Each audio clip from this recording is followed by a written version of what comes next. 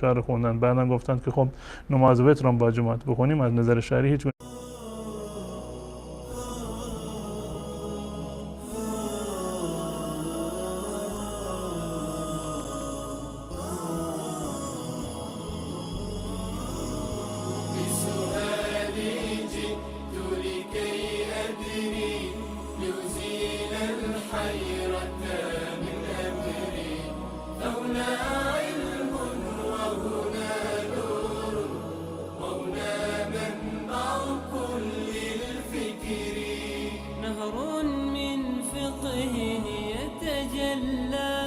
بعقيدة صدق في صدري لبيك أتيتك في لهف لسؤالك يا أهل الذكر لسؤالك يا أهل الذكر بسم الله الرحمن الرحيم. الحمد لله رب العالمين والصلاة والسلام على أشرف الأنبياء والمرسلين سيدنا ونبينا ومولانا محمد وعلى آله وأصحابه أجمعين. با یاد و نام الله متعال برنامه امروز را آغاز می‌کنیم. در خدمت شما هستیم با برنامه پرسش و پاسخ. کارشناس امروز برنامه جناب مولانا عبدالقدوس دهقان هستند. خدمت ایشان نیز عرض سلام و خسته باشید. بنده خدمت جناب عالی و تمامی بینندگان عزیز و ارجمند عرض ادب و سلام دارم. السلام علیکم و رحمت الله و برکاته. السلام. در خدمت شما هستم. بینندگان عزیز، چون برنامه متاسفانه کمی دیر پخش شد، شماره هم از الان زیرنویس هست و انشالله بلا فاصله بعد از اولین سوال تماس را خواهیم گرفت و سوالاتون رو به صورت مختصر و آماده داشته باشین تا وقت برنامه زیاد گرفته نشه. بیننده پرسیدن که من در کشور روسیه زندگی میکنم و روزه را بر اساس منطقه مذکور میگیرن، ولی گفتن تقریبا اواخر ماه رمضان برای یک سفر 3 روزه وارد ایران خواهند شد. در روسیه عید فطر را 15 ژوئن اعلام کردن، ولی ایران یک روز بعدش عید است. آیا باید بر اساس منطقه روسیه جشن عید را جشن بگیرن یا بر اساس ایران که میروند؟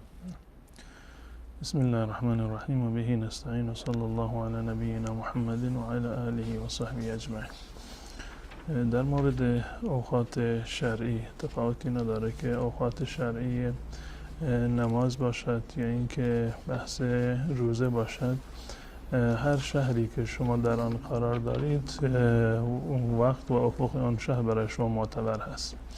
در ابتدای رمضان کجا بودید؟ هر جا که بودید اگر رمضان اعلام شد باید روزه بگیرید، ولو اینکه در شهر و کشور خودتون رمضان اعلام نشده باشه. و در آخر رمضان هم وقتی که عید اعلام شد، هر کجا در هر شهری که بودید وقتی که عید اعلام شد شما هم عید بکنید. یعنی کاری نداره به شهر شما که یک روزی جلوتر روزه گرفتند یا دیرتر روزه گرفتند عید هست یا عید نیست. همون شهر و کشوری که شما هستید و عید اعلام کردند یا رمضان اعلام کردند، بر اساس افق همون کشور و همون شهر شما باید هم روزه بگیرید. و اگر در آخر رمضان اونجا بودید و عید اعلام کردند، بنابر همان افق و یعنی در کشور ایران که هستی همراه با کشور ایران شما عید بکنید. جزاکم الله خیر. تماس بینندگان وصله و اولین بیننده رو میگیریم. سلام علیکم، برنامه پرسش و پاسخ بفرمایید. سلام علیکم بفرمایید. سلام علیکم. الو شما رو نداریم بیننده عزیز. الو سلام. سلام علیکم بفرمایید. سلام الو. بفرمایید سوالتون. سلام. خوب است شما. یه سوال داشتم در مورد نماز فطر. در مورد در مذهب امام ابو حنیفه رحمت الله علیه نماز فطر در رمضان که هست با جماعت میخونن و در غیر رمضان به صورت فرادا میخونن. چطوریه؟ یعنی نماز فطر رو با جماعت میخونن و در کجا فرادا میخونن؟ در رمضان با جماعت میخونن، در غیر رمضان در غیر رمضان. درست. سوال دیگه هم دارین؟ ممنون از شما. در نکنم فقط جواب بدید انشاءالله. تشکر میکنم از شما. سلام علیکم، برنامه پرسش و پاسخ بفرمایید. بیننده عزیز لطفاً صحبت کنید، تماس شما وصله.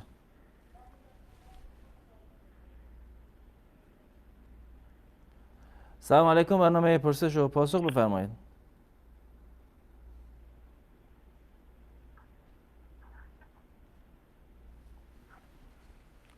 سلام علیکم، بفرمایید. سلام علیکم، وقت شما بخیر، خسته نباشید. سلامت باشید. باشید. در خدمت شما هستیم. یه دو تا سوال داشتم. سوال اولتون؟ سوال اولی من آدم سیاویدن که شیرینی نداشته باشه آیا روزه رو باطل میکنه یا نه؟ روزه؟ بله، آدم سیاویدن شیرینی نداشته باشه، آدم که استفاده شده، آیا روزه رو باطل میکنه یا نه؟ سوال بعدیتون؟ سوال دیگه هم داریم؟ سوال بعدی من بین همین نماز در نماز خوندن بین دو سجده، از سجده اول که سر بلند میکنی اللهم اغفر لی اللهم اغفر لی اللهم اغفر لی مثلا این گفتنش مشکل داره نداره خوبه؟ همین. یعنی این جمله اللهم اغفر لی بین دو سجده. بله.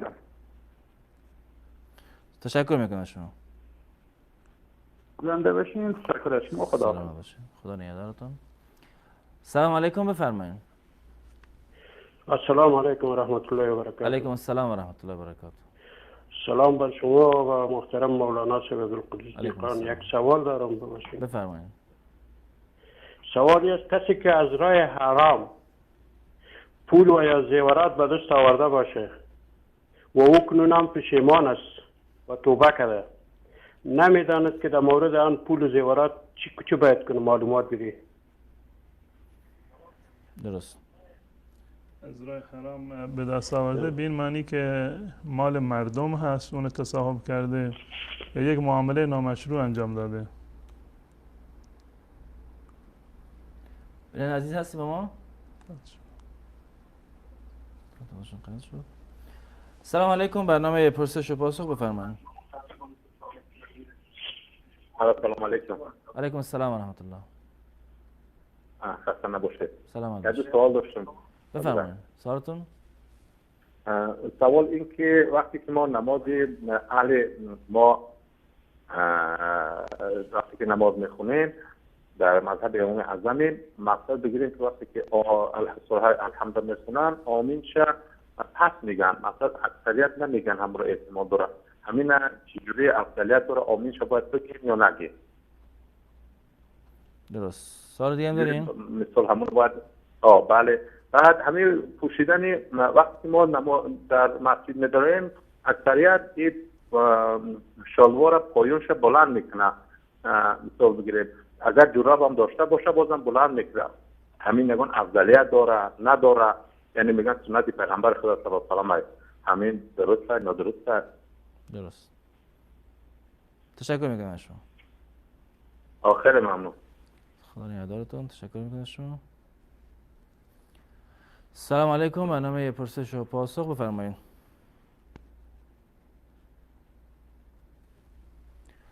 سلام علیکم، بفرمایید.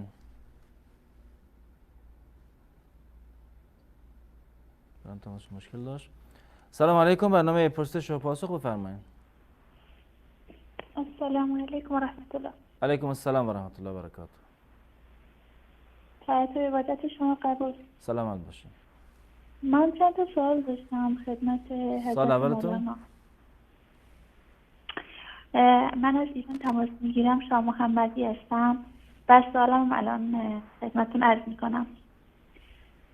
سوال اولم در مورد خانمی هستش که پرسیدن به خاطر شرایط نامساعد زندگی با یه آقای ازدواج کردن ولی اصلا هیچ علاقه بهشون ندارن، اصلا به هیچ وجه. یعنی میگن که اصلا از هیچ لحاظی من با ایشون راحت نیستم، ولی به خاطر هم میگم شرایط زندگی با ایشون ازدواج کردم. الانم گفتن من تحمل میکنم، اما شما سوال بپرسید از حضرت مولانا که آیا این ظلم نیست در حق خودم، چون من اصلا هیچ علاقه بهشون ندارم، اصلا از هیچ لحاظی. برعکس حتی به من آسیبم میرسه، ناراحتم میشم، نگرانم میشم، در کل اذیت میشن. درست. باید چه کار کنن در برابر این؟ تقاضای طلاق نمیکنه و صبر میکنه، صبر پیشه میکنه، در حالی که به این زندگی هم راضی نیست. درست. سوال واضح است. سوال بعدی در مورد کسانی که مریض هستن بعد یا کهنسال هستن و تا آخر عمرشون ظاهرا نمیتونن دیگه اصلا روزه بگیرن. اینا باید دقیق چه کار کنن؟ فقط فدیه بدن؟ بعد فدیه چجوریه؟ باید چه شکلی بدن؟ هر روز مثلا یه مسکین رو باید طعام بدن یا اینکه باید پول رو پرداخت کنن؟ آیا پول اشکالی نداره پرداخت بشه؟ اینا رو اگر استاد یعنی حضرت مولانا برای ما توضیح بدن ممنون میشم. انشالله. سوال دیگه هم دارین؟ بله سوالی که دارم ولی الان یه مقدار استرس دارم، باز دوباره تماس میگیرم انشالله. انشالله. تشکر میکنم. متشکرم. سپاس از شما. خدا نگهدارتون. سلام علیکم. برنامه پرسش و پاسخ بفرمایید. سلام استاد، خسته نباشید. سلامت باشین. در خدمت شما هستم. استاد من دو تا سوال دارم. یکی این که نماز عشا نیم ساعت قبل از آن خواندن میشه آیا نیم ساعت قبل از اذان؟ یا اذان عشا، چون که من تو آلمان زندگی میکنم به خاطر همون اینجا اذان دیر میده، به خاطر اینکه خدای خوابیدن این کار میکنم، زودتر میخونم. سوال دیگه دارین؟ سوال دوم این الو بفرمایید. سوال دومتون؟ سوال دوم این که این انسان ها که میگه جن وجود داره، آیا جن وجود داره؟ چی هست؟ کجا زندگی میکنه؟ چجوری هست؟ همین سوال بود. درست. تشکر میکنم شما. خیلی ممنون از برنامه خودتون. روزا باشید. سلامت باشین. تشکر از شما. سلام علیکم. برنامه پرسش و پاسخ بفرمایید. الو. بفرمایید. الو سلام علیکم. علیکم السلام و رحمت الله. آقا خسته نباشید. سلامت باشین. تشکر از شما. آقا من یه سوالی داشتم خدمت عزیزت که میره همین قضیه خواستگاریه. قضیه خواستگاری؟ بله ما دختره. باشه صداتون خیلی قطع وصل میشه. صداتون یک کمی مشکل داره، اگر یک کمی واضح‌تر صحبت کنید یا صدای تلویزیون رو کم کنید. بفرمایید. دارن تماسشون قطع شد. اگر تونستید دوباره تماس بگیرین. سلام علیکم. برنامه پرسش و پاسخ بفرمایید. علیکم السلام و رحمت الله. خسته نباشید. سلامت باشین. همین برنامه‌های تلویزیون که تفسیر قرآن هستش و اونا رو با دقت تماشا کنیم. الحمدلله شکر که در این شب ماه شب رمضان من میخواستم بپرسم که فضیلت همین تماشا کردن از طریق تلویزیون تفسیر قرآن کریم و با خواندن قرآن فرق میکنه و تفسیرش بیشتر ما متوجه میشه، مثل این مولانا عبدالغنی بدوی که هر شب وقتی ما سحر صبح غذا میخوریم یک ساعت تفسیر قرآن میکنه، سوره‌های قرآن را خیلی با ما خوش آمده است. خیلی میخواهیم که همین دائما باشد. یعنی که اینا تفاوت دارن خواندن خودمون با اون تفسیری که از طریق تلویزیون تماشا میکنیم. سوال واضحه. سوال دیگه هم دارین؟ سلامت باشید. سلام زنده باشید. خدا نگهدار شما. خدا نگهدارتون. آخرین تماس برنده رو بگیریم. سلام علیکم. برنامه پرسش و پاسخ بفرمایید. بفرمایید. سلام تماسشون مشکل داره. تماس بعدی رو بگیریم. سلام علیکم. برنامه پرسش و پاسخ بفرمایید. سلام علیکم استاد. علیکم السلام. در خدمت شما هستیم. سوال داشتم. بفرمایید. سوالتون؟ از طریق گوشی تلفن به صحبت ادامه بدین. صدا از تلویزیون دیرتر میاد. سوالتون؟ دارون تماسشون هم قطع شد. بینندگان عزیز در اینجا با هم میان برنامه میبینیم و دوباره در خدمتتون خواهیم بود. با هم باشیم. الحكمة ضالة المؤمن وبنو الإسلام بها أولى حيث تجدها فعليك بها عنها أبدا لا تتخلى.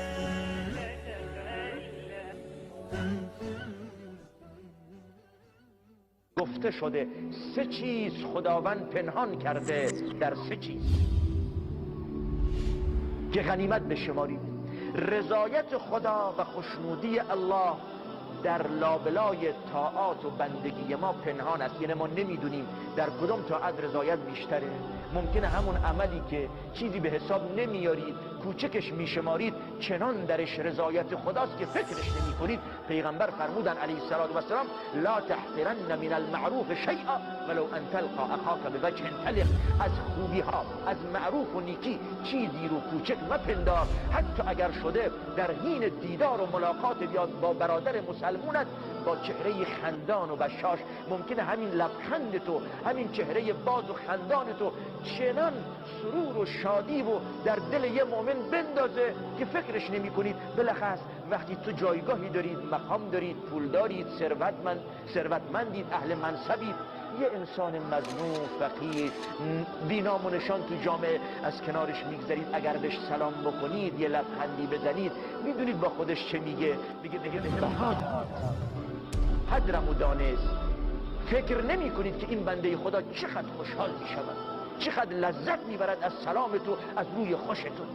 خیلی وقتا ما بدون اینکه خودبین باشیم و از کنار مردم میگذاریم، سرمون رو پایین میندازیم، سلام میکنیم، یه سلام سرد، یه سلام نمی کنیم. اما نمیدونید که این سلام سرد، این سلام علیک نکردن چقدر تأثیر منفی میتونه تو دل این بنده خدا بذاره. و این بنده خدا ممکنه مظلومه، ممکنه فقیر، ممکنه مسکینه، پیش خدا قدر و منزلت داره. و نکته دوم، خشم و غضب خداست. خشم و غضب خدا در معاصی پنهان است. یعنی نگو این مکروهه، این گناه کوچکه، این همه انجام میدن، منم انجام میدم. ممکنه همون عمل کوچک که گناهه درش خشم و غضبی باشه که انسان رو بدبخت بکنه. ایاکم و محقرات الذنوب، بر حذر باشید از گناههای کوچک. نگو چون گناههای کوچک ممکنه یه وقت به نحوی همون گناه کوچک تو رو هلاک بکند. و مورد سوم از لمکیمات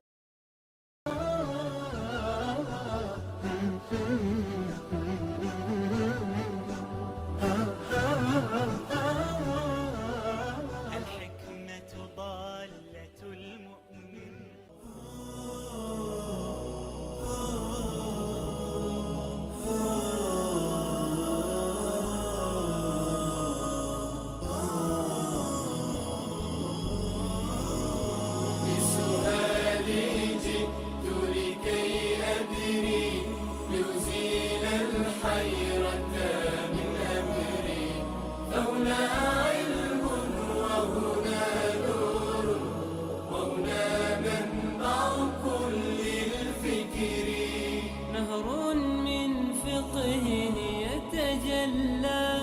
بعقيدة صدق في صدري لبيك أتيتك في لهف بسؤالك يا أهل الذكر. عرض سلام و خسته نباشید مجدد دارم خدمت شما بینندگان عزیز.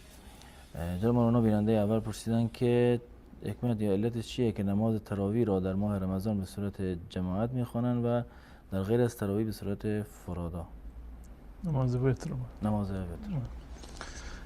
در مورد نماز وتر و همچنین به صورت کلی نمازهایی که سنت و نافله هستند، یعنی حکم جماعت در نمازهای نفلی، این از رسول الله صلی الله علیه و سلم ثابت است که نماز نفل را احیانا با جماعت می‌خواندند و در این زمینه روایات متعددی هست، مانند روایت حضرت عبدالله بن مسعود رضی الله تعالی عنه که در صحیحین است. ایشون میگوید که من شبی پشت سر رسول الله صلی الله علیه و سلم به نماز ایستادم، اقتدا کردم با رسول الله صلی الله علیه و سلم.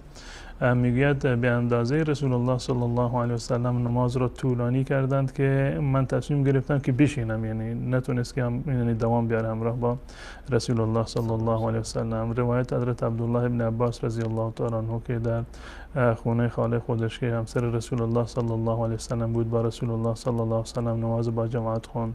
یا روایت دیگری که در مورد حضرت انس هست رضی الله تعالی عنه که میگوید که رسول الله صلی الله علیه و سلم به خونه مادرشون اومد و در اونجا نماز رو با جماعت خوندن و مادر بزرگشون گفت که جده که به اصطلاح در اون خانه بود گفت که این در خونه من 2 رکعت نماز بخونید که به خاطر تبرک رسول الله صلی الله علیه و سلم نماز شروع کردن. انس و برادر کوچکش پشت سرشون ایستادن و پیرزن هم در آخر ایستاده بود و نمونه های دیگری هست از عمل اصحاب رسول الله صلی الله علیه و سلم به صورت کلی که دلیل بر این است که خواندن نماز غیر فرض با جماعت ثابت است از رسول الله صلی الله علیه و سلم. منتها چیزی که در این زمینه مهم هست این است که به صورت عادت همیشگی در نیاید، زیرا که عادت همیشگی رسول الله صلی الله علیه و سلم نبود. احیانا اگر خواستن چنین کاری رو انجام بدن، به طور مثال در ماه مبارک رمضان همه مردم جمع هستند به خاطر اینکه اجر جماعت گیرشون بیاد و در نماز دعا بکنند، امام دعا میکند و بقیه آمین میگویند، این فضیلتی هست که در نماز فرادا در واقع وجود ندارد. از نظر شرعی جایز است. به اتفاق علما هیچ گونه اشکالی در این زمینه وجود ندارد. حتی در غیر رمضان هم ما اگر تصور بکنیم یک گروهی اینجا جمع شده بودن، نماز عشا بود و با هم نماز عشا رو خوندن، بعدم گفتند که خب نماز وتر هم با جماعت بخونیم، از نظر شرعی هیچ گونه اشکالی نداره و جایز است. منتها این رو به صورت عادت همیشگی نباید در بیاد که بعد از اینکه نماز عشا رو مثلا در مسجد خوندن مردم یک جماعت دیگه برگزار بشه به عنوان نماز وتر، زیرا که جزء به اصطلاح عادت همیشگی رسول الله صلی الله علیه و سلم نبوده. به اندازه جوازش چند مرتبه رسول الله صلی الله علیه و سلم نماز غیر فرض رو با جماعت خوندند و حکم نماز وتر که سنت است دقیقاً حکم همون نماز نوافل هست که جایز هست که با جماعت خوانده بشود، اما همیشگی نه، بلکه در ماه مبارک رمضان به خاطر اجتماع مردم اشکالی ندارد، یا در وقت دیگر اگر اتفاقی خواستند که نماز رو با جماعت بخونند از نظر شرعی اشکالی ندارد. خیر. بیننده بعدی گفتن که آدمسی که شیرین نیست رو اگر در حالت روزه کسی بجود روزه رو باطل میکنه یا نه؟ آدامس ولو اینکه شیرینی هم نداشته باشد، خود همین به اصطلاح جویدن آدامس ولو اینکه بی طعم باشد، گرچه برخی از آدامس ها بگونه‌ای هست که به اصطلاح حجمشون کم میشه، یعنی تحلل میشن، از بین میرن کم کم، یعنی وارد بدن میشن. اونها که به اصطلاح در این که شکننده روزه هستند هیچ گونه شکی وجود نداره. و یا آدامس هایی که مثلا طعم دارن قطعا شکننده روزه هست. حتی آدامسی که به هیچ عنوان طعمی نداشته باشه، این یک نوع مقوی هست برای بدن، به این گونه که در واقع سبب تولید آب دهان اضافی میشه، آب دهان اضافی وارد بدن میشه و چه بسا که انسان این در حکم به اصطلاح نوشیدن قرار بگیره و در حالت عادی بدن انسان به این اندازه یعنی آب دهان تولید نمی کند، اما به سبب جویدن این به اصطلاح آدامس چه بسا که از آب نوشیدن هم انسان بی نیاز باشه. پس بنابراین شکننده روزه هست و احتیاط هم در این است که انسان این گونه موارد رو مراعات بکند. جزاکم الله خیر. بیننده گفتن که بر بین دو سجده وقتی که سجده اول سر بلند میکنم این دعا رو میخونم اللهم اغفر لی اللهم اغفر لی اللهم اغفر لی. آیا این درسته یا نه؟ بله، این از سنت رسول الله صلی الله علیه و سلم ثابت هست که در وسط دو تا سجده دعا کنید اللهم رب اغفر لی رب اغفر لی. این دعا رو بخونید یا رب اغفر لی وارحمنی واهدنی واجبرنی واهدنی وارفعنی. این هم دعا از رسول الله صلی الله علیه و سلم ثابت هست. حداقلش همین است که این رب اغفر لی رو یا اللهم رب اغفر لی رو شما 2 مرتبه تکرار بکنید یا بیشتر. این از نظر شرعی اشکالی ندارد بلکه سنت هم هست. تشکر میکنم شما. یعنی گفتن کسی که از راه حرام پول یا زیورآلات به دست آورده باشد و الان توبه کرده باید با اون پول ها و زیورآلات چیکار کنه؟ اگر منظورشون از راه حرام که من از ایشون پرسیدم متأسفانه صداشون قطع شده بود، اگر که منظور از راه حرام این است که مال یک فردی رو به ناحق یعنی تصاحب کرده، یعنی مانند این که سرقت باشه، غصب کرده باشه یا اینکه در معامله در واقع رو راست نبوده، به قول معروف کلاه گذاشته سر طرف و جنس قلابی مثلا داده باشه به جای اصلی و طرف فریب خورده باشه، این گونه موارد رو حتما شما باید به صاحبشون باز بگردانید که این مال از نظر شرعی مال شما نیست، شما به گونه ناجایز و نامشروع اینو به دست آوردید و باید این رو به صاحبش باز بگردانید. توبه کردن در این گونه موارد معنیش این است که شما این مالی را که مال برادر مسلمانتون هست و بدون اجازه اون تصاحب کردید، این مال رو دوباره به صاحبش باز بگردانید، یا اینکه واقعیت رو با اون در میان بگذارید، صلح بکنید و مصالحه بکنید بر روی که مبلغی، یعنی اونم راضی باشه و شما هم خیالتون جمع باشه که الان دیگه طرف راضی هست. این مورد. اما مورد دیگر که اصل معامله حرام بوده، اصل معامله حرام بوده، به طور مثال فرض کنیم که معامله موارد نامشروعی بوده به صورت کلی که از نظر شرعی اشکال داره، یا کسب درآمدی بوده که از نظر شرعی اشکال داره و معاملهش حرام هست، مانند اینکه ربایی باشه، سودی باشه و این گونه مواردی که هست، این حرام هست. و معمولا قاعده بر این هست هر معامله‌ای رو که اصل معامله در شریعت اسلامی حرام هست، سودش و درآمدش هم حرام هست، هر دوتا یک حکمی رو دارن. و توبه کردن در این صورت هم معنیش و راه توبه کردن این است که این مالی رو که شما کسب کردید از طریق حرام، یعنی با یک معامله‌ای که از نظر شرعی اشکال داشته این مال به دست شما اومده، شما سعی بکنید از این مال یک بخش خیلی زیاد و عظیمی رو صدقه بدید. یعنی توبه در مال حرامی که شما به دست آوردید، اگر توبهتون صادقانه باشه، این است که این مال رو دوباره شما صدقه بدهید در راه الله متعال. و اگر واقعا نیازمند به این مال هستید، یا اینکه بسیاری یک بخشی از این مال بستگی به یعنی درآمد شخصی شما هست، یعنی در مقابل زحمت خودتون اینو به دست آوردید و اینو پرورش دادید، اون اصل مال حرام بوده اما شما با اون تجارت کردید، الان زیاد شده و بسیاری از این مالی که به دست شما اومده به حاصل دسترنج خود شما هست. در این صورت یک قسمتی رو که به اندازه این که دل شما آرام بگیرد، مطمئن باشید که اون بخشی که حرام هست به اون اندازه شما صدقه کردید، اون رو صدقه بدهید و باقی مانده رو که نیاز دارید میتوانید از اون استفاده بکنید. جزاکم الله خیر. بیننده گفتن که پیرو مذهب امام اعظم هستن و گفتن که بعد از خواندن سوره فاتحه آیا آمین بگوین افضل است یا نه؟ در میان تمام اصحاب رسول الله صلی الله علیه و سلم و مذاهب اهل سنت و الجماعت، آمین گفتن جز سنت های نماز است، یعنی جز سنت های قولی هست که با زبان گفته می شود که بعد از این که امام سوره فاتحه را تمام کرد انسان باید آمین بگوید، زیرا که در این زمینه روایتی هست که رسول الله صلی الله علیه و سلم فرمودند اذا امن الامام فامنوا، وقتی که امام آمین میگوید شما هم آمین بگویید. یا در روایت اومده وقتی امام بود غیر المغضوب علیهم ولا الضالین، شما بگویید آمین و امام هم آمین میگوید. و در روایت اومده که هر کسی که آمین گفتنش با آمین گفتن فرشتگان هماهنگ باشد، الله متعال گناهانش را میبخشد. یک فضیلتی هست که الله متعال برای آمین گفتن قرار داده.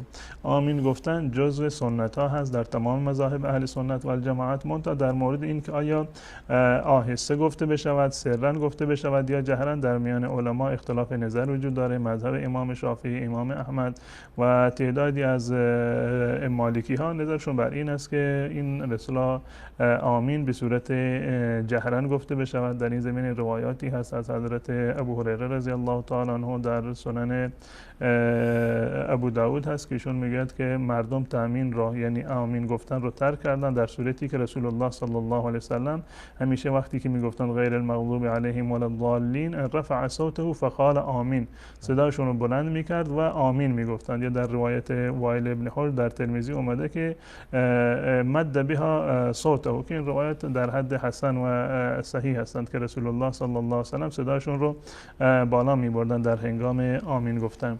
و حد اقل آمین گفتن یا حد اقل قرائت در میان تمام مذاهب اهل سنت و الجماعت این هست که خود شما صدای خودتان را بشنوید.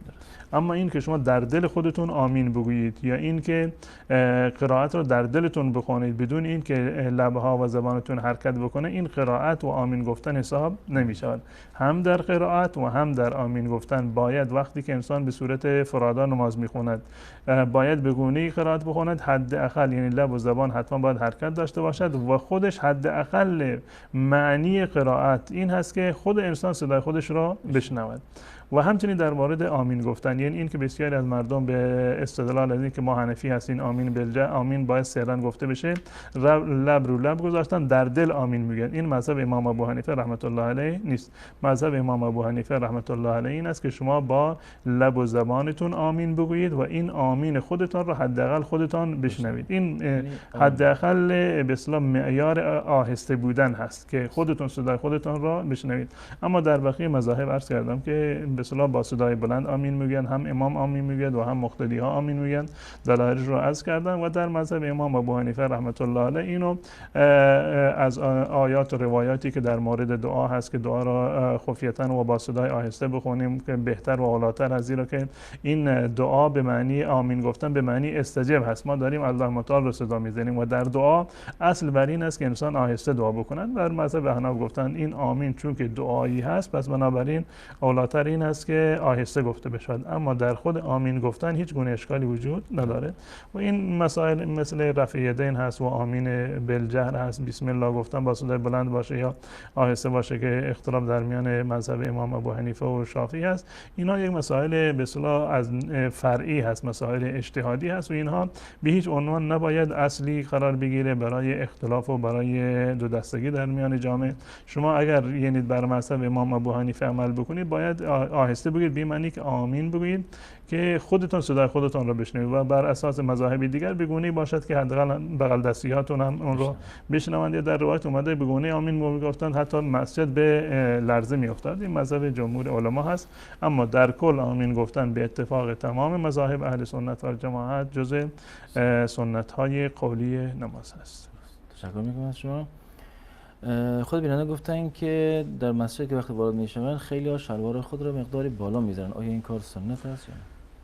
بالا زدن شلوار اختصاصی به نماز ندارد، هم در نماز و هم در غیر نمازات. در این زمینه برخی از روایات اومده که کسی که در حالت نماز اسبال ازار بکند نمازش قبول نیست، که روایاتی هستند که از نظر سندی اشکال دارند، اما روایات صحیح در این زمینه فراوان هست از رسول الله صلی الله علیه و سلم که فرمود ما اسفل من الکعبین ففی النار یا من جر ثوبه خیلا لم ينظر الله الیه.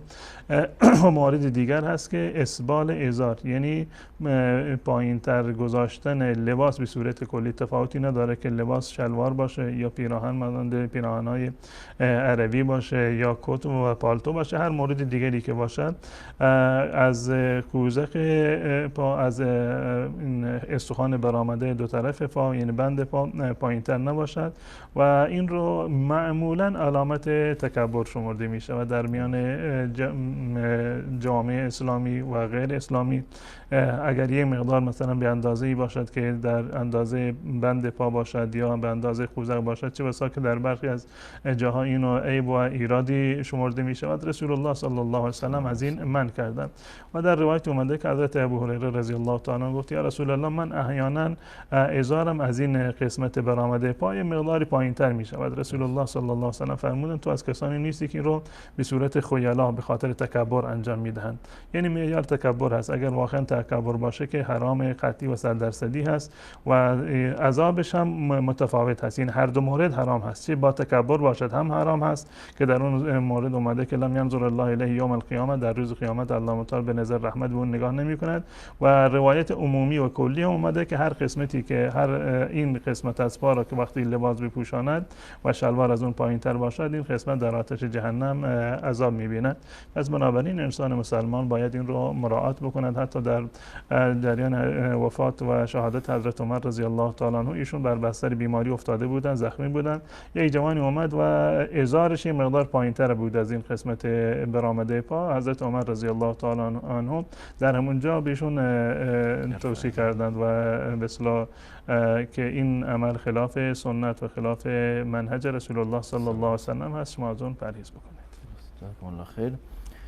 بیننده گفتن که خانمی هستن که به خاطر شرایط زندگی با یک آقای ازدواج کردن اما راضی به این ازدواج نبودن و علاقه به شوهرشان ندارن، اما باز هم گفتن که به خاطر شرایط زندگی این ازدواج رو تحمل میکنن. آیا این ظلم در حق خود این زن نیست؟ نه، این ظلم در حق این زن نیست. خودشون با اختیار خودشون تصمیم گرفتند ازدواج بکنند، یعنی اجباری بر روسرشون نبوده. خودشون به قول خودشون که خواهر عزیز میگفتند به خاطر شرایط زندگی این کار رو انجام دادن. خب اون شرایطی رو که شما میخواستید که براتون فراورده بشه، فراهم بشه، الان فراهم شده با اینکه شما ازدواج کردید. اما اینکه شوهرتون رو دوست ندارید یا بهش علاقه ندارید، در زندگی زناشویی هر چیز علاقه نیست و چه بسا که شما مصلحتی بالاتر از علاقه رو یعنی الان به اون رسیدید. الان الحمدلله شوهر دارید یا بچه دارید یا الله متعال به شما بچه عنایت میکند، سرپرستی دارید، برایتون کسب و کار میکند، نان و نفقه شما رو میدهد، خونه براتون تامین کرده، در اجتماع شما یک خانم متأهل هستید، کسی جرئت نمیکند که به شما تعرض بکند یا با چشم بد نگاه بکند و بقیه مصالحی که در این ازدواج هست. صرف این که شما علاقه ندارید این دلیل بر این نمیشه که شما بر خودتون ظلم کردید. اگر در یک مورد شما از خودگذشتگی نشان دادید و تحمل میکنید شوهرتون رو با این که دوستش ندارید، اما از جنبه‌های دیگری واقعا شوهر بر سر شما حق دارد و مصالح دیگری که ازدواج دارد اونها برای شما فراهم هست. به جای اینکه شما در فکر این باشید و این رو همیشه به خودتون تزریق بکنید و اینو یاد بکنید که من دوست ندارم و دارم تحمل بکنم، شما به این قسمت فکر بکنید که تقدیر من این بوده، من به خاطر مصالح دیگری ازدواج کردم، الحمدلله شوهر دارم، بچه دارم و بقیه مصالحی رو که این ازدواج دارد، این برای شما اولاتر و بهتر هست. تحمل میکنید، قطعا ثواب دارید، گرچه که همون گونه خودتون گفتید مصالح خودتون هم در این هست و همه چیز در ازدواج به اصطلاح علاقه داشتن نیست. چه بسا که ازدواجی بدون علاقه هم باشد نهایتا تبدیل به علاقه بشود و عشق به وجود بیاد. اگر شما حق هم دیگر رو بدونید، قدر یک دیگر رو بدونید، قطعا زندگی شما و از نظر روحی و روانی شما هم انشالله تغییر خواهید کرد. جزاکم الله خیر. بیننده گفتن که کسی که مریض است یا کهنسال است و نمیتواند روزه بگیرد باید فدیه بدهد. گفتن فدیه باید چجوری باشد و آیا میشود پول هم داد به جای؟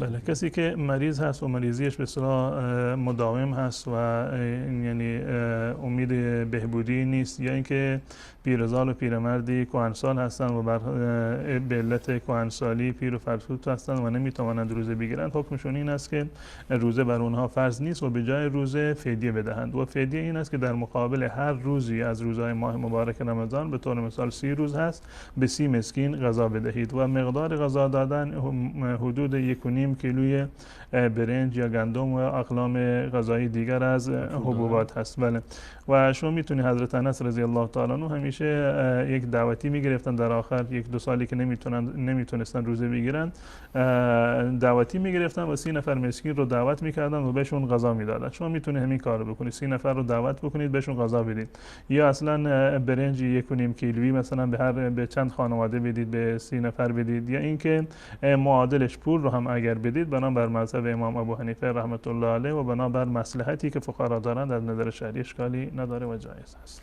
3 سال مونده و 1.5 دقیقه هم وقت داریم. بینه گفتن که نماز در آلمان هستن و نماز عشا نیم ساعت میگه، آیا میتونن نیم ساعت قبل از اذان بخونن؟ بله، اگر واقعا ایشون مصلحتی در کارشون هست و نمیتونن سر کار میرند و نمیتونن بعدش نماز رو بخونن، به محض اینکه هوا تاریک شد میتونند که نماز بخونن. لازم نیست که شما صبر بکنید تا زمانی که اذان گفته میشود یا جماعت برگزار میشود. اگر کار شما زودتر هست و مجبور هستید، مصلحتی در این هست، قبل از اذان هم میتوانید که نماز رو بخونید، به شرط اینکه هوا تاریک شده باشه.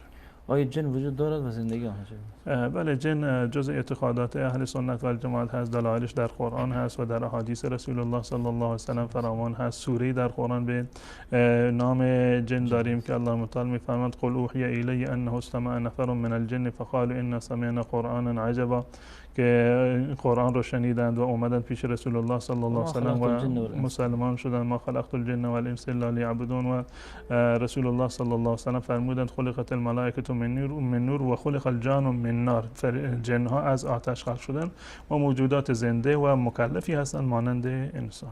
جزاکم الله خیر. 30 ثانیه بیشتر نمونده. گوش کردن به قرآن در تلویزیون با قطعا فضیلت داره، استماع قرآن فضیلت داره، اما خواندن قرآن فضیلتش بیشتر است. خب این هم ثواب علم میرسه، تحصیل علم هست، هم ثواب تدبر میرسد و هم ثواب استماع میرسد، اما ثواب تلاوت یک تلاوت جداگانه هست. اگر ایشون در ضمن اینکه از تلویزیون میشنون تلاوت بکنن، ثواب تلاوت هم به ایشون میرسد. جزاکم الله خیر، خسته نباشین. بینندگان عزیز، در اینجا به پایان برنامه رسیدیم و تا یک دیدار دیگه به همه شما را به الله متعال می‌سپاریم. السلام علیکم و رحمت الله و برکاته.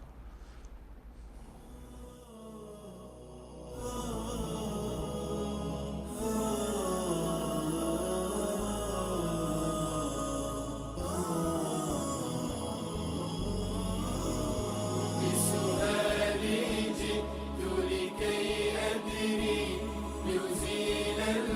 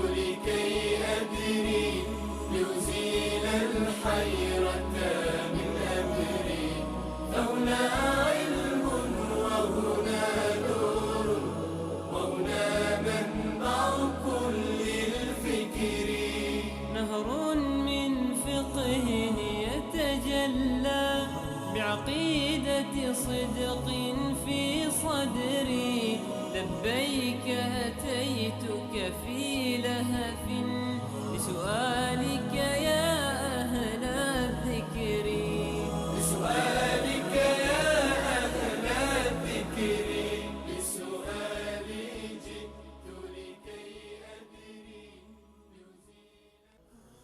بسم الله الرحمن الرحيم. الحمد لله رب العالمين والصلاة والسلام على أشرف الأنبياء والمرسلين سيدنا ونبينا ومولانا محمد وعلى آله و اصحابه اجمعین. با یاد و نام الله متعال برنامه امروز را آغاز می‌کنیم. عرض سلام و خسته نباشید داریم خدمت شما بینندگان عزیز. در خدمت شما هستیم با برنامه پرسش و پاسخ که کارشناس برنامه جناب مولانا عبدالقدوس دهقان هستند. خدمت ایشان نیز عرض سلام و خسته نباشید داریم. بنده خدمت جناب علی و تمامی بینندگان عزیز و ارجمند عرض ادب و سلام دارم. السلام علیکم و رحمت الله و برکاته. السلام در خدمت شما هستم. طبق روال معمول از سوالی که از SMS بینندگان عزیز فرستادن برنامه را آغاز می‌کنیم. بعد از آن تماس‌های تلفنی خواهیم گرفت و بینندگانی که می‌خوان تماس بگیرن لطفاً سوالاتشون رو به صورت مختصر آماده داشته باشم. جناب مولانا بیننده گفتن کسی که قرضدار هست اگر زکات فطریه‌اش را پرداخت نکند آیا گناهی بر او هست؟ بسم الله الرحمن الرحیم و به نستعین و صلی الله علی نبینا محمد و علی آله و صحبه اجمعین.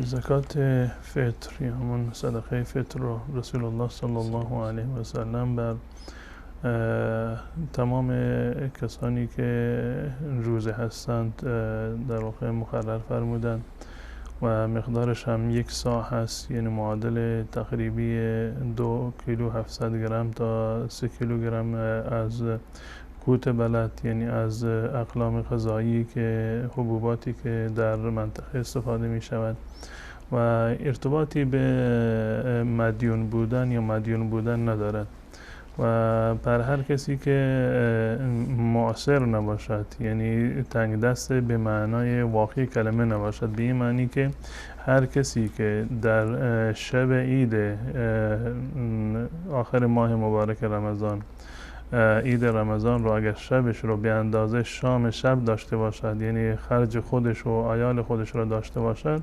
صدقه فطر بر اون لازم هست.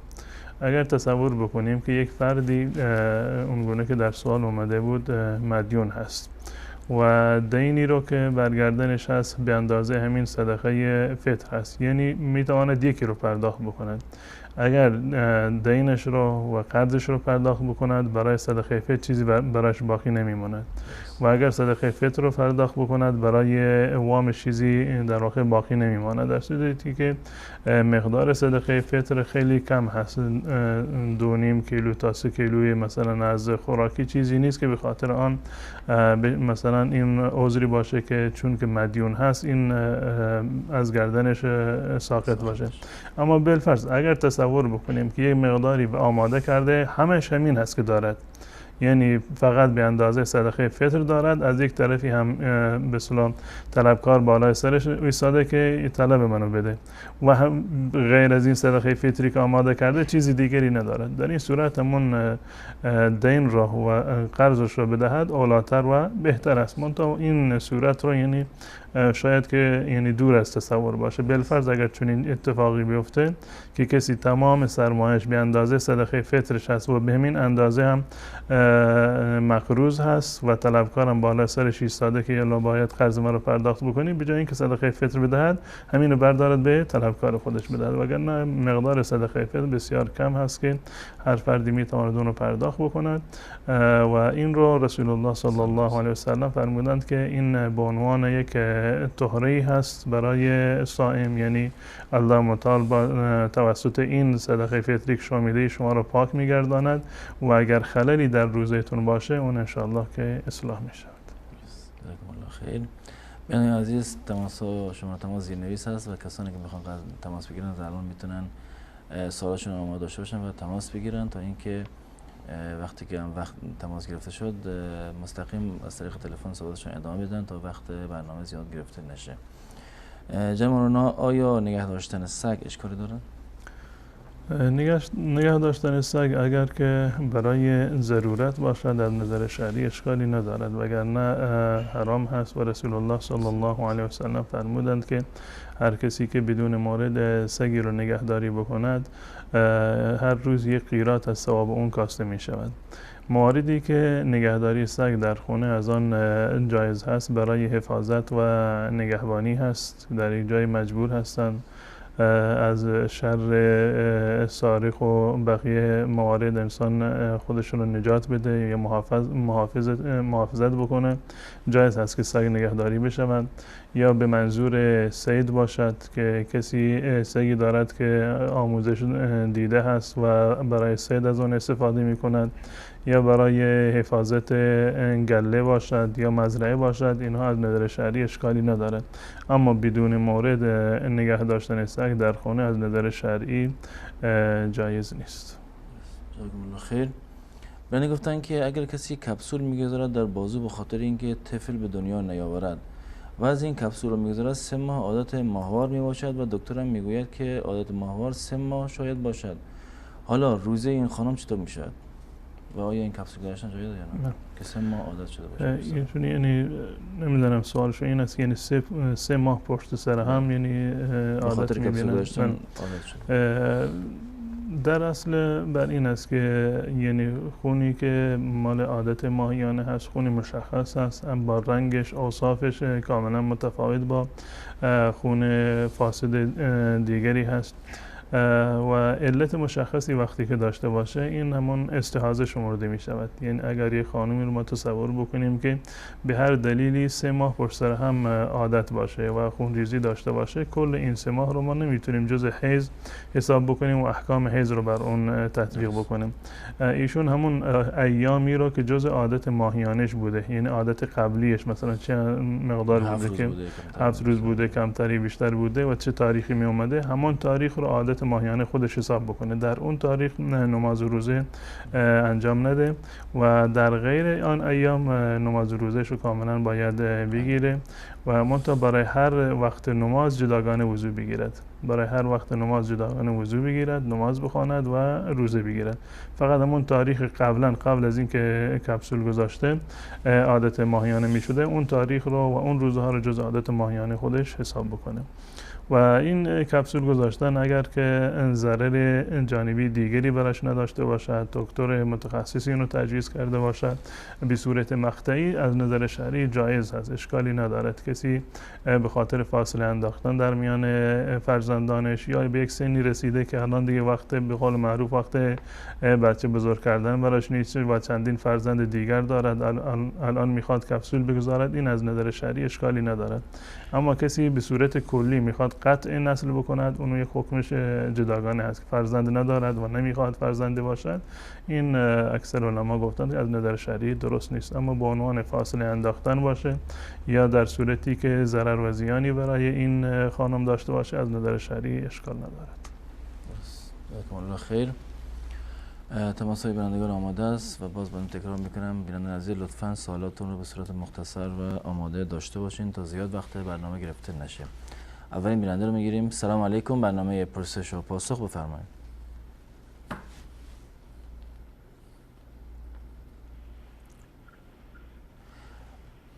بیننده عزیز تماس شما وصله، لطفاً صحبت کنید.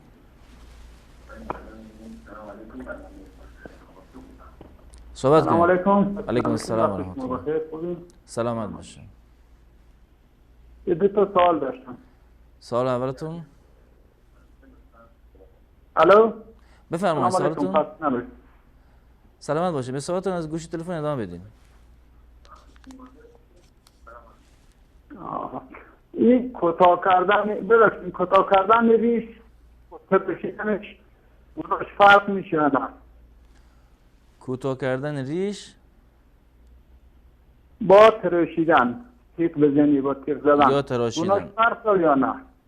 یعنی گناهش یا حکمش یکی از یا نه؟ بله. سوال دیگه ای دارین؟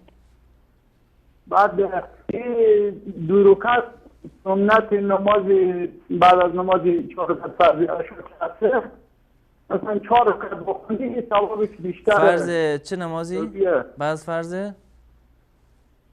بعد از نماز فرضی اشاره 2 رکعت سنت اشاره. یعنی 4 رکعت بخونی یا 2 رکعت کافی است؟ 4 رکعت بخونی ثوابش بیشتر یا نه؟ منظور 4 رکعت با هم یا 2 رکعت؟ نه 4 به جای همون 2 رکعت 4 رکعت هست، 4 رکعت بخونی. 2 رکعت سنت. سوال دیگه هم دارین؟ نه تشکر، زنده بشین. ممنون. خدا سلامت باشید. تشکر از شما. سلام علیکم. برنامه پرسش و پاسخ بفرمایید. الو سلام علیکم. علیکم السلام و رحمت الله. ببخشید من یک سوال داشتم. بفرمایید سوالتون. سوال من این بود که کسی که فوت کرده باشه و نمازهای آن کامل نشده نکرده باشه، نمازهای خود کامل نکرده باشه، نماز قضایی داره یعنی؟ بله، او کسی که فوت کرده آیا کسی میتونه جبران آن را بکند؟ سوال بعدی؟ مثلا سوال بیشتر دیگه ندارم. خیلی خیلی ممنون از برنامه خوب شما. خدا نگهدارتون. سلام علیکم. برنامه پرسش و پاسخ بفرمایید. سلامت باشید. در خدمت شما هستم. از مودی سوال داشتم. بفرمایید سوالتون. والله فقهیه. سوالتون چی بود؟ سوالم فقهی. بفرمایید. الان شما وصلین و منتظر سوالتون هستیم. من نور محمدم از زایدان زنگ میزنم. در خدمت شما هستیم. میخواستم از مولی صاحب بپرسم که این بنده مثلا تابع مذهب حنفی هستم، مثلا برام ثابت شده که اگر رفع الیدین مثلا توی نماز سنت پیامبره، اگر من انجام بدم آیا گناهی به گردن من هست یا نه؟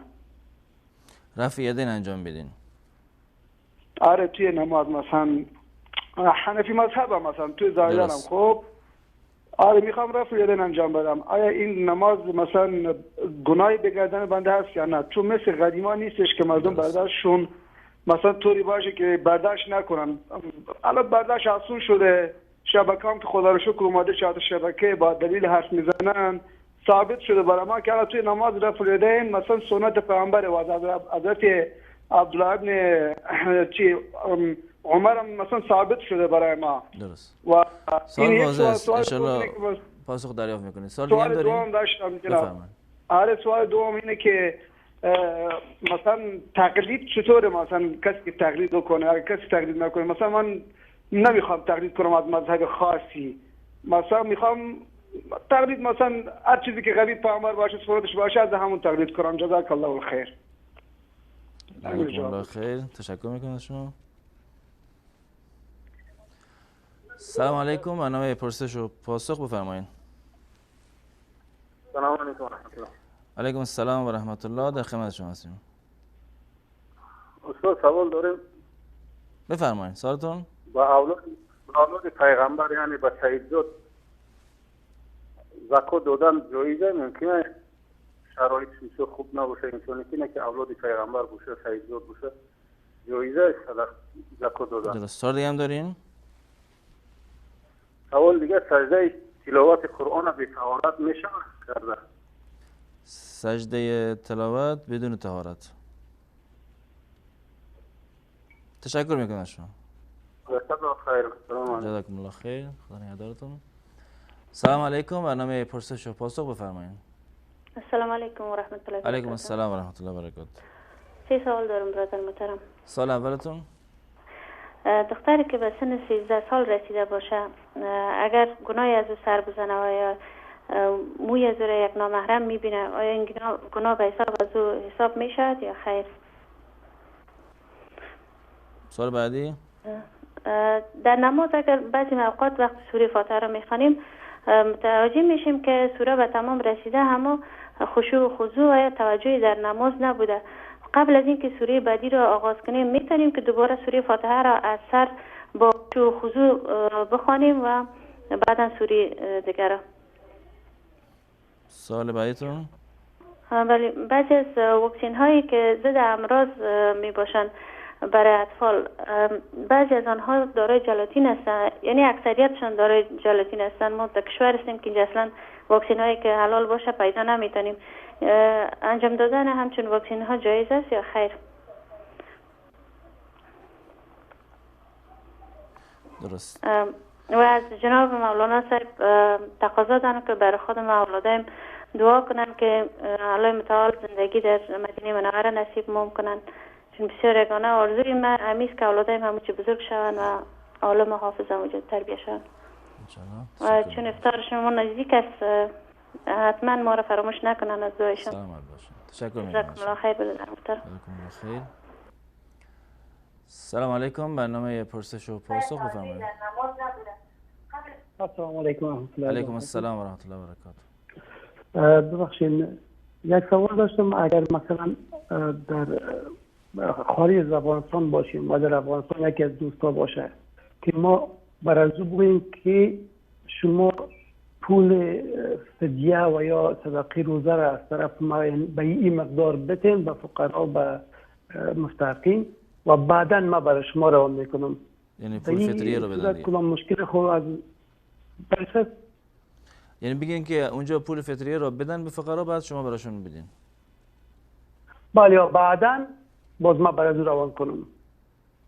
درست. این کدام مشکل شرعی خود نداره؟ سوال دیگه هم دارین؟ نه خیر، نه خیر.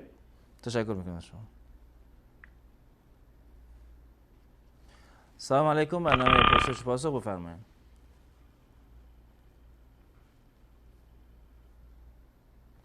سلام علیکم بفرمایید. الو. در خدمت شما هستیم. سلام علیکم برادر عزیز. دو سوال. سلام علیکم. سوال اولتون؟ سوال اول ما تو مسجد که میریم تراویح میخوانیم، مثلا حالا جز 26 ما شروع کرده تا سجده تلاوت ملایمای ما انجام نداره، در حالی که در دیگه مسجدها ما میبینه که سجده تلاوت انجام میشه. درست. این در سوره‌ای که سجده تلاوت است امام سجده تلاوت انجام نمیده. سوال بعدیتون؟ سوال بعدی من مثلا اینجا میگه درست راسته که میگه مرد یک شیطان داره و زن 9 الی 11 شیطان داره. مرد یک شیطان دارد و زن 9 الی 11 شیطان میگه داره. درست. سوال دیگه هم دارین؟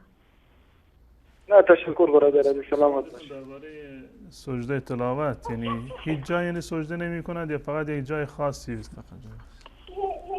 نه مثلا نگاه کن ما 26 جز از قرآن شریف خونده، ملایمان تا سجده تلاوت اصلا ادا نکرد نخونده. سجده تلاوت مثلا میره تا مسجد دیگه ملایمان مستقیم سجده تلاوت میگیره پس رکعت در هیچ سوره‌ای نمیخونه. درسته؟ در هیچ سوره‌ای. جز 26 ما در هیچ سوره جز 26 ما شو خونده تا حالا خو ما سجده تلاوت از ملایمان ما انجام نداد. درست. یعنی امام در نماز سجده تلاوت انجام نمیده. تشکر میکنم از شما. سلام علیکم. برنامه پرسش و پاسخ بفرمایید. السلام علیکم و رحمت الله و برکاته. و علیکم السلام و رحمت الله و برکاته. استاد محترم یک سوال داشتم از حضرت مولانا صاحب. سوالتون؟ فطر روزه را مثلا میشه مثلا قبل از 15 مثلا به کسی داد؟ سوال دیگه هم دارین؟ یکی من یه دونه حیوان خریدم مثلا خیلی خوشگل چا بود، به خاطر به نیت عید قربان انشاءالله که گفتم عید قربانی کنم. بعد اینو نگه داشتن برای من دشواره. یعنی اینو سر ببرم یا بفروشم بعدا برای عید قربان یکی دیگه بخرم، همچین چیزی امکانش هست یا نه؟ درست. سوال دیگه هم دارین؟ نه تشکر از شما. الله جزای خیر بده به شما. علیکم الله خیر. سلام علیکم، برنامه پرسش و پاسخ بفرمایید.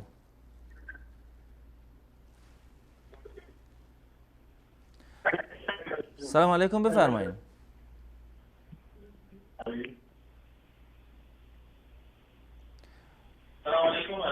بیننده گرامی صدای شما وصله، تماس شما وصل، لطفا صحبت کنید. سلام، خسته نباشید. سلامت باشین، در خدمت شماست. ببخشید من قبلا زدم طلب مولوی صاحب جواب نداده، گفتم این سوال خودم اصلاح کنم، میشه؟ بفرمایید. من درباره رفع الیدین پرسیدم، خب بعد رفع الیدین چون مولوی صاحب تو شبکه نور ما ازشون سوال پرسیدم، خب ایشون تو شبکه نور گفتن که حتی از استاد خودشون که مولانا حسین گرباشان شنیدن که شما عمل بکنید. خب حالا زایدن مثلا طور شده که هر کسی میتونه رفع الیدین کنه، هیچ مشکلی هم نداره. خب بعد این سوالم درباره رفع الیدین بود که از مولوی کامل بپرسید که من به عنوان حنفی مذهب ها میتونم رفع الیدین که ثابت به دست. آره اینم بس. سوال دوم اینه که میتونم تو نماز سری مثل ظهر و عصر و 2 رکعت شب و مثلا 1 رکعت مغرب پشت سر امام فاتحه بخونم؟ یعنی دوباره مثلا ثابت شده که پیامبر گفته نماز بدون فاتحه صحیح نمیشه. میتونم بخونم پشت سر امام فاتحه رو یا نه؟ اینم لطفا با دقت و مفصل جواب بده، ممنون میشم از مولوی صاحب. بنده نور محمد از زایدان، ممنون میشم. ان شاء الله. تشکر میکنم از شما. آخرین تماس بیننده رو بگیریم. سلام علیکم، برنامه پرسش و پاسخ بفرمایید.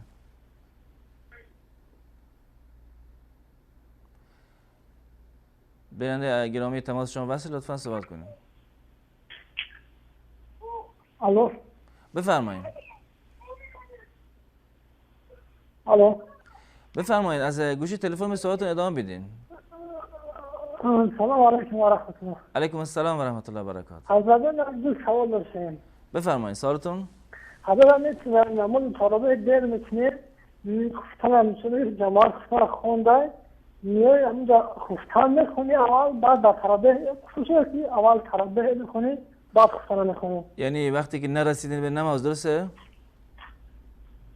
میای که جماعت تراویح خفتن خونده.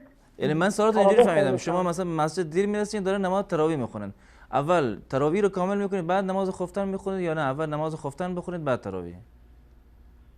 ما مثلا ما که جماعت خوندن بود که تراویح خوندن. بله. ما تراویح میخونیم خفاتی خفتن اول میخونیم.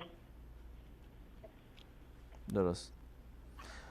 سوال دیگه هم دارین؟ سوال دیگه مازال همین که بله حضرت همین مقصد ما در تراویح نمیرم ما اشتری حوضی مقصد ختم کار اون مقصد همین یک پاره اخیره 30 بار میخونیم اما مقصد درجه همین 30 پاره داره حضرت.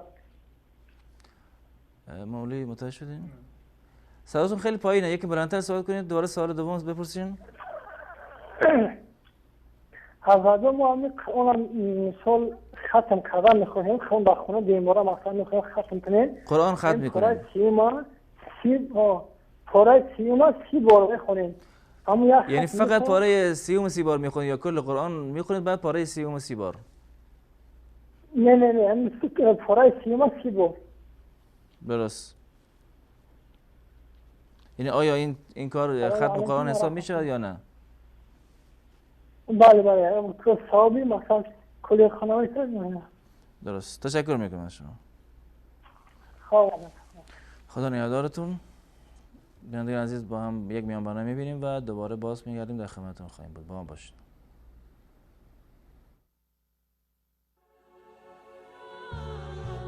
قم للصلاة وأدها واقصد رضا رب العباد إن الصلاة هي الضياء هي الحياة هي العماد. قم للصلاة وأدها واقصد رضا رب العباد إن الصلاة هي الضياء هي الحياة هي العماد. قم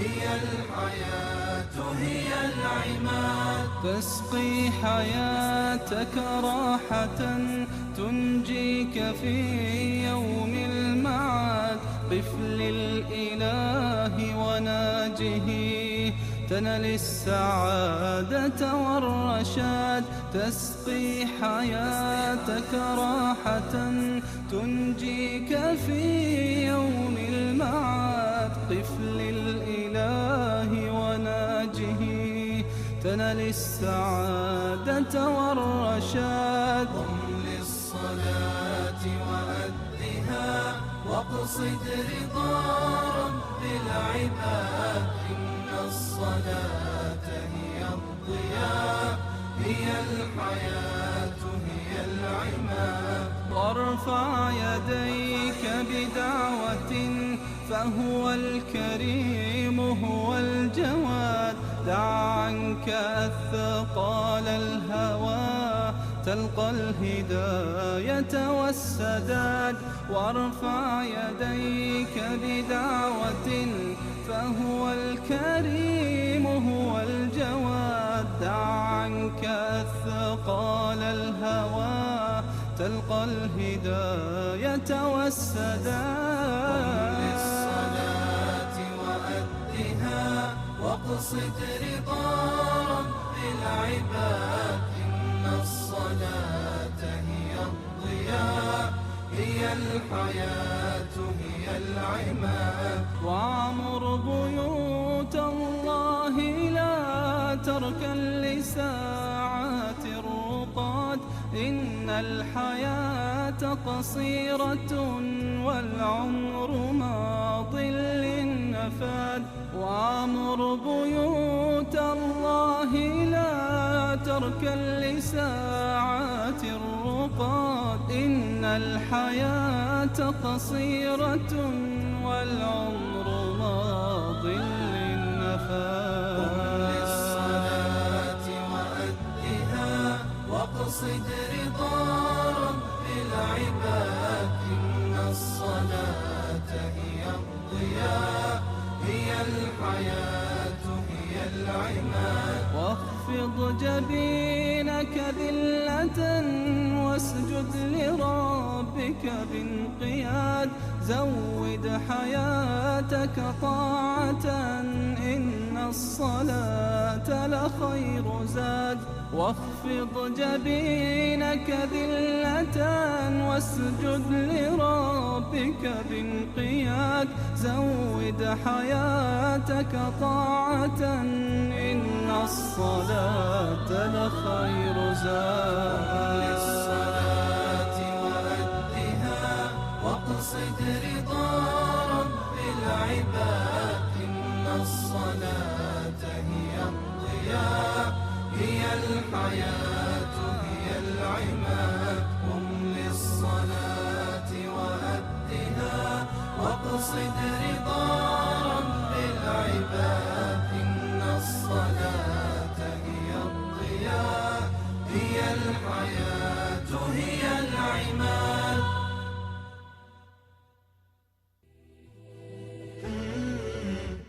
الحكمة ضالة المؤمن وبنو الإسلام بها أولى حيث تجدها فعليك بها عنها أبدا لا تتخلى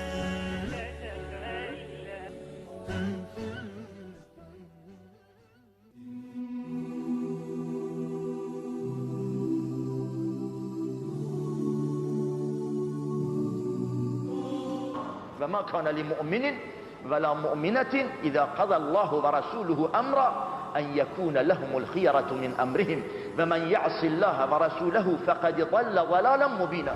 برای هیچ مرد مؤمن و هیچ زن مؤمن سزاوار نیست، شایسته نیست، درست نیست که اگر خدا و پیغمبر خدا فرمانی بدهند، حکمی بکنن، بیان از دل بخواهی خودشون یه رأی و نظر دیگه انتخاب بکنن. مؤمن حق نداره، چه مرد باشه و چه زن.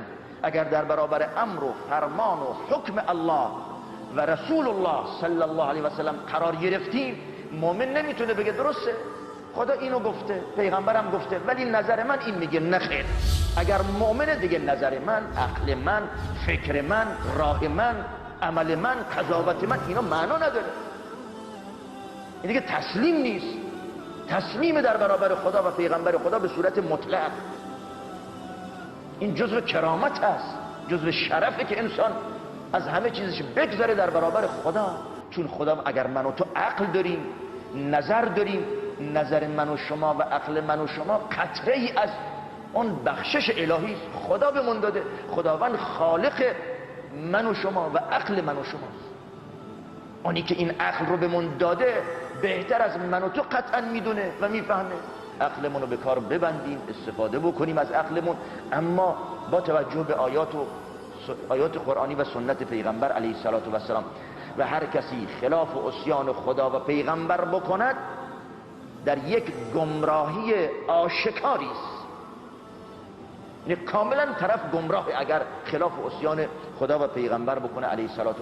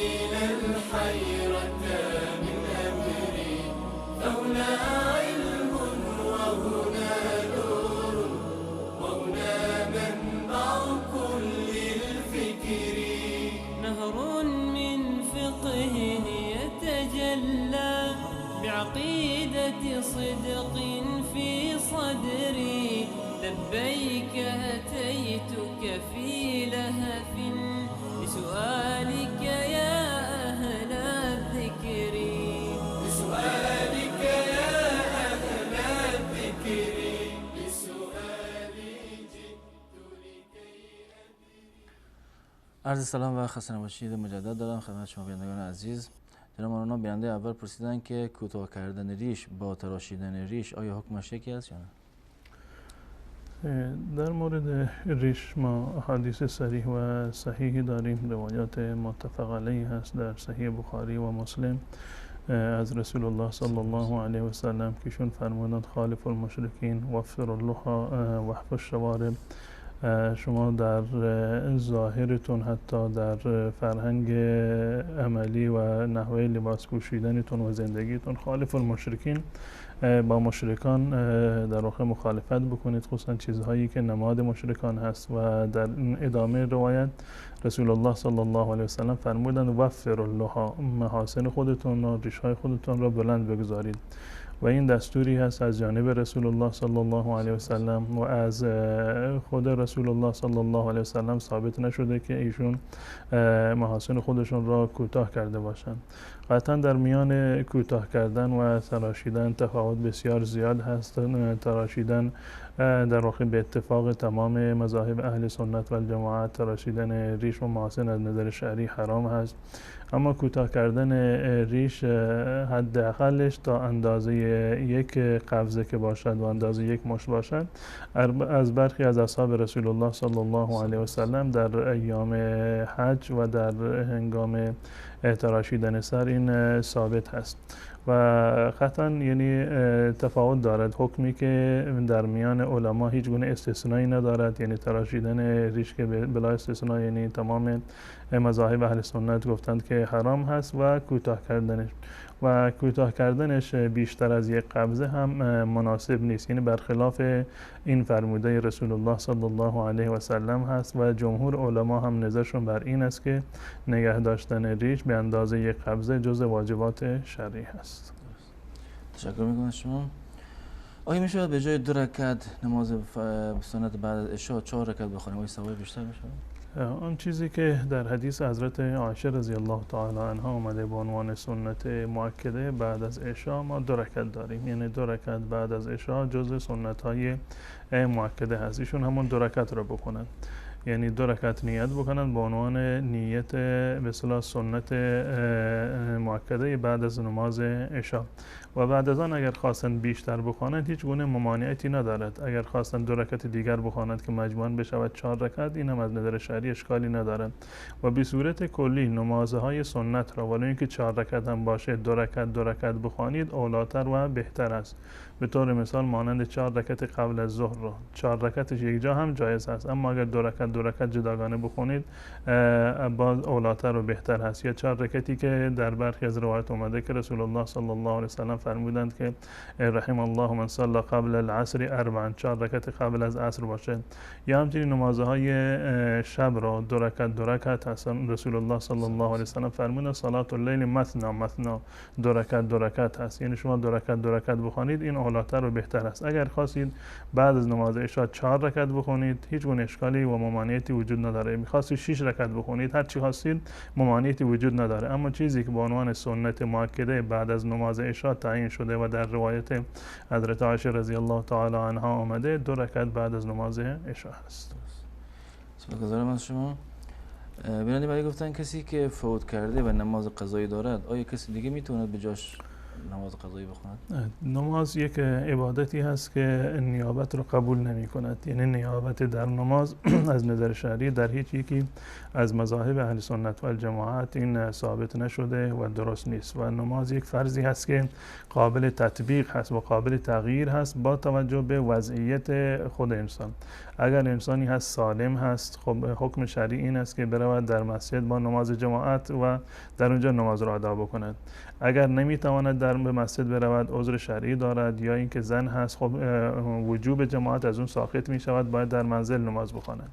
در مرحله اول باید ایستاده نماز بخواند، به صورت کامل قیام را انجام بدهد و اگر نتوانست میتواند نشسته نماز بخواند و اگر نتوانست میتواند دراز کشیده و با اشاره نماز بخواند. تمام مراحلی هستند. تاکید بر این داره که در هیچ حالتی اصلا قابل تصور نیست که یک مسلمانی نمازش قضا بشود. در هر حالتی باشد به شرطی که هوش و حواسش کامل هست باید نمازش رو بخونه، حتی اینکه با اشاره باشه، حتی ولو اینکه بر روی بستر افتاده باشه فقط با اشاره سرم که باشه، همین از شما در واقع قبول هست به عنوان ادای فرض وقت. اما اینکه نماز قضا بشود به صورت کلی کسی فوت بکنه نماز نخوانده باشد، این دور از تصور هست. و بالفرض این که اگر کسی واقعا در حدی بیمار باشد که به هیچ عنوان نمیتواند این کار رو انجام بدهد، یعنی در حالت اغما و کما رفته و در اون صورت نمازی بر اون اصلا فرض نیست. کسی اصلا نمیداند که نماز چی هست، یا از بس که پیر هست یا بیمار هست اصلا هوش و حواسی ندارد، در اون صورت نماز بر اون فرض نیست. اما تا زمانی که براش ممکن هست باید حتی به صورت اشاره باید بخوانند. الان تصور بکنیم که یک مسلمانی فوت کرده و نمازی برگردنش بوده. الان این نماز رو یه خودش عمدن قصدش کرده، اصلا نمازخوان نبوده، الان پدر و مادرش یا فرزندانش میخوان به جاش نماز بخونند، چون این چیزی امکان نداره.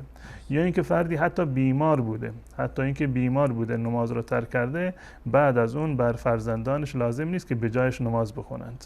برای وارثان و باقیماندگانش از نظر شرعی مشروع نیست که کسی نماز بخواند و حتی نمازهایی هم که فوت شده فدیه هم نداره، یعنی فدیه گرفتن در مورد نماز از احادیث رسول الله و از عمل ایشون به هیچ عنوان ثابت نیست. برخلاف روزه، در مورد روزه روایات صحیح داریم و نمیشه قیاس کرد و در باب عبادات و یک عبادت رو بر عبادت دیگر اساسا نمیشه قیاس کرد. هر عبادتی محتاج به یک نص جداگانه هست. در مورد روزه ما نص داریم از رسول الله صلی الله علیه و سلم که ایشون فرمودن من مات و علیه صیام صام عنه ولیه، ولیش میتواند به جاش روزه بگیرد یا به جای هر روزی یک روزه نگرفتنش یک فدیه هم تعیین شده. اما برای نماز چون این چیزی نه نیابت رو قبول میکنه و نه فدیه رو.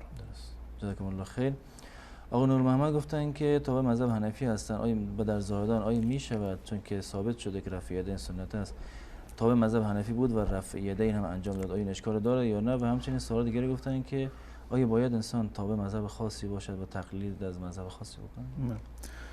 من برای این مسئله رو توضیح دادم که تمام مذاهب اهل سنت و الجماعت یک سری اصولی رو دارن. هر کسی که تابع این اصول باشه تابع این مذاهب هست. به طور مثال اصول فقهیشون که در مورد استنباط احکام هست، اولین اصلش قرآن هست، مصدر اصلی قرآن هست، بعدش سنت رسول الله صلی الله علیه و سلم هست و در سنت حتما در احادیث صحت شرط هست، حتما باید حدیث صحیح وجود داشته باشه و بعد از آن اجماع هست و بعد از آن در واقع قیاس هست.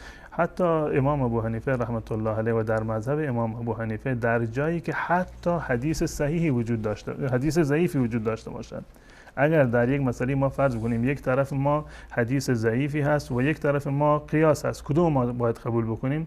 قیاس در اینجا ترک می شود و بر حدیث ضعیف در واقع عمل میکنه. حتی حدیث ضعیف بر قیاس در واقع ترجیح دارد و به اتفاق تمام فقها و تمام ائمه حدیث صحیح بر حدیث ضعیف ترجیح دارد. حدیث صحیح بر حدیث ضعیف ترجیح دارند.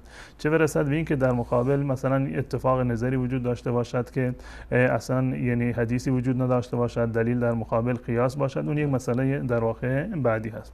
در مورد رفع یدین خود امام ابو حنیفه رحمت الله علیه فرمودن اذا صح الحدیث فهو مذهبی و اساس مذهب هم بر همین بوده که اساسش بر اساس روایات صحیح است. و حتی امام ابو حنیفه رحمت الله علیه در باب حدیث اونگونه که بسیاری از محققین نقل کردن، ایشون در باب اخذ حدیث و قبول کردن حدیث یک شرایط بسیار سختی رو داشته، یعنی بسیار توجه میکرده که این روایت باید صحیح باشند.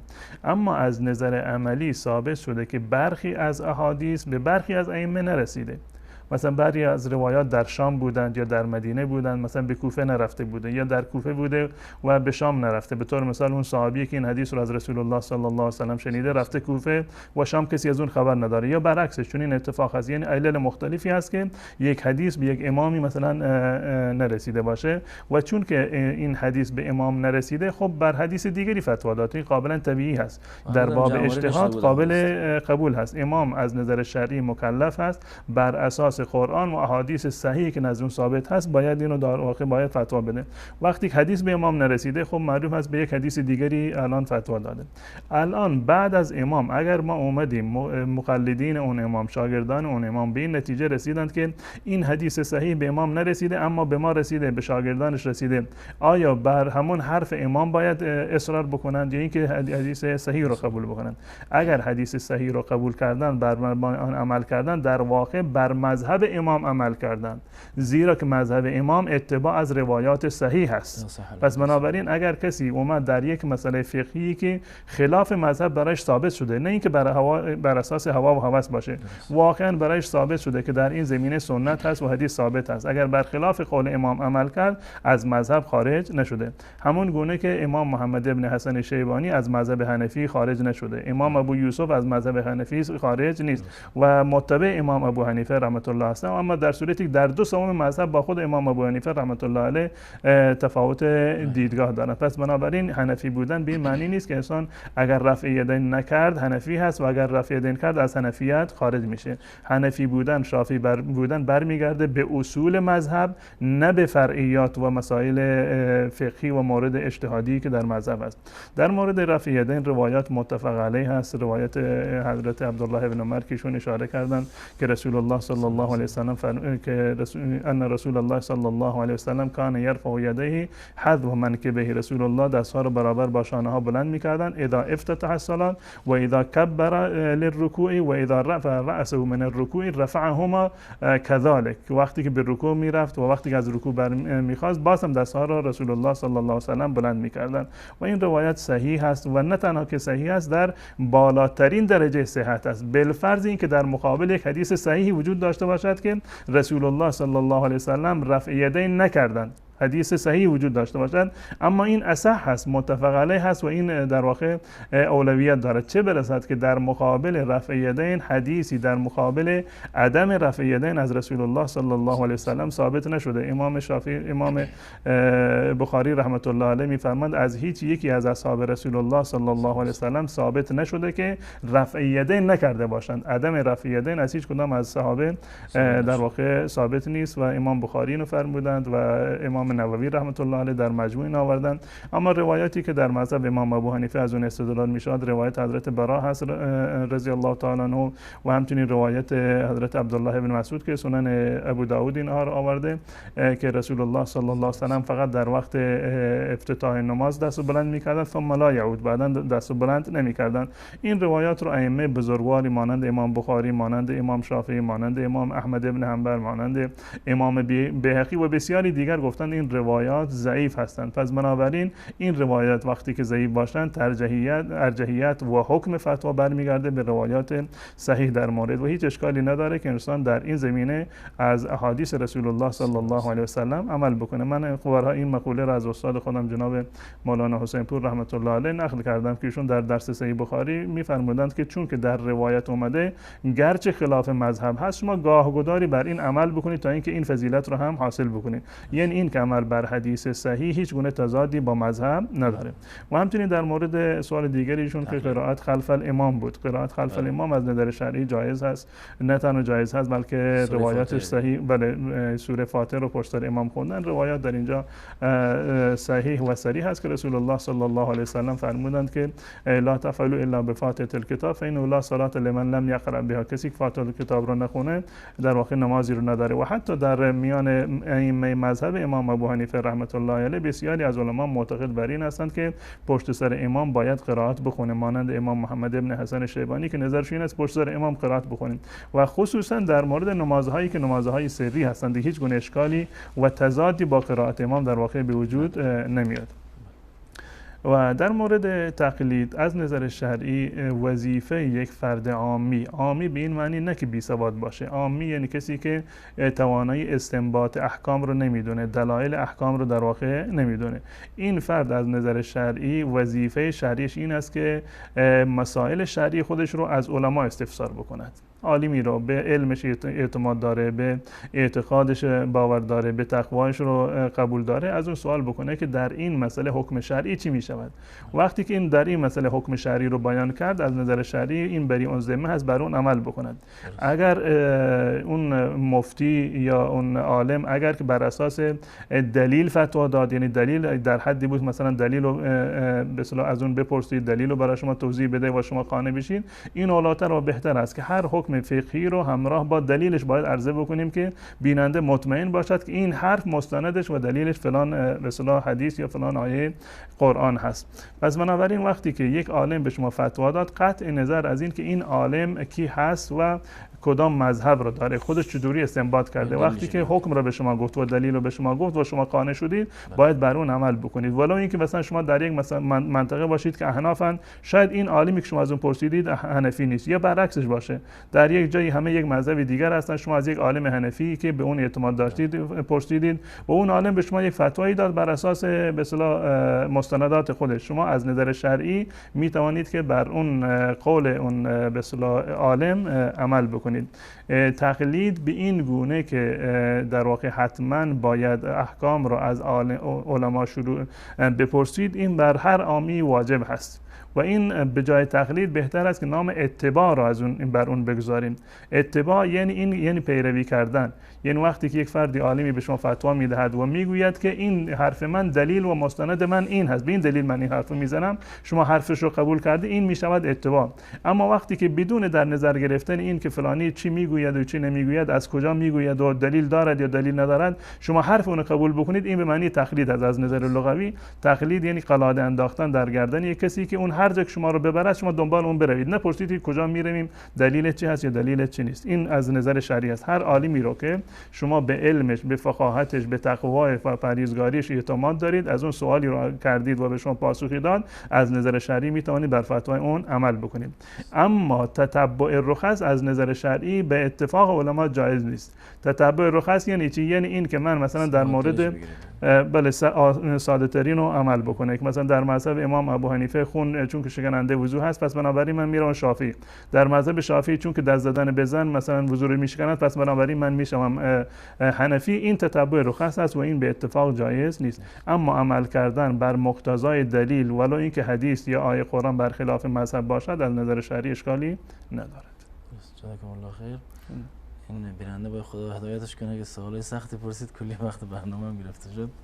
و تخصصی بود باید در خارج از این وقت تماس میگرفتین، چون که الان 5 دقیقه تقریبا وقت و 12 تا سال. بسیار خوب. همه رو زکات به سیدها دادن جایزه؟ بله، از نظر شرعی امروزه که سیدها زکات سهمی از بیت المال ندارن، زکات دادن به اونها جایز هست. درست. سجده تلاوت بدون طهارت جایزه؟ اشکالی نداره، جایز هست. دختری که به سن 13 سال رسیده اگر گناهی مرتکب شود یا مای سرش را نامحرم ببیند، آیا گناهی بر او خانواده‌اش باید یعنی آموزش بدن، تربیت بدن، اما اگر که بدون قصد مثلا کاری از اون سر زد مؤاخذه نخواهد شد، اما این وظیفه پدر و مادر هست که احکام شرعی رو باید به اون گوش داد بکنند. درست. بنده گفتن که سوره فاتحه رو میخونن اما احساس میکنن که خشوع و خضوع در آن نبوده، دوباره قبل از اینکه سوره دیگه بخونن دوباره فاتحه رو میخونن. ولو اینکه در یک رکعتی در قرائت خشوع نباشه یا در بقیه ارکان خشوع نباشه، تکرار رکن از نظر شرعی درست نیست. یعنی ایشون نمیتونن دوباره سوره فاتحه رو تکرار بکنن. حالت وسواس ولو وسواس هم که نداشته باشه، فقط میدونه که یعنی قرائت به دلش نچسبیده، میگه دوباره فاتحه میخونن، این تکرار رکن مشروع نیست. بیننده گفتن که در اروپا هستن و واکسن های ضد امراض هست که دارای ژلاتین است، استفاده از آنها این گونه واکسن ها در واقع ژلاتین هر چیزی که باشه این در واقع استحاله شده، یعنی از حالت قبلی به یک حالت بعدی برگشته و به عنوان یک آمپول هست، به عنوان یک به اصطلاح ضد ویروس هست و از نظر شرعی استفاده کردن از این هم اشکالی نداره و جایز هست. جزاکم الله خیر. بیننده گفتن که ایشون خارج از افغانستان هستن، میتونن در افغانستان به کسی بگوین که پول فطریه‌شون رو اونجا بدن و بعداً پول براشون بفرستن؟ بله، از نظر شرعی این اشکال نداره. فطری حق مال نیست، برخلاف زکات. زکات حق مال هست اما فطری حق مال نیست. شما میتونید به کسی نیابت بدید که به جای شما فطری رو پرداخت بکند، یا اینکه اصلا شما اگر ندادید هم اشکالی نداره، اما اگر گفتی بعداً میفرستم باز هم اشکالی نداره، جایز هست. درست. بیننده گفتن که در مسجدی که نماز میخونن امام در نماز سجده تلاوت انجام نمیداد، چه کنید؟ شاید در برخی جایی باشه که امام یعنی فکر میکنه که مردم دچار اشتباه میشوند به خاطر این سجده تلاوت رو انجام نداده و از نظر شرعی میتونه که بعد از نماز هم اینو انجام بده اگر که انجام نداد. و یک رأی فقهی هم هست وقتی که خود سجده نماز میتونه جایگزین سجده تلاوت هم باشه، وقتی که میرود به سجده همون سجده هم جایگزین سجده تلاوت است و گناهی برگردنشون نیست. اما اولاتر همون سنت رسول الله صلی الله علیه و سلم هست، در هر حالتی که آیه تلاوت رو آیه سجده رو تلاوت کردن سجده بکنن. آیا این درست است که میگوین مرد یک شیطان دارد و زن 9 تا 11 شیطان؟ نه، به هیچ عنوان چنین چیزی وجود نداره. شیطان برای هر کسی یک نفر هست، نه اینکه برای زن چند برابر باشه، چند شیطان باشن. این صحت نداره و یک شایعه و افسانه هست. درست. دادن زکات فطریه قبل از 15 رمضان به خاطر مصلحت مساکین و فقرا، اگر در یک شهری هستن شما میخواهید اینو بفرستید که زودتر دست اونها برسه، یا یک کسی نیاز شدیدی داره، بنابر مذهب امام ابو حنیفه رحمت الله علیه این اشکالی نداره. اما اگر صبر بکنید تا آخر رمضان یک دو روزی قبل از عید بدهید، این اولاتر و بهتر هست و مطابق با روش اصحاب رسول الله صلی الله علیه و سلم است.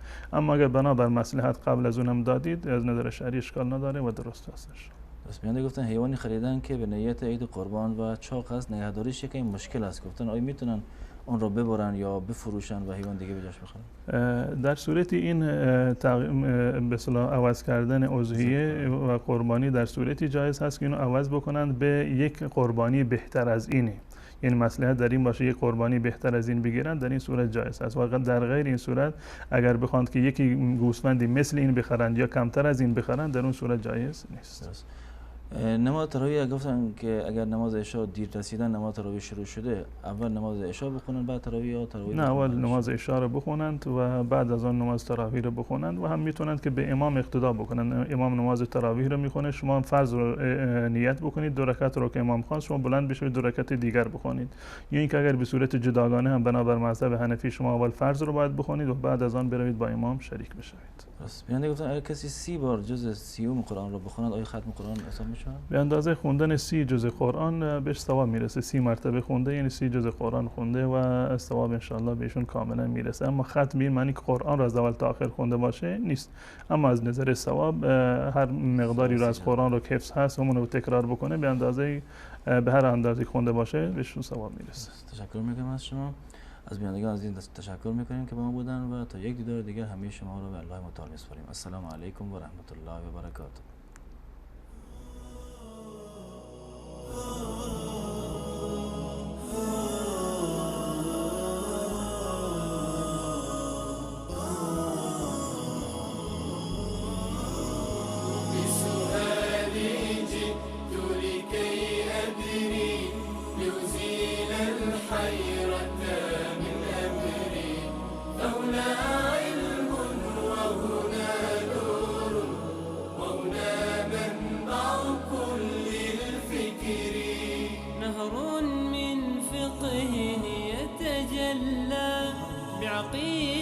صدق في صدري لبيك أتيتك في لهف لسؤالك يا أهل الذكر لسؤالك يا أهل الذكر لسؤالي جئت لكي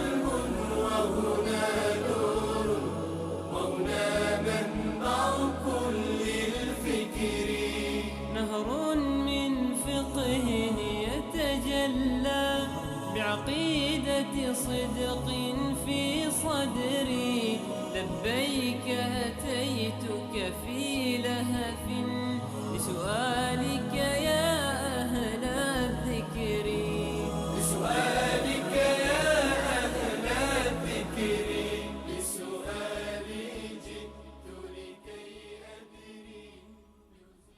بسم الله الرحمن الرحيم. الحمد لله رب العالمين وصلى الله وسلم على نبينا وحبيبنا محمد وعلى آله وصحبه ومن تبعهم بإحسان إلى يوم الدين.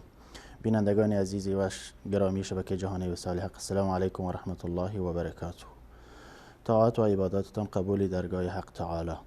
شما این دم لحظه برنامه پرسش و پاسخ را میبینید از شبکه جهانی وصال حق. این دم با من مولانا صاحب عبدالقدوس دهقان در استودیو تشریف دارد. اجازه بدهید که سلام و احترامات خود و شما بینندگان عزیز را تقدیم ایشان نماییم. جناب مولانا صاحب السلام علیکم و رحمت الله و برکاته. من خدمت جناب عالی و تمامی بینندگان عزیز وارد من در ادب و سلام دارم. السلام علیکم و رحمت الله و برکاته. در خدمت جناب عالی هست. جزاکم الله خیر جناب شیخ. اتاق فرمان اگر لطف بکنن شماره بینندگان را هم زیرنویس بکنن تا بینندگان بتوانند با ما در تماس باشد. بینندگان عزیز سوالاتتان را به طور مختصر و کوتاه و فشرده با خود داشته باشید. وقتی تماس گرفتید سوالتان را مطرح کنید تا ما سوال شما را بگیریم. جناب مولانا صاحب، یکی از بینندگان سوالی دارد: در زمان روزه بازی بکنی مشکل دارد، روزه را باطل میشه یا نه؟ بسم الله الرحمن الرحیم و به نستعین و صلی الله علی نبینا محمد و علی آله و صحبه اجمعین. در حالتی که انسان روزه هست، استخر رفتن، شنا کردن یا غسل کردن از نظر شرعی هیچ گونه اشکالی ندارد، منافاتی با روزه ندارد. چه به قصد ورزش باشد یا چه به قصد رفع تشنگی یا خشکی پوست بدن باشد، از نظر شرعی هیچ گونه اشکالی رو ندارد و جایز هست. و در زمان اصحاب رسول الله صلی الله علیه وسلم برخی از اصحاب وقتی که هوا بسیار گرم میشد چادری رو خیس میکردن، بر روی خودشون میانداختن و همچنین غسل از نظر شرعی در حالت روزه هیچ گونه اشکالی ندارد و باعث کاسته شدن ثواب روزه هم نخواهد شد، یعنی هیچ گونه کراهتی رو هم ندارد و کاملا جایز هست. جزاکم الله خیر جناب شیخ. بیننده دیگری پرسیدن: من یک طفل 3 ماهه دارم، همسرم تن سالم دارد اما به خاطر شیر دادن به بچه روزه نمیگیرد، چی باید کرد؟ اگر واقعا ایشون به گونه‌ای هست که اگر روزه بگیرند نمیتونند که به بچه شیر بدن یا شیر کافی ندارند، بچه گریه میکند و بچه هم نمیتواند که غذای دیگری بخورد، در این صورت برایشون از نظر شرعی جایز هست که فعلا روزه نگیرند. اما روزه از گردنشون ساقط نمیشه، فعلا وجوبش ساقط هست، به این معنی که بعد از رمضان دوباره باید روزه بگیرند، به محض این که این عذرش برطرف بشود و این کودک به یک مرحله برسد که بتواند از غذا هم استفاده بکند، در اون وقت باید قضایی بیاورد. جزاکم الله خیر جناب شیخ. بیننده دیگری پرسیدن: طبق مذهب احناف زکات به چه کسی تعلق میگیرد؟ آیا اقارب نزدیک هم شامل می شود مثل پدر، مادر، برادر، خواهر و سادات؟ و سوال دیگری هم از این قبیل است که گفته زکات طلا آیا میشه به بچه خود داد؟ در مورد زکات برای عرض کردیم که زکات هم مثل اموالی که زکات دارن در شریعت اسلامی مشخص شدن، یعنی اقسام مشخص و محدودی هستند و کسانی که بر اونها زکات واجب می شود یا به تعبیر دیگر مالی که بر آن زکات واجب می شود و همچنین مستحقین زکات چه کسانی هستند، اینها کاملا در قرآن کریم مشخص شدن. در مورد شرایط زکات، اموالی که زکات دارند نقدین هستند، یعنی طلا و نقره و پول اسکناس که در واقع حکم همون طلا و نقره را دارد. غیر از آن یعنی محصولات کشاورزی که مثلا به صورت حبوبات هستند از نظر شرعی زکات دارند و همچنین انعام، گاو و گوسفند و شتر و اموال و تجاره. اینا اموالی هستند که در شریعت اسلامی بر اینها زکات تعلق میگیرد و نصاب زکات 85 گرم طلای 24 عیار هست. اگر کسی مال و ثروتی داشته باشه، پول نقد یا طلایی داشته باشه یا اموال تجارتش به قیمت 85 گرم طلای 24 عیار برسند، بر اون زکات واجب می شود. اگر کمتر باشند زکاتی تعلق نمی گیرد و در صورتی زکات تعلق می گیرد شرط دومش این است که یک سال کامل قمری بر آن گذشته باشد، از روزی که این مال در اختیارش هست و این مال رو کسب کرده تا یک سال بعدش. اگر کمتر از یک سال باشه زکات نداره، هر مقداری هم که باشه این پول، ولو اینکه بیشتر از حد نصاب باشه زکاتی بیان تعلق نمیگیرد مگر آن که این یک سال این مال یک ساله بشود. این شرایط زکات است. اما زکات را به چه کسانی بدهیم؟ معروف است که این اصناف هشتگانه‌ای هستند که الله متعال در سوره توبه اینها را معرفی کرده. یعنی زکات افراد مشخصی هست که این زکات باید به اون افراد داده باشه. الله متعال می‌فرماید که انما الصدقات للفقراء والمساکین. صدقات یعنی زکات واجب مال کسانی هست که فقیر باشند و در گروه اول فقرا و گروه دوم مساکین. تفاوت فقیر و مسکین در این است که تفاوت‌های متعددی رو بیان کردن، اما قول راجح این است که فقیر اون کسی است که به صورت کلی هیچ چیزی رو ندارد، به قول معروف شام شب هم ندارد. اما مسکین یک مقدار مالی رو دارد اما خرجش بیشتر از درآمدش هست و این سرمایش کفایت نمیکنه برای زندگی خودش.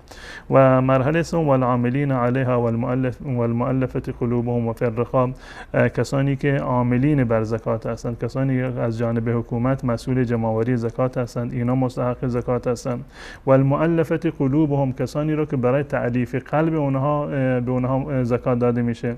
به طور مثال یک فردی هست که خیلی در ایمان خودش سست هست، به اون زکاتی بدهن تا اینکه قوی بشه یا اینکه خدمتی برای دین انجام بده، یا حتی کافری رو که امید میرود اگر این مسلمان بشود افراد دیگری در واقع مسلمان میشوند. این جزء مؤلفه القلوب هست. و فی الرقاب، برای آزاد کردن این گردن. یک کسی مثلا اسیر هست یا در زمان قدیم که مکاتب بوده یا کسی الان دیهی برگردنش هست، تمام اینها جزء رقاب. و همچنین والغارمین که نوع ششم هست. غارمین این کسانی که مدیون هستند، کسانی که یک وامی برگردنشون افتاده و الان نمیتونن اون ادا بکنن، هر چند که وامشون زیاد باشه به اون اندازه از مال زکات میتونن به اینها بدهین. و همچنین و فی سبیل الله، در راه الله متعال که برای جهاد هست یا همچنین برای کارهای دعوی از نظر شرعی که اینم در مفهوم فی سبیل الله داخل می شود. و آخرین موردش و ابن السبیل هست، یعنی کسانی که مسافر هستند. پس بنابراین فقرا، مساکین، کسانی که مسئول جمع‌آوری زکات هستند و مؤلفه القلوب و برای آزاد کردن برده یا اسیر، این پنجم هست. و کسی که مدیون هست و فی سبیل الله. و مرحله چهارمش هم ابن السبیل که مسافر ولو این که در شهر خودش فرض کنیم که مال و ثروتی رو داره اما الان در سفر هست، از مال و ثروت خودش دور هست و الان نیاز داره، ولو این که در اصل نیازمند نیست، در خونه خودش اموال زیادی رو داره، اما الان که مسافر هست باز هم جزء افرادی هست که مستحق زکات هستند. اما آنکه زکات به چه کسی از نزدیکان تعلق میگیره، یک قاعده کلی در اینجا هست که زکات به اصول و فروع تعلق نمیگیره. زکات به اصول و فروع. مراد از اصول پدر هست، پدر و پدر بزرگ تا اینکه هرچی بالا بروند، و مراد از فروع فرزندان هستن، فرزند و نوه تا هرچی که پایین بروند. اینها اگر نیازمند باشند، این اساساً در واقع هزینه زندگیشون بر این فرد لازم هست. یعنی یعنی فرزند باید خرج پدر رو بده یا پدر باید خرج فرزندش رو بده. هر کسی رو که از نظر شرعی نفقهش برگردن ما واجب هست، زکات دادن به اون درست نیست. اما غیر از این باشه در درجه بعدی زکات دادن به خواهر، زکات دادن به برادر، خواهرزاده و برادرزاده و عمو، عموزاده، بقیه از نظر شرعی اشکالی نداره و درست است. جزاکم الله خیر جناب شیخ. بینندگان عزیز تماس هم وصل است. اولین تماس میگیریم.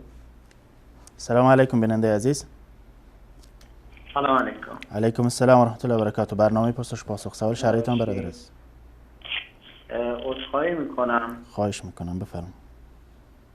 خدمتتون من میخواستم بپرسم که میشه خودتون رو معرفی کنید برادر عزیز؟ بله بفرمایید.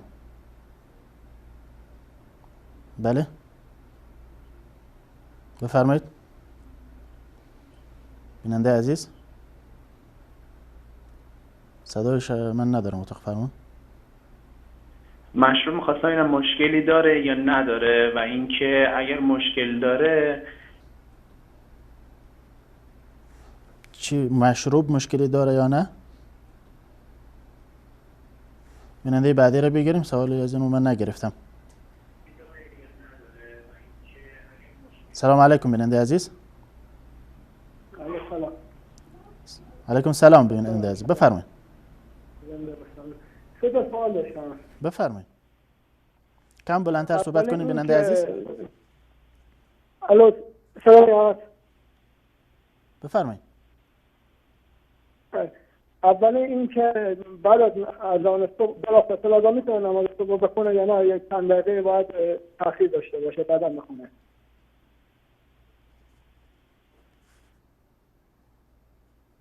مفهوم سوال بعدیتون؟ سوال بعدی این که چند تا حدیث قدسی هست؟ چند تا حدیث قدسی هست؟ سوال دیگری دارید؟ سوال سوم اینه که سوال بعدی هم اینه که شخصی میره وضو میگیره، بعد از وضو میاد ناخناشو کوتاه میکنه، میگن دوباره باید وضو بگیره چون زیر ناخناش آب نرفته. آیا میخواستم ببینم این هست درسته یا نه؟ سوال دیگری ندارید بیننده عزیز؟ خیلی ممنون. متشکرم از شما بیننده عزیز. سوال تماس بعدی رو بگیرم. سلام علیکم بیننده عزیز. الو سلام علیکم. علیکم السلام و رحمت الله و برکاته. بفرمایید بیننده عزیز. خسته نباشید. متشکرم. سلامت باشید. ببخشید یه سوال خدمتتون داشتم. بفرمایید. از پدرم خونه به ما به ارث رسیده. ما 4 خواهر 4 برادر هستیم. حالا مادرم سهم خودش رو به یک از برادرانم داده. مادرم اینجا نشسته میگه آیا من مؤاخذه هستم یا نه؟ بقیه بچه ها مؤاخذه بقیه بچه ها هستم یا نه؟ سهم خودشونو به یکی از خواهر و برادرای شما داده. بله. بسیار. سوال دیگری هم دارید؟ نه خیلی خیلی ممنون. متشکرم از شما. بیننده بعدی رو بگیریم. سلام علیکم بیننده عزیز. سلام علیکم بیننده عزیز. برنامه پرسش پاسخ. سلام علیکم. علیکم السلام و رحمت الله و برکاته. بفرمایید بیننده عزیز. سلام میکنم به شما و مولانا صاحب. من رحمتولی هستم از افغانستان تماس شدم. علیکم السلام بفرمایید. سوال شعری داشتم که خالد ابن ولید چی کسی بود؟ خالد ابن ولید چی کسی بود؟ بله بله. سوال دیگری هم دارید؟ نه تشکر میکنم از شما و مولانا صاحب. متشکرم از شما بیننده عزیز.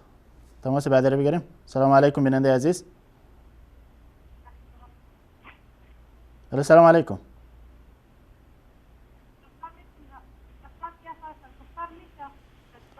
صدای شما خیلی ضعیف است بیننده عزیز. بلندتر صحبت کنید.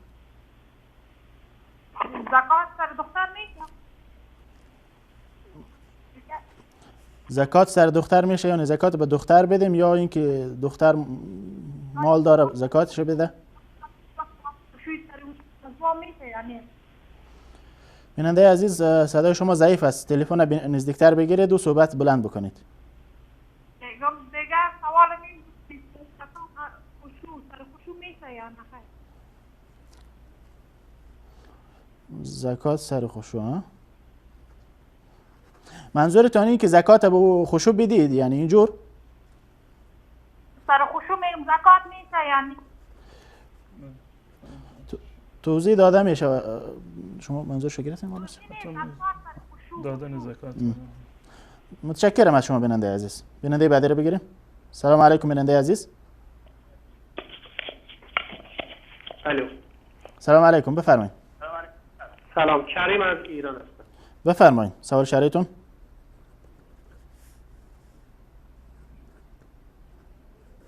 بله بیننده عزیز بفرمایید. بفرمایید بیننده عزیز. بله صدا شما ندارم. بله بیننده عزیز بفرمایید.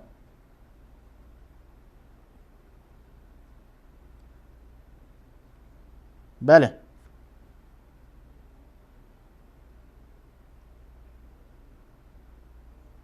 تماس بعدی رو بگیریم.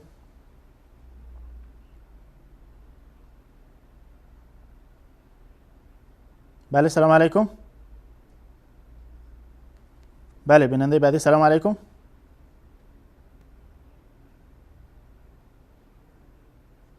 سلام علیکم بیننده عزیز. شما وصل هستید بفرمایید بیننده عزیز. صحبت نمیکنه ظاهرا. تماس بعدی رو بگیریم. سلام علیکم بیننده عزیز. برنامه پرسش پاسخ.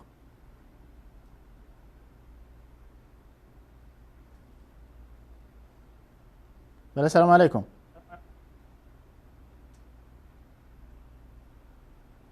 بیننده بعدی رو بگیریم. بله سلام علیکم بیننده عزیز. سلام علیکم. سلام. علیکم السلام بیننده عزیز بفرمایید سوال شرعیتون. بله بفرمایید. می‌خواستم که با معظم شما که بخوریم چی بشه؟ سلام علیکم. چی بخوره؟ که روزه خود افطار کنیم. افطار روزه با اذان شبکه چی میشه؟ صحیح است. روزه میشه؟ توضیح داده میشه. سوال دیگه دارید؟ یعنی که مثلا شما اذان بده ما بخوریم روزه خورا. سوال دیگری ندارید؟ نه. متشکرم از شما. بیننده بعدی رو بگیریم. سلام علیکم بیننده عزیز. برنامه پرسش پاسخ. بله سلام علیکم بیننده عزیز. بله سلام علیکم. صدا شما قطع وصل میاد. بلندتر. بله. بله بفرمایید. بله. بفرمایید. سلام علیکم. علیکم السلام و رحمت الله و برکاته. السلام علیکم. بفرمایید. جناب ما یک خواب دیدیم ناکت الله شریف رفته بودم پاس آمدیم آنها که پرسان میکنه از ما که رفته بودیم چی رقم همه ما رفتم ما نیز تاباب کردم دیم خانه کعبه شریف دیدم ما برای الله میگوییم. شما در خواب دیدین که به بیت الله رفتین؟ بیت الله رفتیم پس میان مردم پرسان میکنه از ما ما نیز تاباب کردیم نه خانه کعبه شریف دیدیم. ما خودی ما توضیح داده می شود. سوال دیگری ندارید؟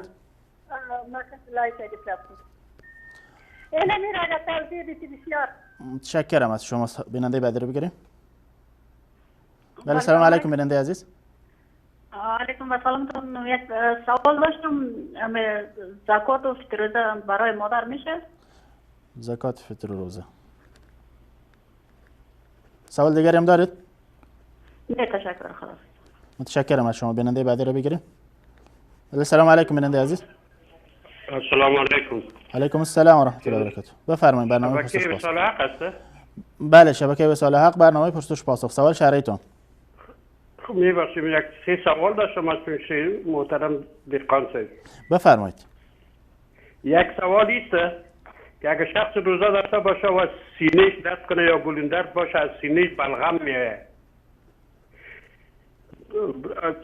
آیا او دوباره پس اگر میخوره روزه صحیح میشه یا نه؟ سوال دیگرتون؟ سوال دوم است که اگر نماز عشاء تا چه وقت شب جواز داره؟ نماز عشاء تا چه وقت جواز داره؟ و سوال سوم هم است که 5 دقیقه پیش از نماز صبح نفل جواز داره یا خیر؟ سوال دیگر ندارید؟ نه خیر، تشکر، زنده باشین، خیر بینید. متشکرم از شما. با ما. خداحافظ. تماس بعدی رو بگیریم. بله، سلام علیکم بیننده عزیز، برنامه پرسش پاسخ. سلام علیکم و رحمت الله و برکاته. علیکم السلام و رحمت الله و برکاته. سوال شهریتون برادر عزیز؟ تشکر. من سوال داشتم. من در فرانسه زندگی میکنم، مادرم در سویدن است. مادرم برام گفت که ما برای تمام برادرها و خواهرها از سویدن در افغانستان صدقه روزه را دادیم به یکی از فامیلایی که او آدم کار میکنه در دولت، یعنی عاید داره و خانه شخصی هم داره. آیا این صدقه درست است از نظر شرعی و یا خیر؟ توضیح داده میشه. و سوال دیگر ندارید؟ یک جهان ممنون. خداوند شما را موفق و کامیاب داشته باشه. متشکرم از شما بیننده عزیز. بیننده بعدی رو بگیریم. بله، سلام علیکم بیننده عزیز.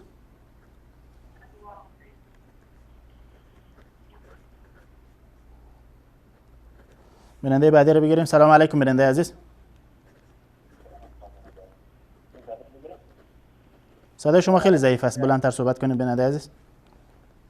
الو، بفرمایید بیننده عزیز، سوال شهریتون، برنامه پرسش پاسخ. سلام علیکم.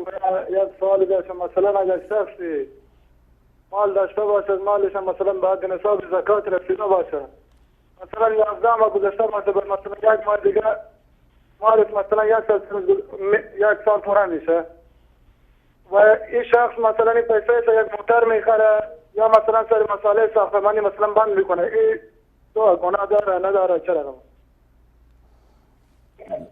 مالش به زکات نصاب رسیده؟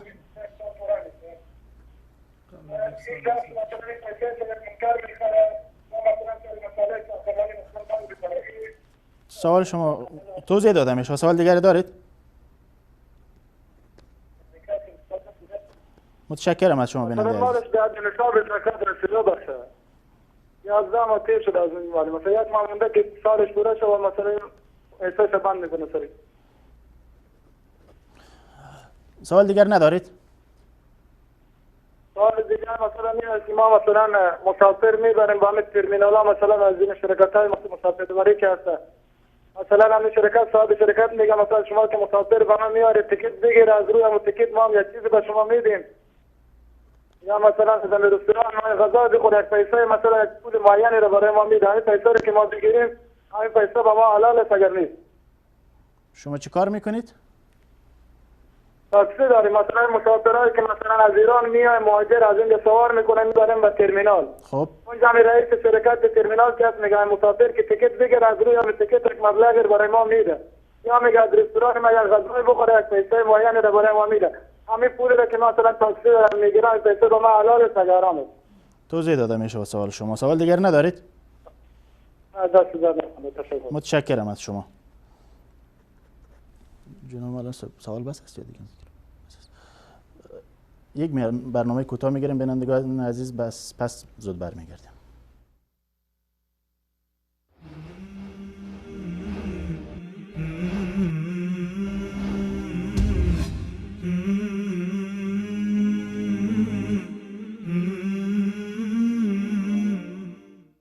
هفت گروه در زیر عرش کردگار، روز محشر جای بگیرند و قرار، خلقم در سختی و رنج و عذاب، مردمان باشند در احوال خراب، مردمان باشند در احوال خراب، لیکن آسایه دارند و نعیم، در پناه لطفی رحمان و رحیم. خوشلیق و خوشنود با اعمال خود، با سپاس آسوده حال از حال خود، با سپاس آسوده حال از حال خود. اولی هست پادشاه عدل و داد، آن که خلق از او نکردن آه و داد. عدل کرده در جهان بر مردمان، کس نبود از دستی او سوی فغان. دومی باشد جوانی حق شناس، آن که حق را در جوانی کرد سپاس. در جوانی با خداوندی جهان، خو گرفت و کرد طاعت در نهان. سومی آن مرد با مسجد قریب، آن که مسجد دوست دارد با یقین. چون که از مسجد شود یک دم رها، روحی او گردد از جسمش جدا. چهارمی آن مومن بهر خدا، مومن را دوست گیرد از وفا. بهر حق با او سلامی میکند، بهر حق از او جدایی میکند. پنجمی آن کس که در پنهان و راز، با خداوند میکند راز و نیاز. از سری شوق و محبت بر خدا، قطره‌ای اشک بیریزد در قفا. دیدگانش تر شود از شور و شوق،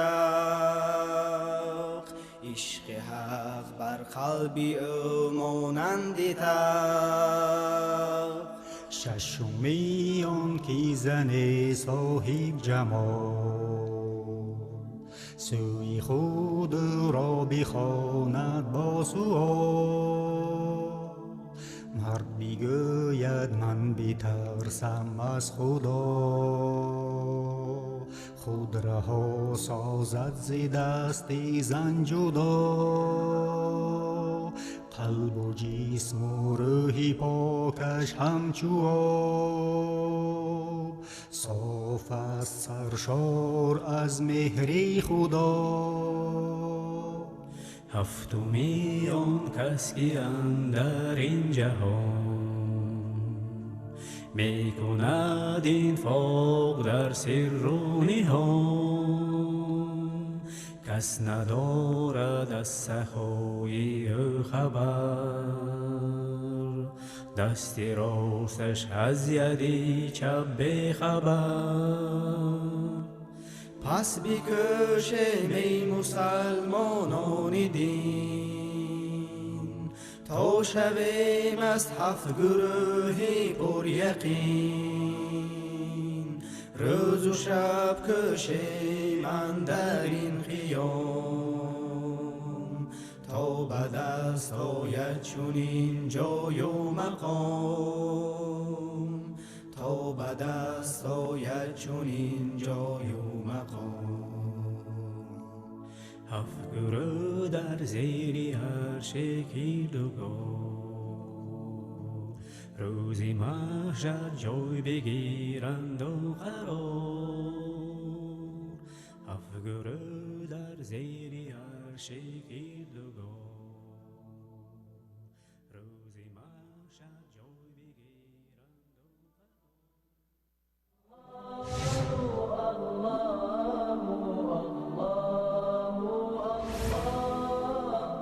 الله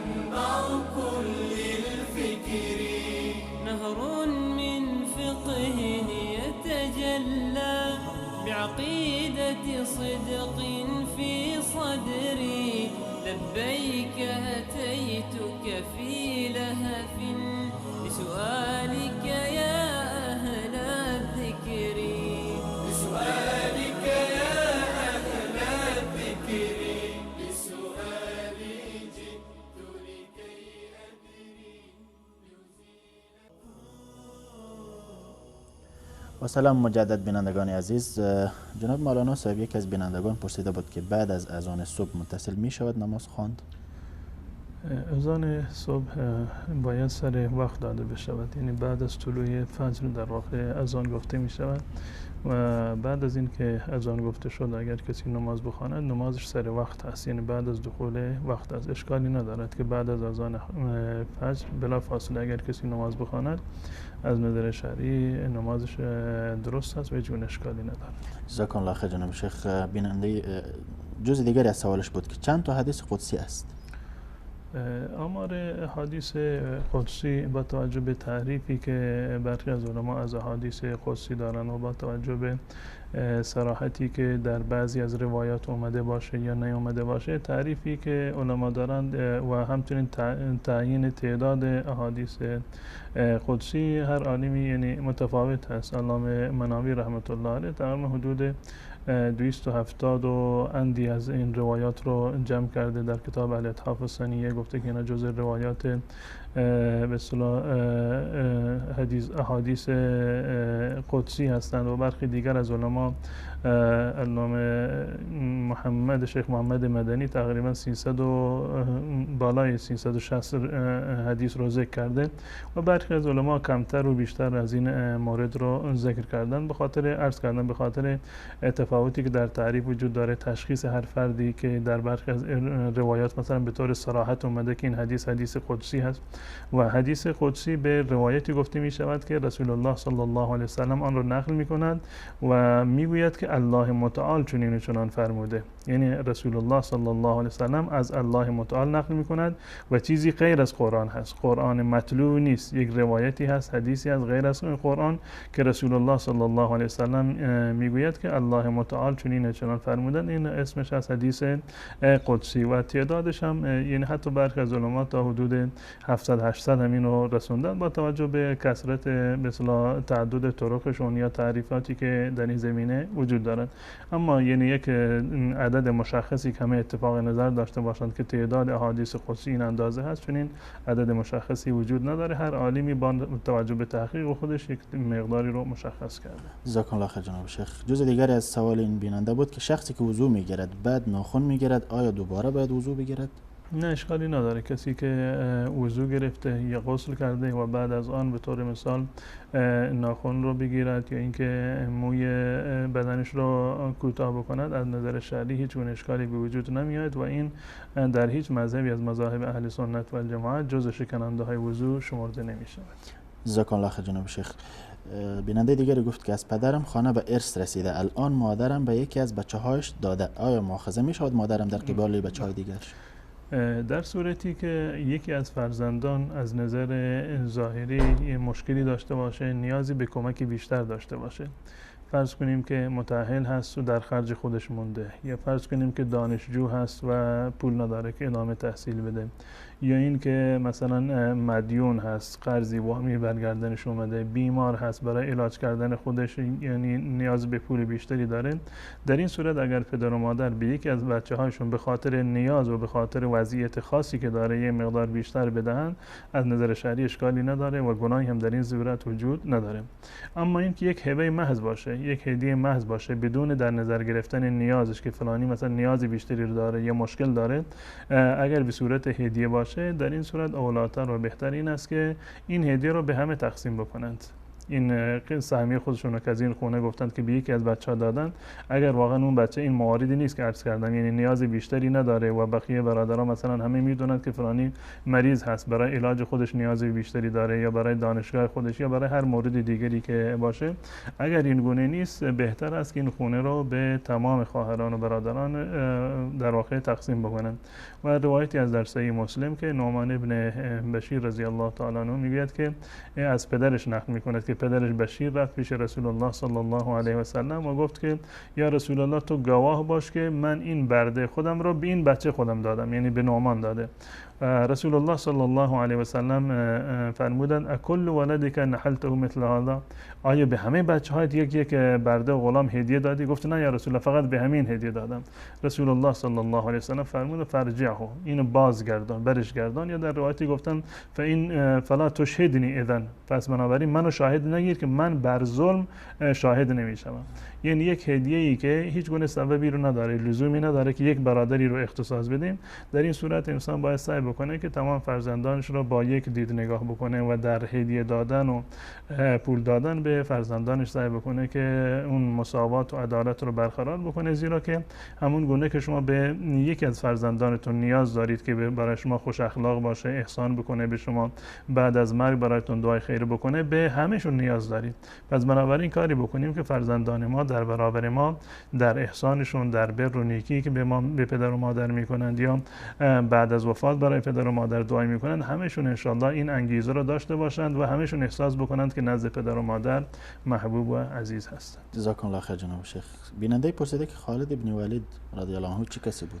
خالد ابن ولید یکی از سرداران و فرماندهان جنگی بزرگ دین مبین اسلام هست. در شریعت اسلامی رسول الله صلی الله علیه و سلم ایشون رو سیف الله نامیدن، سیف الله المسلول، یعنی شمشیر الله متعال، و مهارت جنگی بسیار بالایی رو ایشون داشتند و در برخی از جنگ ها علیه مسلمانان در زمانی که هنوز مسلمان نشده بودند شرکت کردند، مانند جنگ احد که در واقع عامل اصلی شکست مسلمانان از طرف ایشون بود.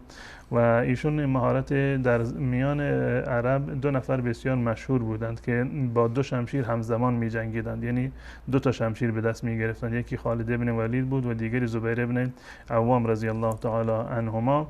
وقتی که بر روی اسب می نشستند، اسب رو فقط با پا نگه می داشتند، یعنی خودشون قفل می کردند به اسب و تنها این دو تا شمشیر می گرفتند در جنگ ها. و قهرمان واقعا یعنی نامداری هست در تاریخ اسلام و خدمات بسیار بزرگی رو انجام داده. در فتوح عراق، شام و عراق واقعا نقش داشته و در همچنین در به اصطلاح روم و ایران به صورت کلی. و ایشون در سال 8 هجری مسلمان شدند و بعد از اونها در جنگ های ردت مثلا شرکت کردند و نقش خوبی رو ایفا کردند و ثابت نشده در تاریخ ایشون که ایشون در یک غزوه یا در جنگ شکست بخورند. اصلا در پرونده زندگیشون و فرماندهیشون چیزی به نام شکست وجود نداشته. اما نهایتا ایشون بر وفات طبیعی مردن، در جنگ ها وفات نکردند، با وجود اینکه در تمامی جنگ ها در واقع شرکت میکردند، آرزوی شهادت داشتند، اما تقدیر بر این بود که ایشون به اصطلاح شهید نشوند و به مرگ طبیعی بمیرند و ایشون در سال 21 هجری وفات کرد. جزاکم الله خیر جناب شیخ. بیننده پرسیده دو تا سوال، زکات سر دختر می شود، زکات سر خشوع می شود؟ زکات قبلا عرض کردم که به فرزندان و به پدر و مادر زکات درست نیست، یعنی چون که خرجشون اساسا بر انسان لازم است. اما زکات دادن به تعبیرشون خشوع یا مادر زن یا مادر شوهر از نظر شرعی و همچنین پدر زن و پدر شوهر از نظر شرعی اشکالی نداره و جایز است. جزاکم الله خیر جناب شیخ. بیننده پرسید که آیا افطار روزه با اذان شبکه می شود کرد؟ بله، اذان شبکه که پخش می شود دقیقاً به افق تهران هست و سر وقت است و بدون هیچ گونه دغدغه‌ای شما میتونید که با اذان شبکه افطار بکنید. جزاکم الله خیر جناب شیخ.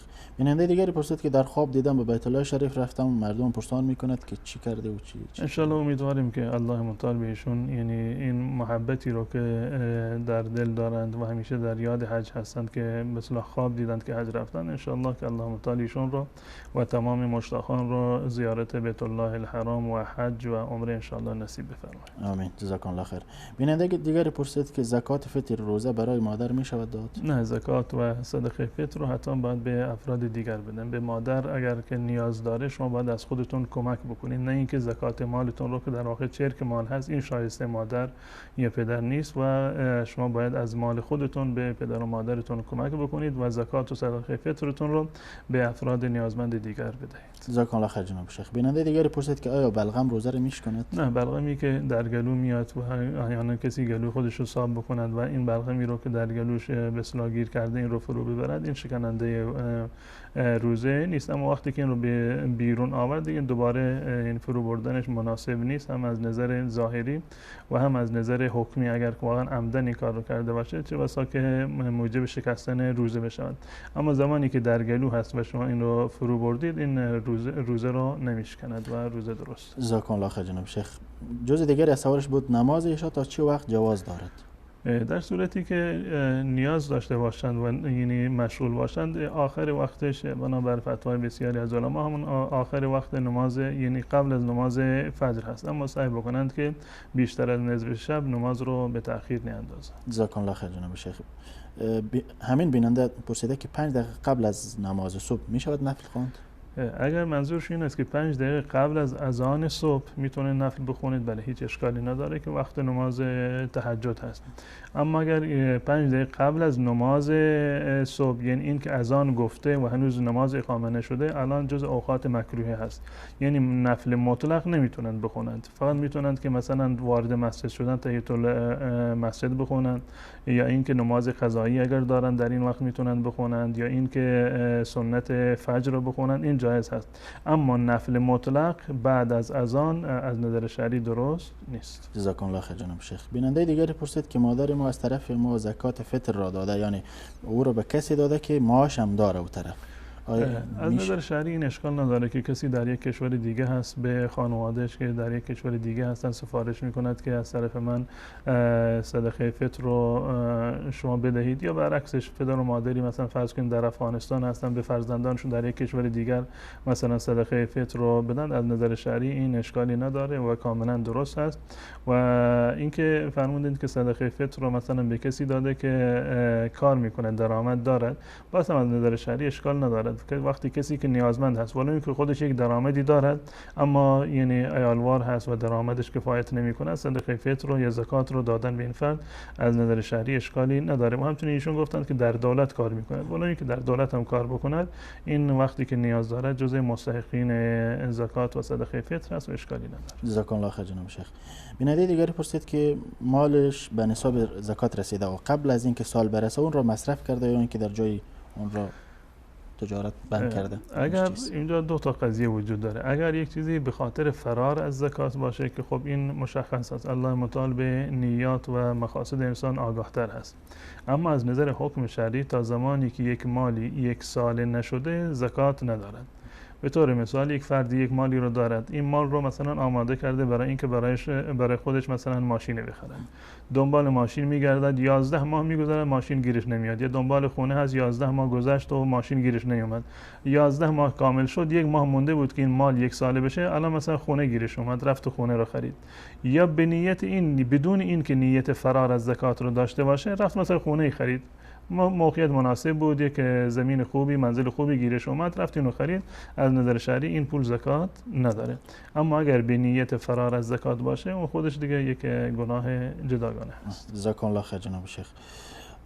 جزء دیگری از سوالش بود که مسافر رو میبریم به ترمینال و صاحب تاکسی یا شرکت برای ما مقدار پولی میدهد در مقابل، حکم این پول چیست؟ اشکالی نداره که یعنی یک شرکت فرض کنیم مسافربری یا ترمینالی یا همچنین به قولشون یک رستورانی قرارداد ببنده با افرادی، اگر شما برای من مشتری بیارید، من به شما شام مفت میدم. معمولا در بسیاری از جاها این گونه هست که مثلا راننده اتوبوس که در یک جایی توقف بکنه خودش و شامش مثلا مفتی هست به خاطری که مشتری بیاره برای اون رستوران، این از نظر شرعی اشکالی نداره و به خاطر کاری که کرده، به خاطری که مشتری جذب کرده، یک اگر پولی بگیره و یک هدیه به اون داده بشه از نظر شرعی، ولی اینکه قراردادی باشه که من در مقابل هر مسافری مثلا هر بلیتی مثلا این اندازه باید به این فرد بدن، از نظر شرعی اشکالی نداره و درست است. جزاکم الله خیر جناب شیخ. کسی در حالت عصبانیت قسم بخورد ولی بعد پشیمان شود گناه دارد؟ قسم هایی که عمدی نیست اینها رو الله متعال مؤاخذه نمی کند. یعنی قسمی که لغو هست و در تفسیر حضرت عایشه رضی الله تعالی عنها تفسیر لغو همین چیزی است که عنوان تکیه کلام انسان هست. میگه لا بلا والله، لا والله، که به خدا فلان کار کردم، والله فلان جا رفتم، فلانی رو دیدم. این تکیه کلام هست. این از نظر شرعی قسم شمرده نمی شود.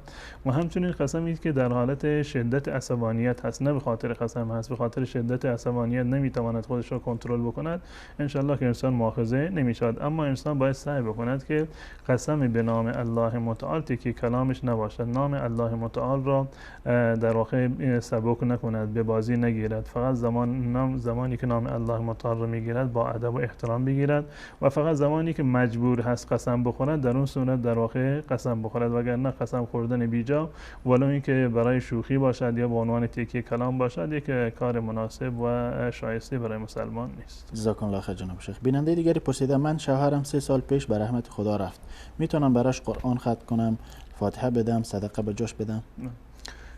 برای کسانی که از دنیا رفتند الله متعال انشاءالله که تمام مردگان و رفتگان مسلمانان را مغفرت بفرماید، درجاتشون را بالا و عالی بگرداند و در بهشت برین خود جای بدهد و از آتش جهنم انشاءالله که تمام مسلمانان را نجات بدهد. برای ایصال به ثواب مردگان بهترین کارهایی هست که رسول الله صلی الله علیه و سلم توصیه کردند به ما. من جمله دعا هست که معمولا که خیلی ساده هست. یعنی همین که ما بگیم پروردگار، مثلا ایشون گفتن شوهرش فوت کرده، بگیم پروردگار شوهر من را مثلا مغفرت بفرما، این خودش ایصال ثواب هست.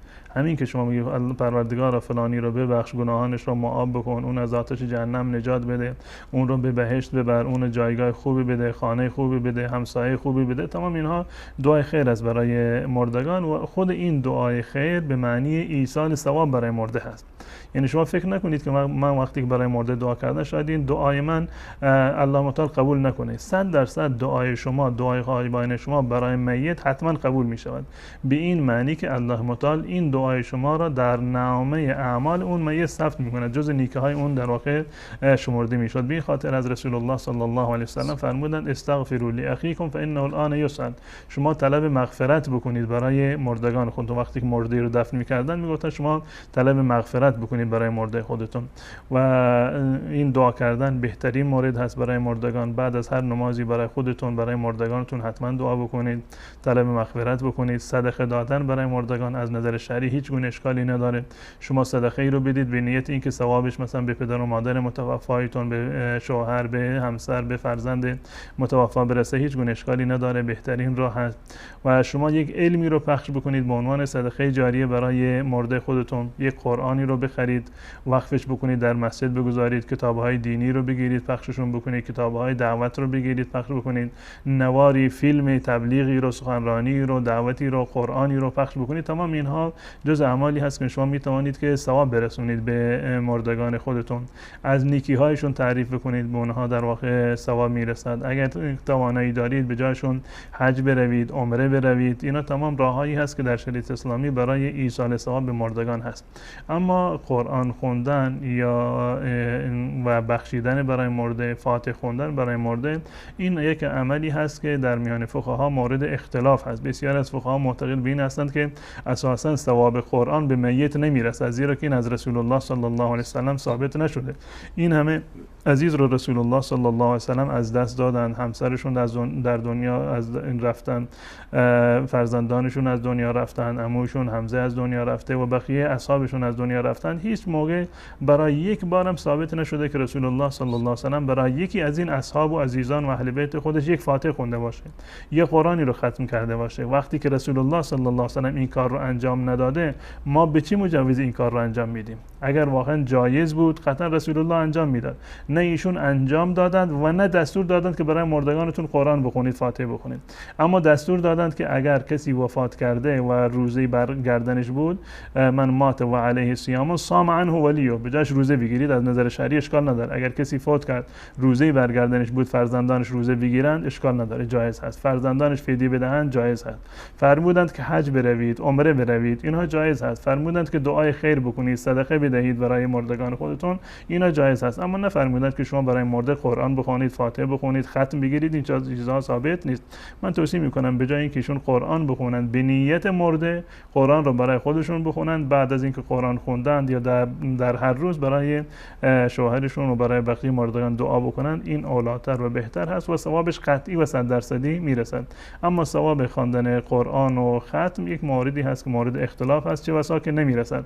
شاید هم برسد، نمیگم که قطعا نمیرسد، چون که در این زمینه منی هم نیومده که و که ممنوعیتی باشه از جانب شریک شما این کار رو انجام ندهید. نفرمودن انجام ندهید، اما نفرمودند که انجام بدهید و خودشون عملا هم این کار رو انجام ندادن. به خاطر این در میان علما اختلاف هست که جایز هست یا ناجایز هست، میرسد یا نمیرسد.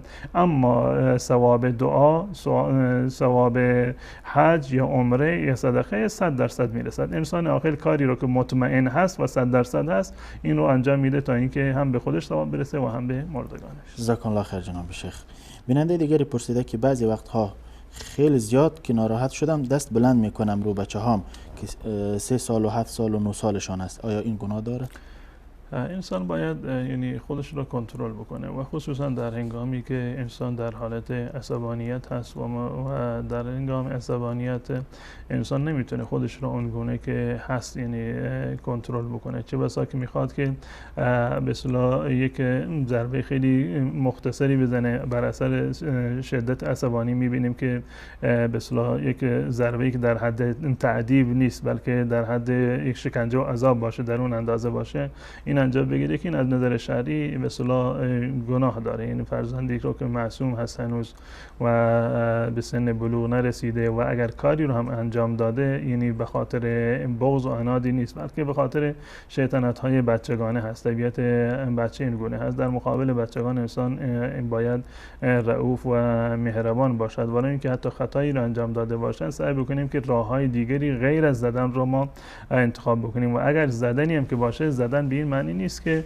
به اصطلاح یعنی شکنجه فرزند نیست، بلکه به اندازه این حتی برای بسیاری از بچه‌ها همین اندازه کافی است که شما فقط همین دستتون رو بلند بکنید یعنی میخوام تو رو بزنم، یعنی این پیام به بچه در واقع رسید. همین که کمی چهرهتون رو اخم بکنید این پیام به بچه در واقع میرسه، نیازی به زدن نیست. و خصوصا در هنگام عصبانیت اگر خواستید هم بچه را تنبیه بکنید نباید در حالت عصبانیت تنبیه بکنید. از نظر شرعی حتی قضاوت کردن در حالت عصبانیت رسول الله صلی الله علیه و سلم منع کردن، زیرا که انسان در اون زمان چه بسا که متاثر بشه از شدت عصبانیت یک حکم ناعادلانه بده و در اینجا هم یک تنبیه ناعادلانه چه بسا که در واقع انجام بده. در هنگامی که عصبانی هستی برای اینکه عصبانیتتون کنترل بشه وضو بگیرید، خیلی مفید هست. آب سردی بنوشید، این برای شما خیلی مفید هست. و در روایتی از رسول الله صلی الله علیه و سلم هست که 2 نفر با هم دیگه درگیر شده بودن، از شدت عصبانیت رگهایشون باد کرده بود. رسول الله صلی الله علیه و سلم فرمودند که من یک جمله رو بلدم اگر این رو بگویند این حالت از اونها یعنی از بین میره. فرمودند که بگویند اعوذ بالله من الشیطان الرجیم، یعنی به محض عصبانیت اعوذ بالله من الشیطان الرجیم، به الله پناه ببرید. اگر ایستاده اید بنشینید، نشسته اید به اصطلاح دراز بکشید، به سر صورتتون آب بزنید، از اون جایی که محل عصبانیت و دعوا هست از اونجا خارج بشید تا اینکه خدای نکرده یک کاری رو یا حرفی رو بزنید که بعدها از اون پشیمان بشید. جزاک الله خیر جناب شیخ. بیننده دیگری پرسیده که نماز تراویح رو چجور نیت کنم؟ نیتش مطلق چی هست؟ همین که شما بلند میشوید که مثلا امام 2 رکعت نماز تراویح رو میخونه، شما اقتدا کردید به نماز، همین در واقع نیت شما هست. نیتی که اون رو بر زبان بیاورید نیست. خود همین که شما رفتید مسجد و در دلتون هست که من امشب تراویح میخونم، پشت سر امام ایستادید، یا اینکه خودتون تنها در منزل روی مصلی ایستادید و میخواهید 2 رکعت بخونید، همین نیت قلبی شما همین کافی هست. لازم نیست که بگید نیت کردم که بخوانم 2 رکعت نماز تراویح، چون این چیزی به هیچ عنوان لازم نیست. یعنی به تعبیر دیگر عملاً به هیچ عنوان شما نمیتوانید بدون نیت نماز بخوانید. یعنی نماز خواندن بدون نیت عملا غیر ممکن هست. حتما وقتی که شما بلند میشوید برای نماز حتما یک نیتی رو دارید، همون چیزی رو که در دل دارید همون در واقع نیت شما هست. نیت فقط برای این هست که یعنی کاربرد نیت این هست که اعمالی رو انسان انجام میده که به اصطلاح نیت اعمال عادی ما رو تبدیل به عبادت میکنه، یعنی کارهای عادی ما رو تبدیل به عادت میکنه. به طور مثال یک فردی فرض کنیم که نیاز به غسل دارد، میرود برای اینکه بدنش خنک بشود، اما اما نیت طهارت میکند. خب وقتی که نیت طهارت میکند یعنی یک عبادتی رو انجام داده، نیاز دارد که مثلا سر و صورتش رو بشوید، اما نیت وضو میکند، این براش یک در واقع عبادت در واقع شمرده میشد. یک جای یک کاری رو دارد، مثلا میخواد که یک مسیری رو برود، نیت میکند که من میرم مثلا فلانی رو عیادت میکنم، برادرش و خواهرش و پدر و مادرش رو. خب همین نیت شما این رفتن شما مسیری رو که لازم بود که باید برید، اما اینو تبدیل به یک در واقع عبادت کردید. یا این که عبادات رو از همدیگر جدا میکنه. وقتی که شما الان مثلا که نیت میکنید که فردا رو روزه بگیرید، این روزه فرضی شما هست، اما بعد از رمضان وقتی که نیت بکنید، این نیت شما برمیگرده به روزه نفلی. الان وقتی که شما 2 رکعت نماز میخونید، یعنی 2 رکعت نماز سنت میخونید، اما شاید 2 رکعت نماز فرض صبح مثلا از شما قضا شده، در دلتون میارید من نماز فرض صبح میخونم، پس بنابراین این فقط از نظر ظاهری یکی هست. همون 2 رکعتی که شما میخونید به عنوان سنت، همون 2 رکعتی هست که به عنوان فرض خونده میشه، فقط نیت تفاوت میکنه. اما در نیت تلفظ کردن نه واجب هست، نه فرض و نه شرط و حتی سنت هم نیست از رسول الله صلی الله علیه و سلم. همین که شما در دلتون بیارید که من 2 رکعت نماز میخونم، این برای شما کافی هست. جزاکم الله خیر جناب شیخ. بیننده دیگری پرسیده که نماز حاجت چطور خوانده میشود؟ نماز حاجت برخی از علما معتقد به این هستند که در واقع روایتی که در این زمینه هست، روایتی که در سنن ترمذی هست اگر اشتباه نکنم، از نظر سندی در واقع اشکال داره.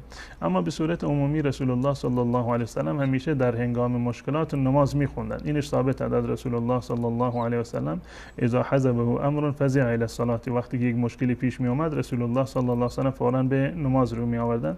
و در مورد نماز حاجت روایت با این که به اصطلاح اشکال سندی داره، اما برخی از علما گفتن به خاطر کثرت طرق میتونه که در حد حسن و برسه و میشه که از اون استدلال کرد، یا به خاطر اینکه برخی از علما معتقد هستن که در فضائل احادیث ضعیف رو هم میشه که بر اونها استدلال کرد. در اون روایت اومده که خوب وضو بگیرد، وضوش رو کامل بکند و بعد از آن 2 رکعت نماز بخواند و بعد از نماز دعا بکند برای اون حاجتی رو که دارد و اون مشکلی رو که دارد، دعا بکند که پروردگار فلان مشکل من رو حل بکن. جزاکم الله خیر جناب شیخ.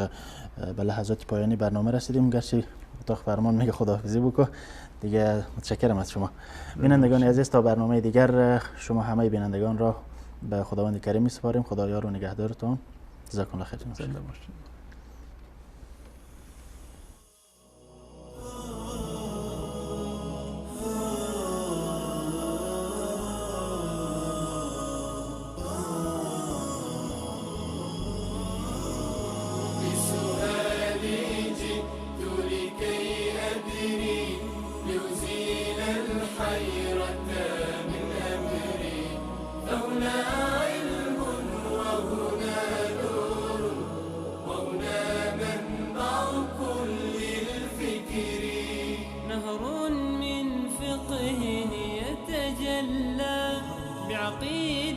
صدق في صدري لبيك أتيتك في لهف لسؤالك يا أهل الذكر، لسؤالك يا أهل الذكر، لسؤالي جئت لكي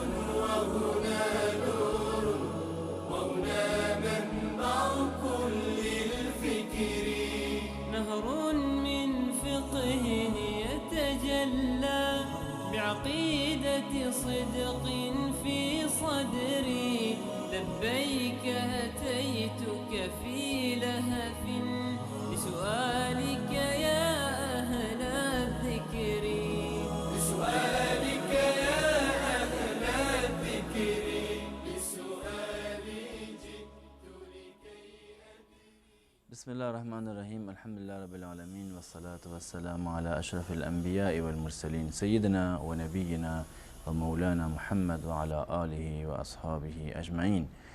ای بهز همه سخن کلامت، عنوان صحیفه هاست نامت. نام تو کلید مشکلات است، حمد تو وسیله نجات است. با یاد و نام الله متعال برنامه امروز را آغاز میکنیم. عرض سلام و خسته نباشید داریم خدمت شما بزرگواران. امیدوارم در هر کجا که هستید همیشه شاد و خوش و خرم باشین.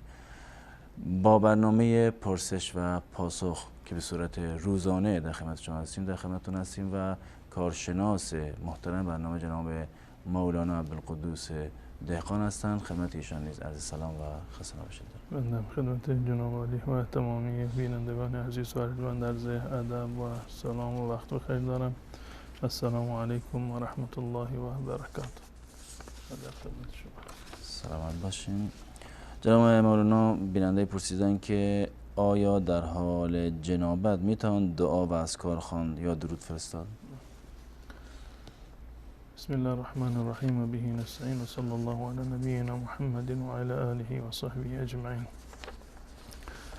در حالت اذکار، در حالت جنابت اولاتر و بهتر در هنگام جنابت این است که انسان زودتر وضو بگیرد برای تخفیف جنابت. اگر امکان غسلش وجود نداشته باشد و اگر امکان غسل وجود داشته باشد بهتر و اولاتر این است که هرچی زودتر انسان در واقع غسل بکند، غسل رو به تأخیر نیندازد و در صورتی که نیاز داشته باشد و زمینه فراهم نباشد برای غسل، نیازی به تأخیری در غسل در واقع وجود داشته باشد، بهترین است که وضو بگیرد. و رسول الله صلی الله علیه و سلم در هر حالتی الله متعال را ذکر می‌کردند مگر در حالتی که در حالت جنابت یا در هنگام قضای حاجت.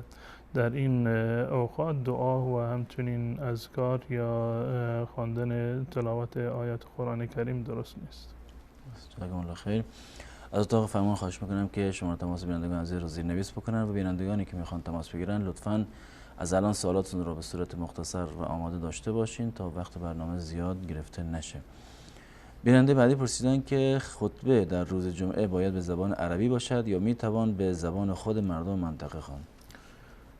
در مورد خطبه اصل هدف از خطبه موعظه کردن مردم هست، وعظ و نصیحت هست که و احکام اسلامی رو برای مردم بیان بکنند.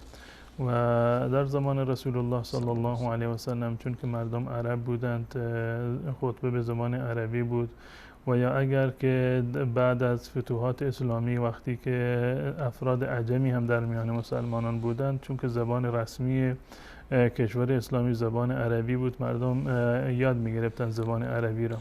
اولاتر و بهتر این است که یعنی مردم یاد بگیرن زبان عربی را که حداقل در حد خطبه‌ای بفهمند که خطیب چی میگوید تا اینکه یک مدخل و زمین سازی باشه برای فهم صحیح قرآن و سنت رسول الله صلی الله علیه و سلم که به زبان عربی هست. و یکی از فلسفه هایی که خطبه به زبان عربی گفته می شود این است که مردم آشنایی پیدا بکنند، بشناسند زبان عربی را و تشویق بشوند برای فرا گرفتن زبان عربی. اما اگر در یک منطقه مردم به صورت کلی زبان عربی رو نمیفهمند از نظر شرعی اشکالی ندارد خطبه به زبان خود اهل اون منطقه باشه، به زبان فارسی یا زبان دیگری باشه، از نظر شرعی هیچ گونه اشکالی نداره. و در مذهب امام ابو حنیفه رحمت الله علیه بحث عربی بودن خطبه جز مستحبات هست. مستحب هست که به زبان عربی بوده زیرا که از زبان قرآن و زبان رسول الله صلی الله علیه و سلم هست و عربی بودن خطبه جز شرایط یا جز واجبات خطبه و شرط صحت برای خطبه نیست. منتها بهترین از در جایی که مردم به اصطلاح زبانشون عربی نیست و خطبه عربی رو نمیفهمند و هدف از خطبه هم فهماندن مردم وعظ و نصیحت هست، بهترین است که در آغاز خطبه معمولا خطبه حاجتی که میخونند به زبان عربی هست، چند آیه احادیث به زبان عربی باشد و در آخر هم که دعا به زبان عربی هست تا اینکه جمع بشود بین هر دو تا، یعنی هم عربی باشد در ابتدایش و هم در وسط خطبه به زبان محلی مردم را موعظه بکند. این طریقه اولاتر و بهتر هست. درست. جزاکم الله خیر. تماس بینندگان آماده است و اولین تماس بیننده رو میگیریم. سلام علیکم، برنامه پرسش و پاسخ بفرمایید. سلام علیکم استاد گرامی، خسته نباشید. سلامت باشین. در خدمت شما هستیم. ببخشید من دو تا سوال داشتم. سوال اولتون؟ سوال اول من اینه که مثلا به بهونه روزه نمیگیره یا مثلا یک کار شدید دارم کار نمیتونم بکنم یا هوا گرم نمیتونم مثلا روزه بگیرم، آیا در نماز تراویح شرکت کنه این ثواب داره یا نه؟ سوال بعدیتون؟ سوال بعدی من اینه که مثلا وقتی ناخن دست کار میگیری این حتما باید زیر خاک کنی یا مثلا جای بندازی؟ ناخن گرفتن؟ بله ناخن دست کار میگیری. درست. و سوال سوم اینه که مثلا خطبه نکاح چی چیزی باید خونده باشه وقتی مثلا نکاح میبندن، چی چیزی باید بخونی؟ در خطبه نکاح یعنی چه چیزایی گفته بشه؟ چه چیزا مثلا خونده باشه، مثلا چه چیزای مثلا مهمه که بخونی حتما باید خونده باشه، اگر نخونی مثلا نکاح صحیح نمیشه. در باره یک توضیح بدید. درست ان شاء الله. تشکر میکنم از شما. سلامت باشین. خدا نگهدارت. سلام علیکم، برنامه پرسش و پاسخ بفرمایید. الو سلام، خسته سلامت باشین. در خدمت شما هستیم. زنده باشین. سوال داشتم درباره فطریه، می‌خواستم بدونم چند کیلوه چجوریه، چون بعضی میگن 2 کیلو، بعضی میگن 2 کیلو 200 گرم، بعضی میگن 3 کیلو. می‌خواستم بفهمم چجوریه چند کیلوه. درست. سوال دیگه هم دارین؟ زنده باشین. سلامت باشین. خدا نگهدارتون. سلام علیکم، برنامه پرسش و پاسخ بفرمایید. سلام علیکم و رحمت الله و برکاته. علیکم السلام و رحمت الله و برکاته. در خدمت شما هستیم. سوال داشتیم. ما دیروزم سوال دادم در مسئله ما کشور روسیه و زندگی میکنیم، ما مسجد نداریم، شرایط نماز جمع کردن نداریم. المسجد از ما 180 90 کیلومتر دور است. درست. شما قبلا سوال پرسیدین درسته؟ پرسیدم اون 180 190 کیلومتر دور است. ما اگر نرویم گناهگار میشیم. خیر. درست. یعنی شرکت در نماز عید یا جمعه آیا اگه نکنید گناهی داره یا نه؟ بله. سوال دیوم بود. سوال بعدیتون؟ سوال دیوم. بفرمایید. سوال دومتون؟ ما یک کارخانه داریم، یک کسانه خیلی اجاره بگیریم و شب این کارخانه با قلیون فروشی، شراب فروشی هم خیلی جانت اجاره. یعنی در جایی که کار میکنید قلیون و شراب میفروشن درسته؟ ما یک کارخانه داریم، کارخانه ما یک شب اجاره میخوایم که اجاره. خب وای پولی که ما با اجاره میکرد هم پول برای ما حلال است یا حرام؟ یعنی شما کارخونه‌تون رو به یک شخصی اجاره میدین درسته؟ بله. و اون کارخونه شراب فروشی و قلیون فروشی داره. این پول براتون حرامه یا حلاله یا حرام؟ بله اجاره پول برای ما حلال است یا حرام؟ بله. درست. ان شاء الله پاسخو دریافت کنید. تشکر. السلام علیکم و رحمت الله. فقط ان شاء الله بعد از اینکه تماس تموم شد میان برنامه گرفتین ان شاء الله منتظر باشین سوالاتون رو دریافت کنید، جواب سوالاتون رو. تشکر میکنم از شما. خدا نگهدارتون. سلام علیکم، برنامه پرسش و پاسخ بفرمایید. دارن تماس مشکل داره، بیننده بعدی رو میگیریم. سلام علیکم بفرمایید. سلام علیکم، برنامه پرسش و پاسخ بفرمایید.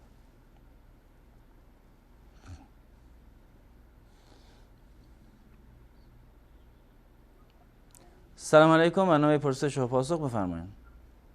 بله سلام علیکم و رحمت الله. علیکم السلام و رحمت الله و برکاته. ببخشید من یک سوال داشتم.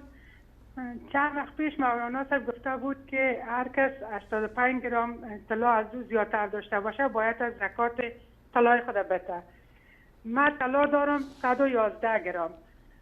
آیا از 85 منفی کنم بعد از اون بتونم زکات یا جمعاً حسابش کنم؟ 111 گرم درسته؟ بله. دیگه 51 گرم از او 21 یار است، 60 گرمش هم 18 یار. آیا حسابش 21 گرم کنم همیشه یا 18 یار؟ درست.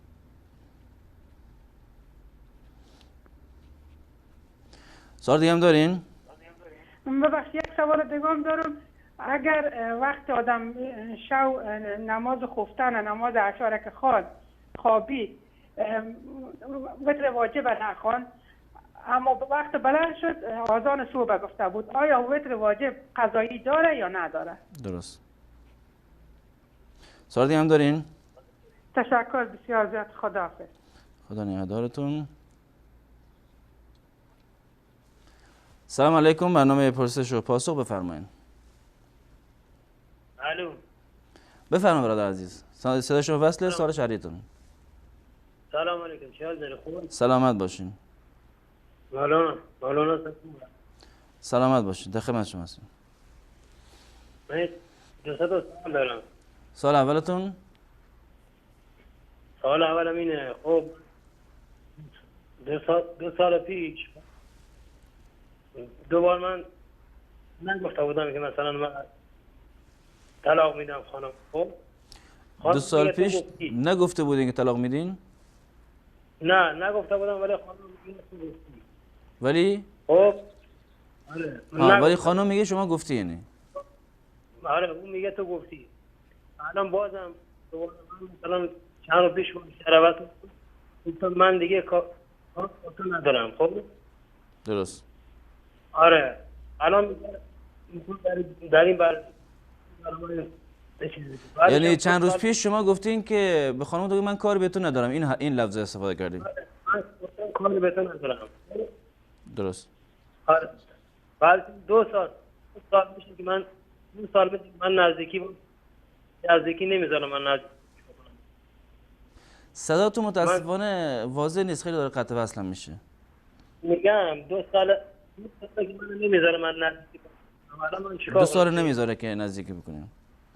آره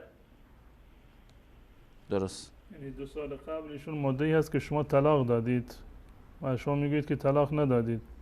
الان که شما میگید نگفتم. خب شما زنگ زدم با جناب صحبت کردم 2 سال پیش. درست. 2 سال پیش میگه نگفتم هم که حرف. متاسفانه صدای شما واضح نیست. 2 سال پیش ایشون مدعی شده که شما طلاق دادید و در حالی که شما طلاق ندادید، نگفتید که طلاقید. الان به زن گفتید که من به شما کاری ندارم. آره من نمیذارم. میگم خب الان وقتی گفتی من به شما کاری ندارم، منظورتون چی بوده از این جمله؟ کاری ندارم یعنی چی؟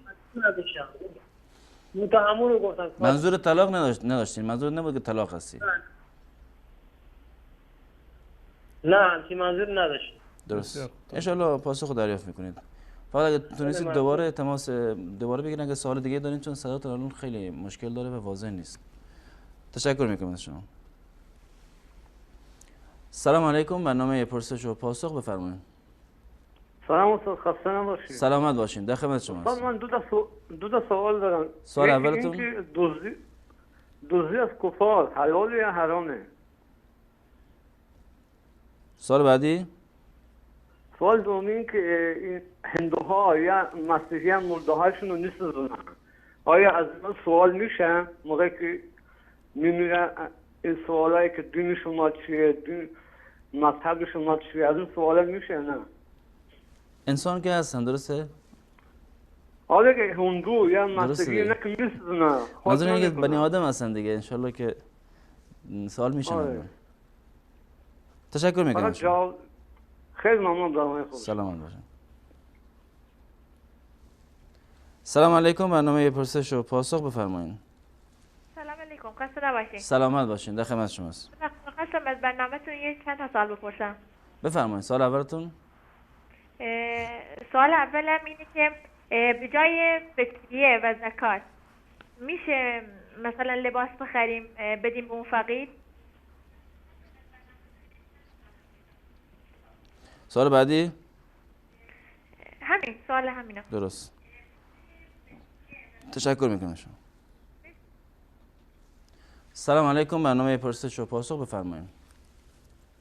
سلام علیکم و رحمت الله. علیکم السلام و رحمت الله و برکاته.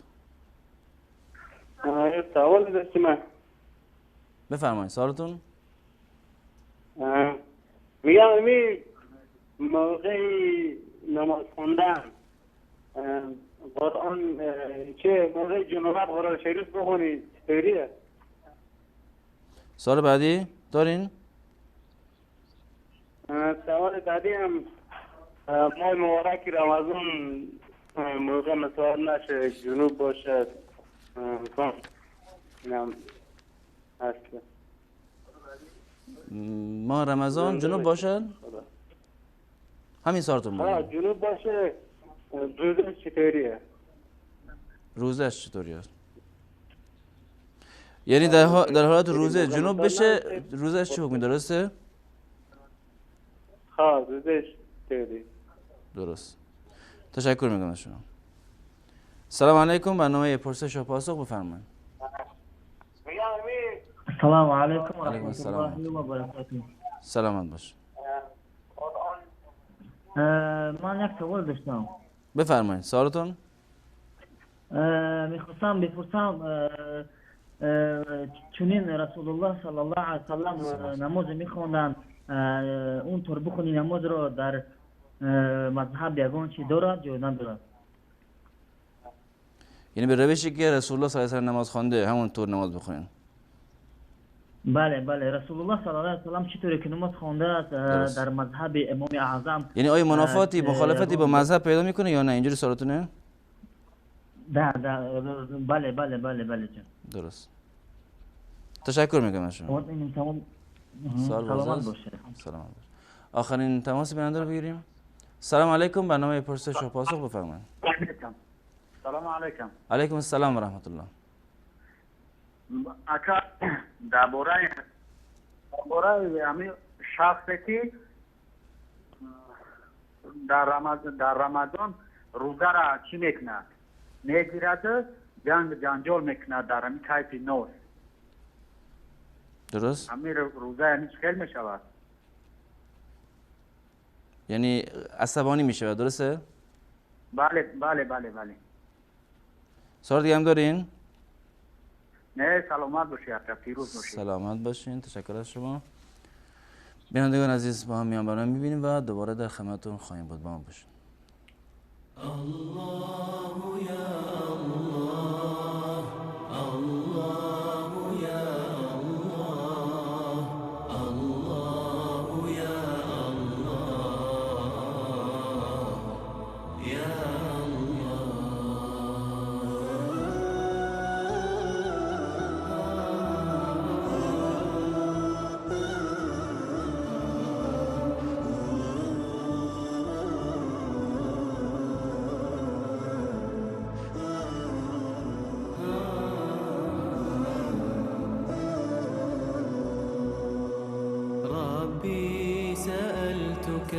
أن تكون خواتمي أعمال خير في رضاك إلهي يا ربي رجوتك لا تؤاخذ زلتي فأنا الظلوم وأنت ترحم حالي يا ربي سألتك أن تكون خواتمي أعمال خير في رضاك إلهي ربي رجوتك لا تؤاخذ زلتي فأنا الظلوم وأنت ترحم حالي يا ربي سألتك جنة عرض الفضاء وبطول جودك يا مليك مناليا ويكون قصر الخير ملكي يوم أن تبيض أعمال فأخلد عاليا ربي سألتك جنة عرض الفضاء وبطول جودك يا مليك مناليا ويكون قصر الخير ملكي يوم أن تبيض أعمال فأخلد عاليا في جنة الفردوس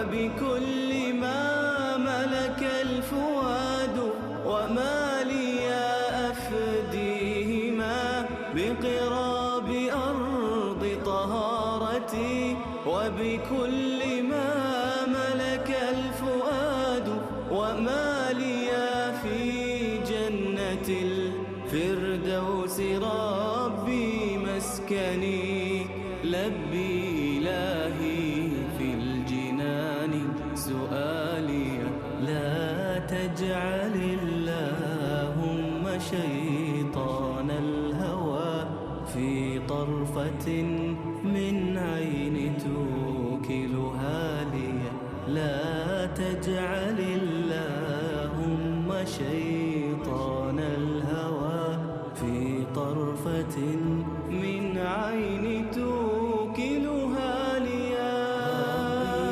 سألتك أن تكون أعمال خير في رضاك إلهي ربي رجوتك لا تؤاخذ زلتي فأنا الظلوم وأنت ترحم حالي سألتك يا رب أنت المستعان وأنت نور التائهين ظمئت نفوس المؤمنين فمن يروي المؤمنين يا رب زدني من علومك واهدني سبل اليقين وأنر فؤادي بالهدى والخير والحق المبين فأنا الظلوم وأنت ترحم حاليا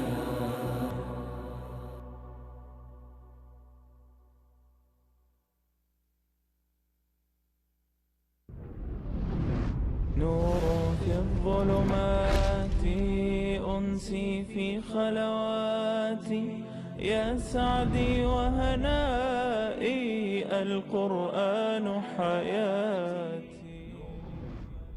أم حسبتم أن تدخلوا الجنة ولما يأتكم مثل الذين خلوا من قبلكم مستهم البأساء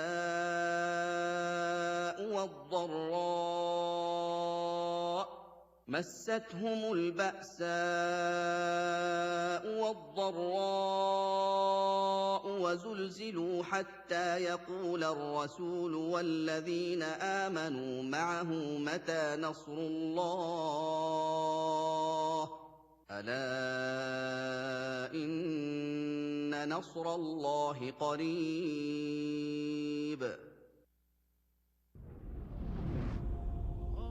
آیا گمان می کنید وارد بهشت می شوید حالان که هنوز حالت آنان که پیش از شما گذشتند بر سر شما نیامده است؟ مشکلات و سختی های زیادی به آنان رسید و به قدری گرفتار ناراحتی و آشفتگی شدند که پیامبر و مؤمنانی که با او بودند می گفتند یاری پروردگار چه زمانی خواهد آمد؟ آگاه باشید که یاری الله نزدیک است. نور في الظلمات أنسي في خلواتي يا سعدي وهنائي القرآن حياتي. يا ربي اقبل صومنا واغفر جميع ذنوبنا يا ربي نطلبك الرضا عنا وستر عيوبنا يا ربي اقبل صومنا واغفر جميع ذنوبنا يا ربي نطلبك الرضا عنا وستر عيوبنا يا ربي اقبل صومنا واغفر جميع ذنوبنا يا ربي نطلبك الرضا عنا وستر عيوبنا يا ربي اقبل اقبل صومنا واغفر جميع ذنوبنا، يا ربي نطلبك الرضا عنا وستر عيوبنا. يا ربي من صلى وصام وكل من زكى وقام يبغي رضاك ورحمتك والعفو يا رب الأنام. يا ربي من صلى وصام وكل من زكى وقام يبغي رضاك ورحمتك والعفو يا رب الأنام. يا ربي اقبل صومنا واغفر جميع ذنوبنا، يا ربي نطلبك الرضا عنا وستر عيوبنا. يا ربي اقبل صومنا واغفر جميع ذنوبنا، يا ربي نطلبك الرضا عنا وستر عيوبنا. يا ربي يقبل صومنا.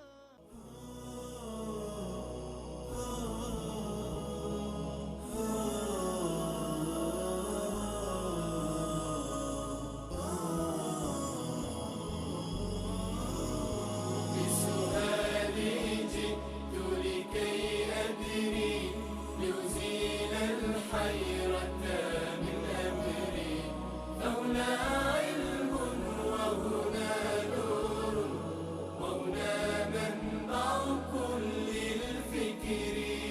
نهر من فقه يتجلى بعقيدة صدق في صدري، لبيك أتيتك في لهف بسؤالك يا أهل الذكر.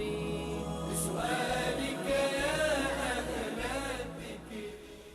عرض سلام و خسته نباشید مجدد دارم خدمت شما بینندگان عزیز. جناب بیننده اول پرسیدن که کسی که به بهانه مثل کار کردن روزه نگیرد در ماه رمضان آیا میتواند در نماز تراویح شرکت کند؟ کسی که روزه نگرفته در ماه مبارک رمضان و یک عذر شرعی دارد برای روزه نگرفتن میتوند که شبهای ماه مبارک رمضان رو عبادت بکند، نماز تراویح رو بخواند. یعنی نماز تراویح در ماه مبارک رمضان ارتباط مستقیمی با روزه ندارد. هر دوتاشون دوتا مسئله و دوتا عبادت جداگانه هستند. روزه بدون نماز تراویح جایز هست، هیچ اشکالی نداره، و نماز تراویح هم بدون روزه از نظر شرعی جایز هست و هیچ گونه اشکالی رو ندارد. برای کسی که معذور هست و از نظر شرعی نمیتواند روزه بگیرد، بهترین است که وقتی که روزه رو نمیتواند بگیرد حداقل فضیلت شبهای ماه مبارک رمضان را، قیام در ماه مبارک رمضان را از دست ندهد. درست است کسی روزه نگیرد اما بنابر عذر شرعی اما نماز تراویح بخواند، یا نماز تراویح بخواند و برعکسش در روزه نگیرد. هر دو تا مسئله از نظر شرعی اشکالی ندارند و درست هستند. جزاکم الله خیر. قضیه ناخن گرفتن سوال پرسیدن که ناخن گرفته شده باید زیر خاک بشه یا هر جایی میشه؟ نه، حتما الزامی نداره که یعنی ناخن رو دفن بکنن در زیر خاک، و چون که اجزای آدمی هست یک جایی بندازند که زیر دست و پا نباشه، که برخی از علما اینو گفتند که جزء مستحبات هست، یعنی که اجزای آدمی به اصطلاح بی حرمتی به اجزای آدمی نباشد. اما وقتی که یک جزء موارد به اصطلاح اضافی هستند و مثل ناخن هست یا مو هست که در واقع از انسان جدا می شوند، اینها در واقع آنچنان حرمتی هم ندارند که حتما بخوایم اینو دفن بکنیم. منتها در یک جایی که به اصطلاح کسی رو آن پا نگذارد بندازند اولاتر و بهتر هست. جزاکم الله خیر.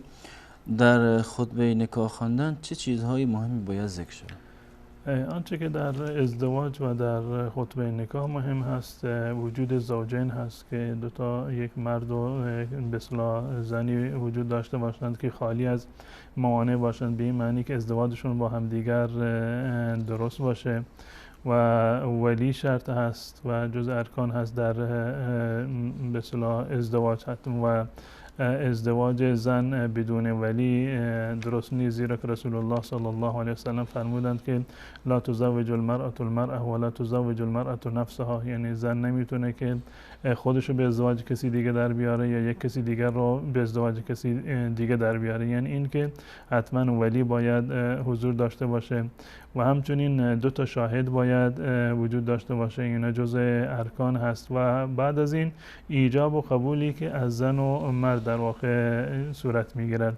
ایجاب و قبول یعنی این که از جانب یکی از این 2 مثلا تقاضای ازدواج داده میشد و طرف دوم قبول بکند. اینا جزء شرایط اصلی و ارکان اصلی ازدواج هستند. اما در مورد خطبه، این خطبه جزء مستحبات نکاح هست، یعنی خطبه‌ای که میخونند به زبان عربی باشد یا به زبان غیر عربی باشد، این لازم نیست در خطبه در نکاح، یعنی جزء ارکان و شرایط ازدواج نیست و جزء مستحبات هست. اگر این رو خوندند که بهتر هست، اولاتر هست و ثواب دارد، اما اگر نخواندند باز هم عقد نکاح از نظر شرعی درست هست.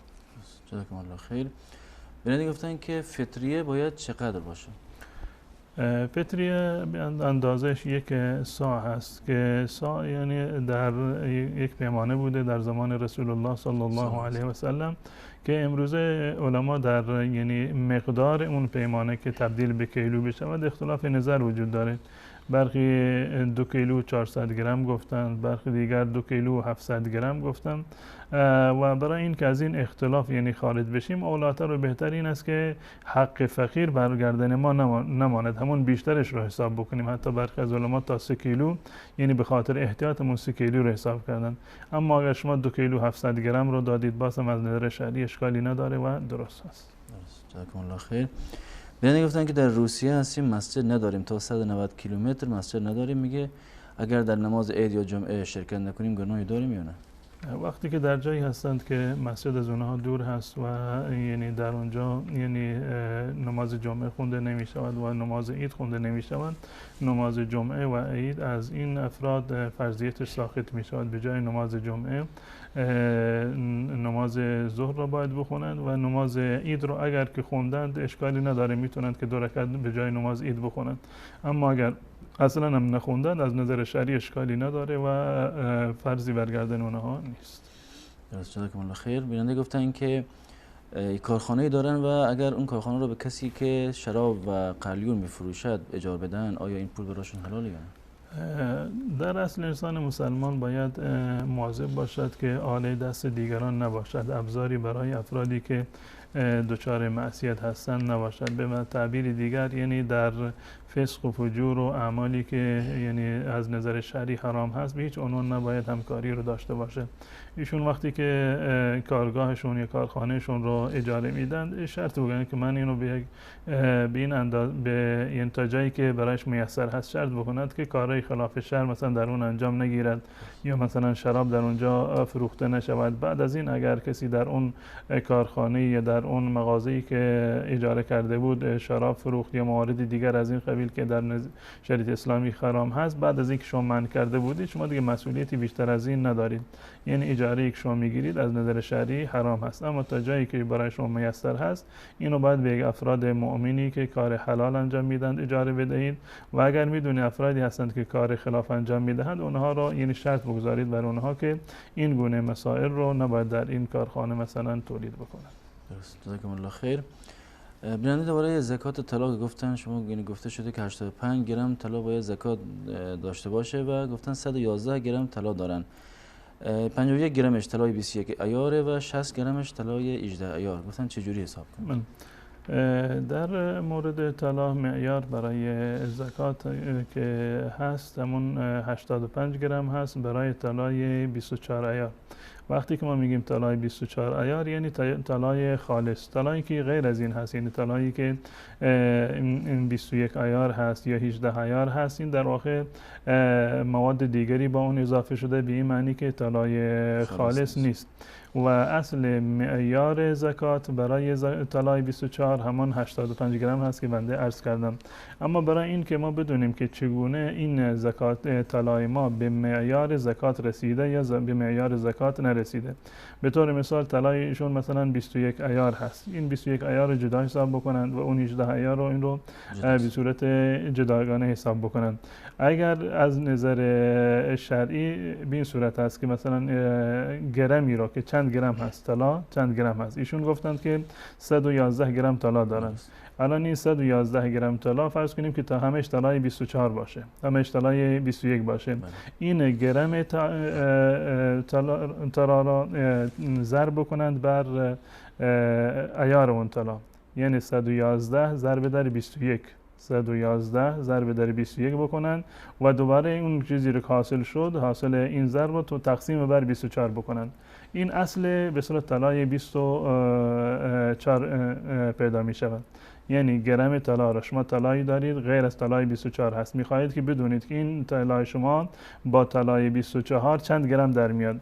راهش این است که همون تعداد گرم طلایی رو که شما دارید اون رو تقسیم بکنید، بعد ضرب بکنید بر عیاری که این طلا داره. مثلا 21 هست، 111 گرم هست، اینو ضرب بکنید بر 21، دوباره اینو تقسیم بکنید بر 24، اون حاصل تقسیم در واقع طلای خالص می شود. از 111 یا 112 گرم طلا وقتی که این صورت عمل بشه تقریبا می شود 97 گرم، یعنی 97 گرم بیشتر از 85 گرم هست، پس بنابراین زکات دارد. و زکات تفاوتی نداره، وقتی که طلای شما 21 باشد یا 18 باشد 24 باشد به نصاب زکات برسد، یعنی به اندازه 85 گرم طلا وقتی که رسید نرخش همون یعنی اندازه زکاتش 2.5% هست. 40 تقسیم بر 40ش بکنن 41 رو بدن، یا اینکه به اصطلاح 2.5% رو که همون 41 می شود این زکاتش هست. تفاوتی نداره که طلا 24 عیار باشه یا 18 عیار یا 21 عیار باشه، همهشون زکاتشون 2.5% است، اما باید به اندازه نصاب زکات باید برسد. جزاکم الله خیر. بیانده گفتن که نماز عشا را خواندن و خوابیدن، وقتی که بیدار شدن اذان صبح گفته، نماز وتر را نخواندن، آیا نماز وتر قضایی داره یا نه؟ اشکالی نداره. وقتی که ایشون میخواستند که بیدار بشوند و خواب افتادن، از نظر شرعی گناهی برگردنیشون نیست، اما لازم هم نیست که حتما قضایی بیاورند. اما اگر خواستند از نظر شرعی هیچ گونه ممانعتی وجود نداره، جایز هست. و رسول الله صلی الله علیه و سلم قضا آوردن نماز وتر رو، و وقتی که نماز وتر رو شما در روز خواستید قضا بیاورید، این رو به صورت وتر قضا نیاورید.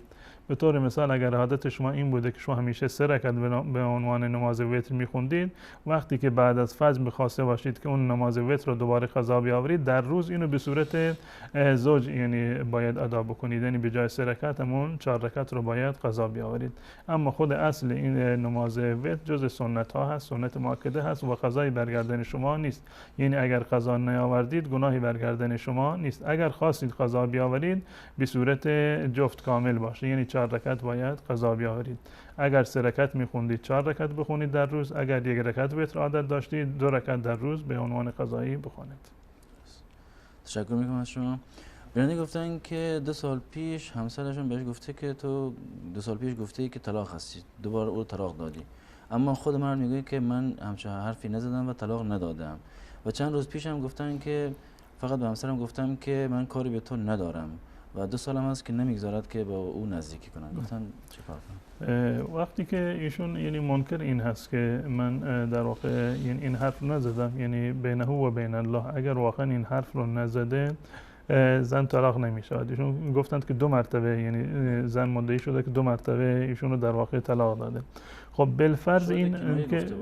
بالفرض این که طلاق داده باشه، بالفرض این که ایشون گفتند که من چون این حرفی رو نزدم و 2 مرتبه گفتند که زن گفته که مرا طلاق دادی، الان ایشون میگه من طلاق ندادم. بالفرض این که 2 مرتبه هم طلاق داده باشد، این همون سخت‌ترین گزینه رو ما انتخاب بکنیم. بالفرض این هم که 2 مرتبه طلاق داده باشند و بعد از این شوهر منکر طلاق هست، یا به تعبیر این اگر هم طلاق داده باشه رجوع کرده باشه، پس بنابراین الان زن و شوهر هم دیگر هستند، باز میتونن با هم دیگر زندگی بکنن. اگر به صورت کلی این شوهر مطمئن هست که چون این حرفی رو اصلا نزده، یعنی گزینه بعدی هیچ این حرف رو نزده که در این صورت هیچ گونه اشکالی در واقع وجود نداره و طلاقی اصلا واقع نشده. اگر یک طلاق یا دو طلاق هم واقع شده باشه، وقتی که شما منکر طلاق هستید یا دوباره رجوع کردید، به این معنی که شما دوباره با هم دیگر زن و شوهر هستید و ظاهرا این زن هم یک توهمی رو دارند و احساس کردند که شاید که الان مثلا طلاق شده، به این خاطر شاید اجابت نمی کنند و تمکین نمی کنند و این مسئله رو بهشون بفهمونید که از نظر شرعی اولا طلاق واقع نشده و ثانیا بالفرض اینم که طلاقی واقع شده باشه، یک مرتبه یا دو مرتبه همون طوری که زن مدعی هست، این طلاق رجعی شمرده می شود و شما دوباره وقتی که با هم رجوع کردید با هم زندگی می کنید، یعنی این که بازم زن و شوهر هستید و میتونید که زندگی خودتون رو به آرامی و آرامش انشالله ادامه بدهید. درست. جزاکم الله خیر. بیننده گفتن که دزدی از کفار حکم می‌دارن. دزدی جزء گناهان کبیره هست. تفاوتی نداره که این دزدی از مال مسلمان باشه، از مال منافق باشه، از مال یهودی و نصرانی یا کافر باشه، هیچ گونه تفاوتی در این زمینه وجود نداره. و اساسا وقتی که در یک کشوری مثلا امروزه به یک مسلمان مثلا ویزا داده میشه، ویزای به اصطلاح سیاحتی باشه یا ویزای اقامتی باشه، یعنی این که شما بر اساس یک تعهداتی وارد یک کشور غیر اسلامی میشوید و حتما باید شما پایبند قوانین اون کشور باشید از نظر شرعی و همچنین شما باید که در واقع یک پیام رسان خوبی برای مسلمانان باشید، نه اینکه دنبال بهانه باشید و بهانه جویی بکنید برای اینکه مال یک فرد غیر مسلمان را بدون حق تصاحب بکنید. در زمان رسول الله صلی الله علیه وسلم مغیره بن شعبه وقتی که اومد مسلمان شد، قبل از اینکه مسلمان بشود این مرتکب قتلی شده بود و اموال افرادی رو کشته بود و مال اونها رو برداشته بود و وقتی که اومد مسلمان شد، رسول الله صلی الله علیه وسلم فرمود اما الاسلام اقبل، اسلام تو رو من قبول میکنم، مسلمان شدی الان اهلا و سهلا، مسلمانی تو رو قبول میکنم، اما المال فلست منه فی شیء، اما مالی رو که از یک فرد کافر قبلا در زمان کفرت هم گرفته بودی اون من متعهدش دیگه نیستم، اون مال اصلا مال تو نیست، پس بنابراین جایز نیست. و این روایت در صحیح بخاری هست، مسلم هست، در سنن ابو داود و سنن اینو ذکر کردن. پس بنابراین گرفتن مال حتی فرد کافر بدون اجازهش و از طریق غیر شرعی یعنی به سرقت از نظر شرعی جایز نیست و حرام هست. درست. جزاکم الله خیر. سوال بعدی بیننده گفتن که آیا هندوها مرده‌های خود را میسوزانند؟ آیا اینها سوال و پرس میشن در روز قیامت؟ تفاوتی نداره که انسانی که امت به اصطلاح دعوت هست، یعنی در زمان رسول الله بعد از رسول الله صلی الله علیه و سلم هستند و دعوت به اونها رسیده باشد، حتما در روز قیامت هم بازخواست میشوند که چرا مسلمان نشدید و این که فردی را بسوزانند، ولو اینکه فرض کنیم یک مسلمان را بسوزانند، این معنیش این نیست که از اون در روز قیامت سوال و بازخواست نمیشه، زیرا که الله متعال دوباره قادر هست که این پودر رو دوباره جمع بکند، انسان رو دوباره بیافریند و این انسان گرچه بدنش ظاهرا از بین می رود اما در روز روحش به صورت کامل هست. و در روایت اومده که رسول الله صلی الله علیه وسلم فرمودند در میان امتهای قبلی یک فردی بوده که وقتی که مرده قبل از وفات خودش توصیه کرده بود به خانوادهش که من رو بسوزانید و بدن من رو پودر بکنید و پودر من رو در دریا پخش بکنید و الله متعال اون رو زنده کرد و دوباره گفت چرا این کار رو کردی، چرا چنین وصیتی کردی؟ گفت من از ترس تو این کار رو کردم. الله متعال فرمودند که من تو را معاف کردم. یعنی این که الله متعال ولو این که یک انسانی در دنیا سوخته بشود، در دریا غرق بشود، به اصطلاح حیوانات دیگری انسان را بخورند و پودر بشود به هر صورتی، اما این به این دلیل نیست که در روز قیامت دوباره زنده نمیشد. به هر کیفیتی که انسان از دنیا برود باز هم در روز قیامت زنده خواهد شد و سؤال از دین و از پروردگار و از پیامبر انشاءالله خواهد شد. جزاکم الله خیر. بیننده گفتن که به جای زکات فطریه و زکات آیا میشه لباس خرید فقیر داد؟ اصل بر این است که زکات رو میتونید به صورت پول نقد پرداخت بکنن، یعنی یک موردی رو که جزء شما مالی رو دارید به صورت طلا هست یا وسایل مثلا دیگر هست، اموال تجارت هست یا هر چیزی که باشه، شما میتونید اینو به صورت پول نقد اینو پرداخت بکنید، یا این که از جنس خود اون مالی که به اون زکات تعلق میگیره شما زکات رو بدهید، یعنی از اجناس مغازه‌تون که زکات بر اون تعلق میگیرد یا یک تکه‌ای از طلایی رو که به عنوان زکات بر اون تعلق میگیرد یا پولی رو که زکات به اون تعلق میگیرد، از خود اون جنس هم میتوانید به عنوان زکات اینو پرداخت بکنید. اما این که یک مورد دیگر باشد شما اینو تبدیل بکنید به یک چیز دیگر، شما پول دارید و باید زکات پول را بدهید، شما این پول رو تبدیل به لباس بکنید یا تبدیل به غذا بکنید به فقرا بدهید، این از نظر شرعی درست نیست. دقیقاً همون چیزی رو، کالایی رو که زکات بر اون لازم شده همون رو پرداخت بکنید، یا این که اگر کالایی رو دارید و اموال تجارت هستن زکاتش رو به صورت پول تبدیل کردید و اینو به فقرا دادید، این هم از نظر شرعی اشکال نداره که زیرا که فقیر میتواند با پول یعنی نیاز خودش رو برطرف بکنه. اون فقیری که شما الان زکاتتون رو تبدیل به فرض بکنیم که به غذا میکنید و یا میدهید، تبدیل به لباس میکنید، به فقیر میدهید، شاید اون فقیر اصلا نیازی به لباس شما در واقع نداشته باشه. در مورد صدقه فطر هم اصل بر این است که همون اقلام غذایی رو که رسول الله صلی الله علیه و سلم تعیین کردن همون داده بشه، یعنی یک سای از خوراکی باشه، گندم باشه، جو باشه، برنج یا حبوبات دیگر باشند.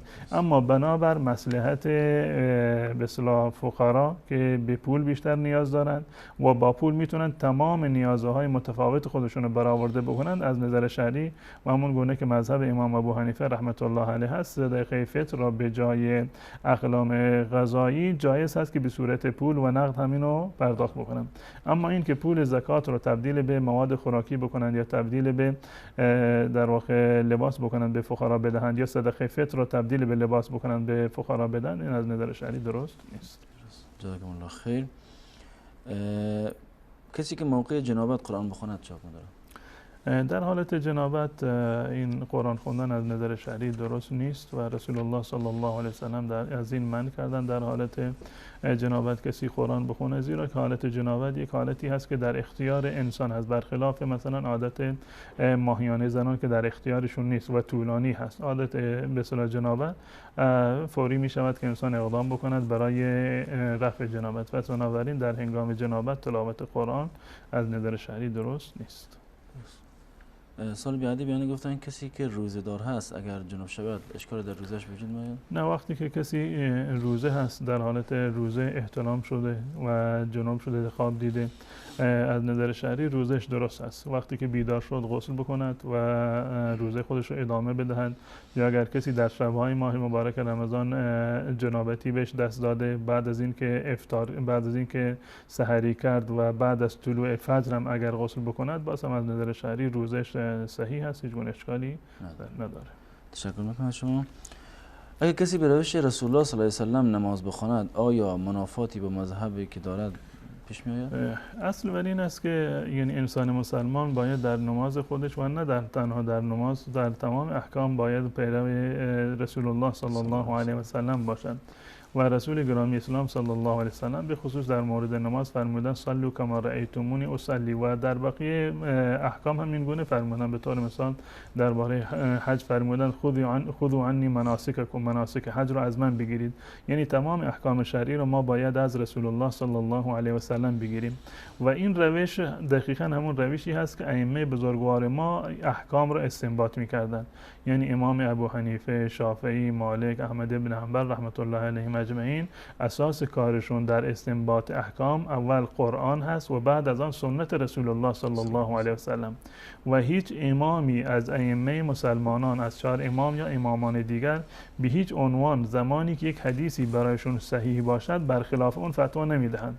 امام ابو حنیفه رحمت الله علیه، امام مالک، شافعی، احمد ابن حنبل همشون اقوالی در این زمینه دارند که اذا صح الحدیث فهو مذهبی، اگر حدیث صحیح شد مذهب من اون هست.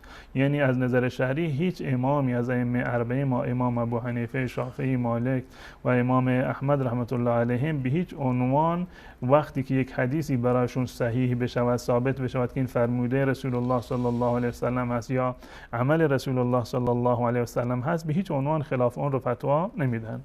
اما فعلا عملا ما میبینیم که در میان مذاهب اهل سنت و الجماعت در برخی از موارد فروعی و اجتهادی یعنی اختلاف وجود دارد. یعنی این که این مسائل جز مسائل اجتهاد هست و یعنی برای امام در این زمینه نص صریحی از رسول الله صلی الله علیه وسلم به اثبات نرسیده.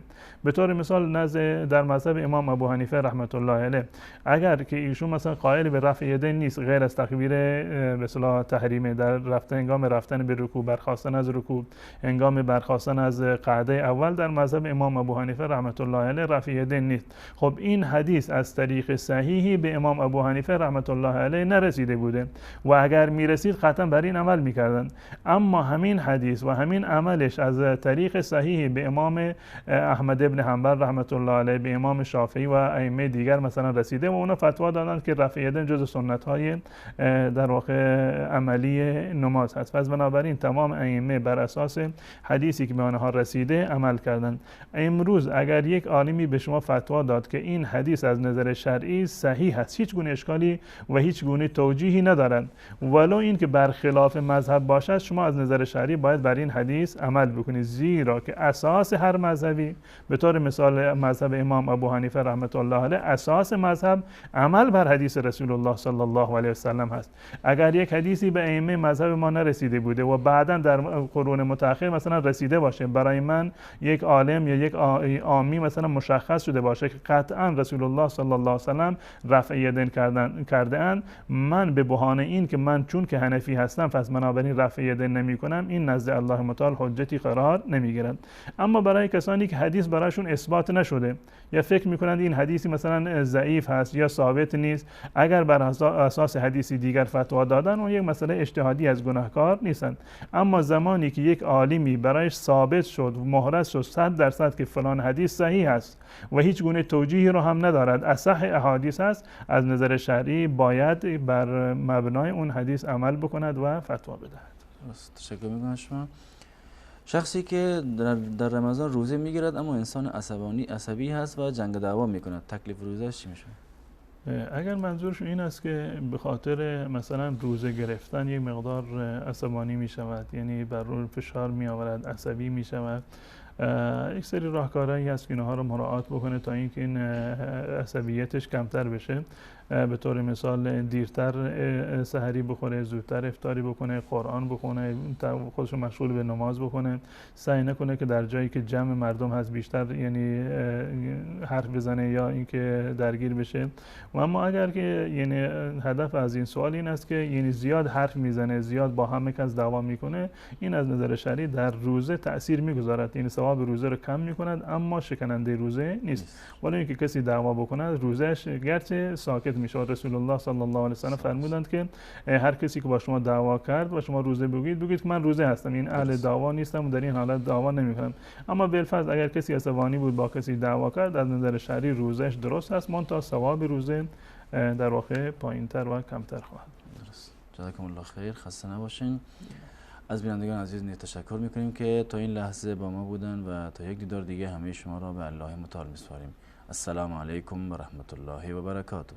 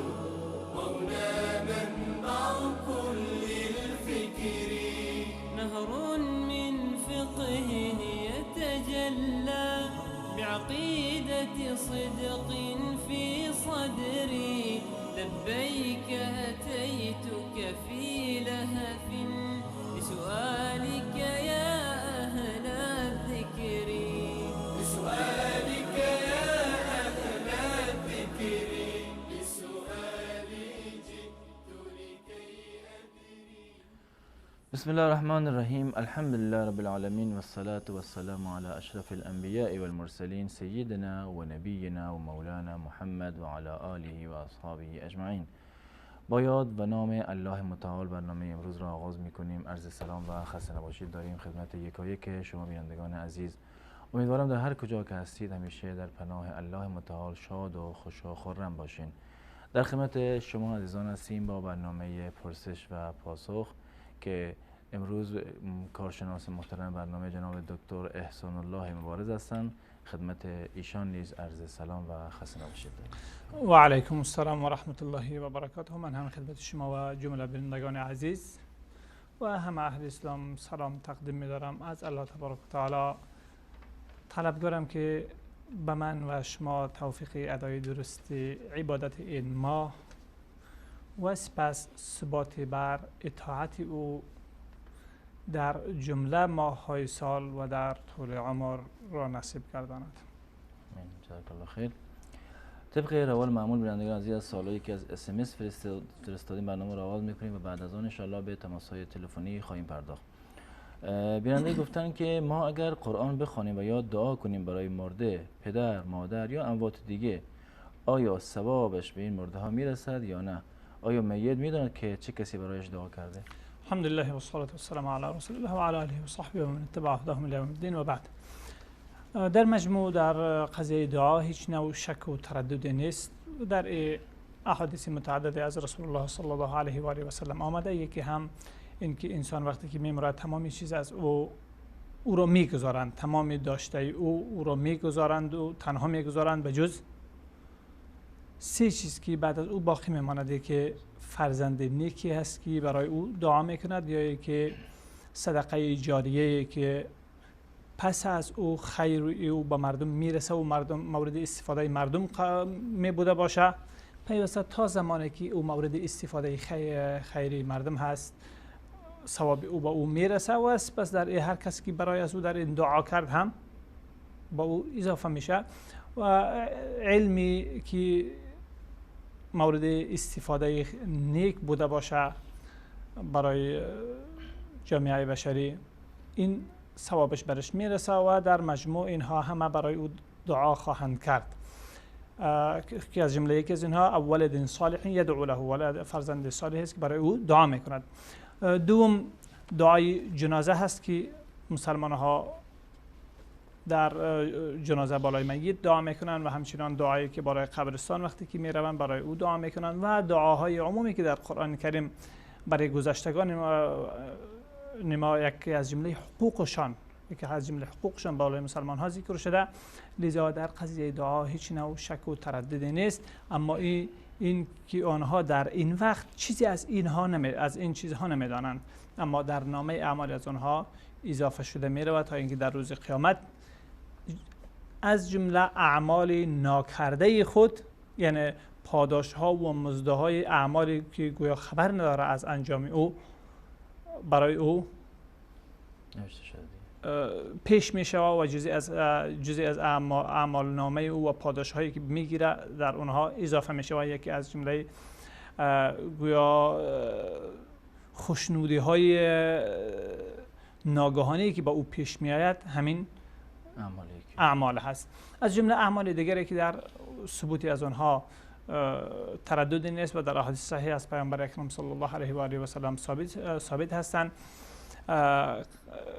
روزهای قرضی که شخص داشته، صدقه‌ای که فرزندان او برای او میکنن، صدقه‌ای که بالایش از نظری بوده یا قرض بالایش بوده و یا اینکه یعنی قرضی او که پرداخته میشه حقوق مردم است برگردانده میشه از طرف توسط فرزندان او و ورثه او، دوستان او، حتی دوستانی او بیگانه او که نبی اکرم صلی الله علیه و سلم یکی از جنازه ها برایش آورده شد. گردنش است انجام بله با قرض او بالای او 2 دینار قرض بود، گفت کی به دوش میگیره این 2 دینار را.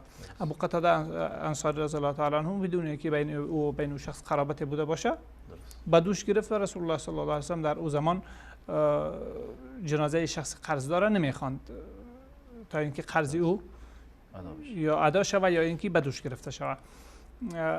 ولی در بعدها رسول الله صلی الله علیه و آله و سلم زمانی که فتوحات زیاد شد، در اونجا رسول الله صلی الله علیه و سلم میگفت هر کس که بالای او قرضی میمانه قرضش به دوشی بیت المال ما از جانب او ادا میکنیم. مالی اگر میمانه مالش برای ورثه‌اش باشه. این یکی از گویا تعلیمات برای بیت المال مسلمان ها هست که در وقتی گشایش چگونه باشه و در وقتی که بالایش فشار اقتصادی بوده باشه چگونه باید تعامل بکنه. در همه حالات یکسان نیست.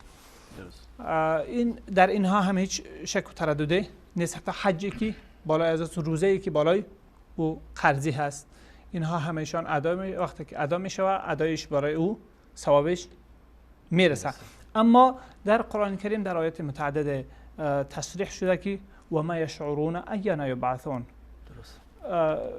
انک لا تسمع الموتى، چیزی از ما نمیشنون و چیزی خودشان از و ما یشعرون اینا یبعثون راجع به خود هم احساس نمیکنن که چی وقت آنها برانگیخته میشوند. و داستان اصحاب کهف هم واضح و روشن است که بعد از 300 سال بلند شدن، نمیدانستن که در محیطشان چی تحولات با وجود آمد. لیسا از تحولات محیطی ما اونها چیزی درک ندارند. زائد بر آیتی که در تصریح میکنه میگه که و من ورائهم برزخ الی یوم یبعثون، کسانی که از این دنیا میروند فوت میکنن، در میان از اونها و در میان زندگی دنیا برزخ است. یک پرده مانعی هست که مانع آگاهی های از اونها از این امور دنیا می شود. لذا چیزی راجع به این امور دنیا آنها نمیدانند. قسمی که احوال از آنها را ما نمیدانیم، آنها نیز از احوال ما بیخبر می بوده باشند و این نصوص متعدده هست که این چیزها را بیان میکنن و نصوص صریح. در ضمن اینجا لازم به اشاره میدانیم که شماره روایات هست، روایات حدیثی که در همه معلول و ضعیف هستند، ولی با سر به سر کردن یکی با دیگر تعداد از علما بعضی از آنها را به درجه حسن رساندن یا حتی بعضیش تصحیح کردن بنابر بعضی توجیهات اسنادی که آنها هم مخالف این آیات هستند، هم در ذات خود در این احادیث معلول هست. از جمله مجموع احادیثی که در آنها ذکر از عرض اعمال امت یا حتی درود و سلام امت بر رسول الله صلی الله علیه و آله و سلم در یکی از روزها هست، و شمول حدیثی که در روز جمعه هست که تعدادی او را تصحیح کردن، ولی در حقیقت حدیث امام بخاری رحمه الله، امام احمد بن حنبل، امام ابو حاتم رازی یا ابو بکر بزار و غیر مجموعه ائمه بزرگ علل اتفاق نظر دارند در اینکه حدیث منکر است. و این بظاهر سند و بعضی از بزرگان ائمه چون ابن خزیمه، ابن قیم و امثال اونها تصحیح کردن، ولی این برمیگرده به اختلاف در تعیین یکی از راوی ها که آیا او راوی معتبر هست یا نیست. به هر حال این همه موضوعات است که مربوط به این مسئله. انتقال میکنیم به تماس های دوستان عزیز. تشکر میکنم از شما. اولی میرنده رو میگیریم. سلام علیکم، برنامه پرسش و پاسخ بفرمایید. سلام علیکم. علیکم السلام و رحمت الله. ببخشید الان صدای من پخش میشه؟ بله بله. سوال شرعیتون؟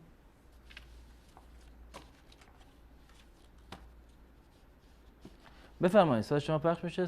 سوال شرعیتون.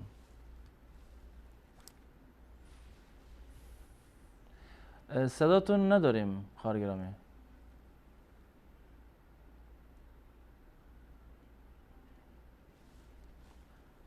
الو، زاران تماسشون مشکل داره.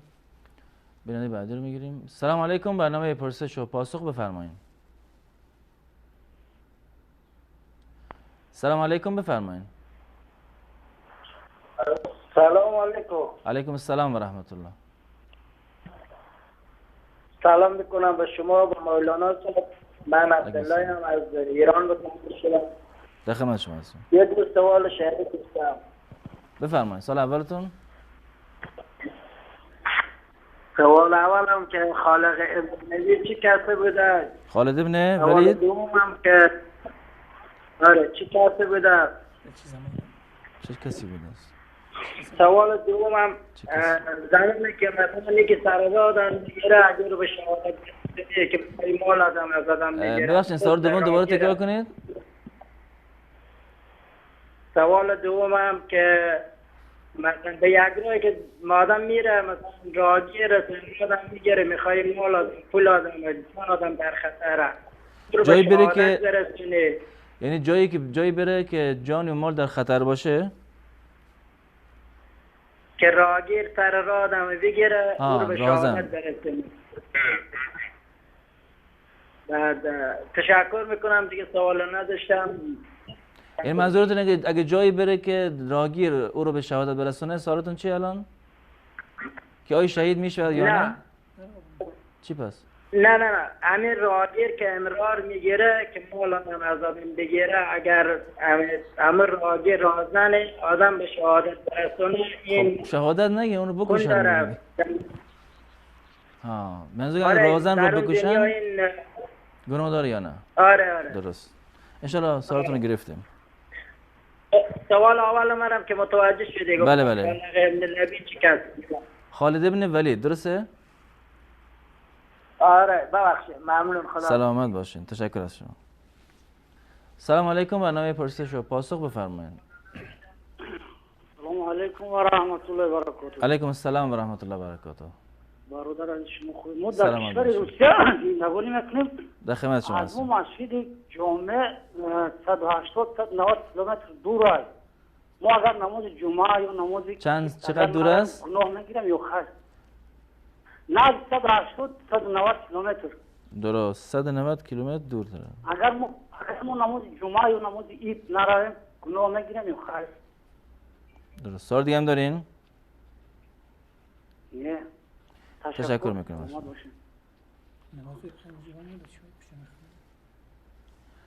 سلام علیکم. برنامه پرسش و پاسخ بفرمایید. و علیکم السلام. برادر سوال داشتم اگر جواب بفرمایید. خواهش میکنم. سوالتون؟ اگر شخصی که انسان دیگر رو بگوید که حیوان و یا اینکه شیطان بگوید و یا اینکه دجال بگوید این چی حکم داره؟ سوال دیگه هم دارین؟ نه رحمت کنم. سلامت باشید. اگر سوال ما رو جواب بده انشالله حتما. تشکر میکنم از شما. تماس بیننده بعدی رو میگیریم. سلام علیکم. برنامه پرسش و پاسخ بفرمایید.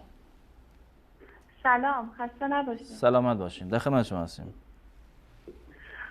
استاد یک سوالی برای بنده پیش آمده، اینکه چرا از ابتدا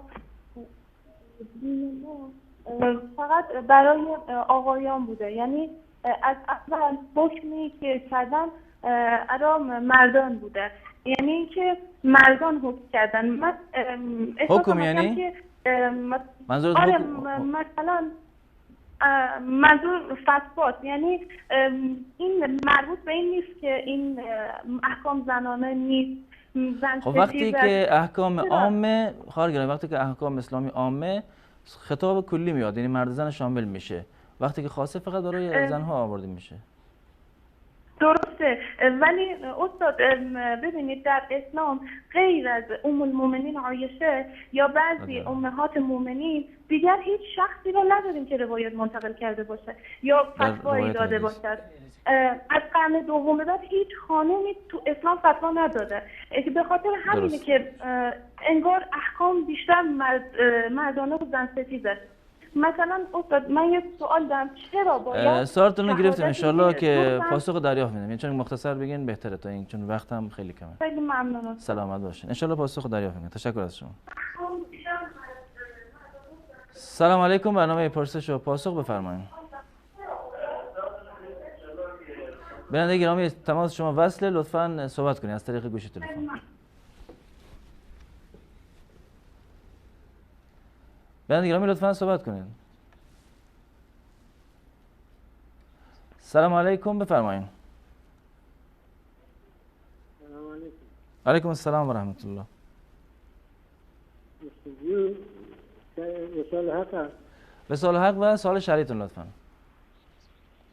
و یکی بلندتر صحبت کنید، صداتون خیلی پایینه. میشه که سوال خود مطرح کنید؟ بله بله، تماس شما وصله. حالا ما ایران هستیم، ما میخواییم که جماعت کنیم، نماز موقع وقتش کنیم. صداتون پایینه، یکی بلندتر صحبت کنید. دوستون ما در کشور ایران هستیم، ما بدون جماعت هستیم، ما نداریم در مسجد ایران دنبال از نمیشه که نماز بخونیم. یعنی جماعت امام ندارین برای جماعت خواندن؟ نه پشت سر چه کسی نماز کنید؟ مسجدای چیه؟ شیعه هستن، میشه نماز ما دنبال اینا بخونیم یا نه؟ یعنی پشت سر امام شیعه؟ بله. درست. سوال دیگه هم دارین؟ دستتان در نکنه، خیلی ممنون. سلامت باشین. تشکر میکنم از شما. سلام علیکم، بفرمایید. بفرمایید، صدا شما وصل، لطفاً صحبت کنید. میخواستم ببینم که من یه سوال شدید داشتم، میخواستم ببینم میشه من بدهکارم روزه بگیرم یا نگیرم؟ به خاطر بدهکاری یعنی؟ بله، من 6 میلیون تومان بدهکارم، بعد پول نداشتم، مثلا بدهکاری مثلا الان مثلا روزه اومده دیگه 15 تا گرفتن از امروز، والا سخته برام خرج زندگی در بیارم. درست. تشکر از شما. سوال دیگه ندارین؟ خیلی ممنون. قربان شما برم. سلام باش. سلام علیکم، برنامه پرسش و پاسخ بفرمایید. سلام علیکم، بفرمایید.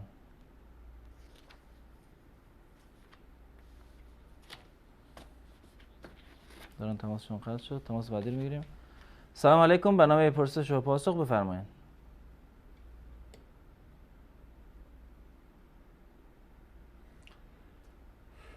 سلام علیکم، بفرمایید. من به بینندگان خواهش میکنم وقتی که تماس گرفتیم منتظر نباشین صدا از تلویزیون پخش بشه، چون صدا دیرتر میاد و باعث میشه که تأخیر در برنامه و در صدا و در کلا وقت برنامه زیاد گرفته بشه. سلام علیکم، بیننده عزیز، تماس شما وصله، لطفاً صحبت کنید.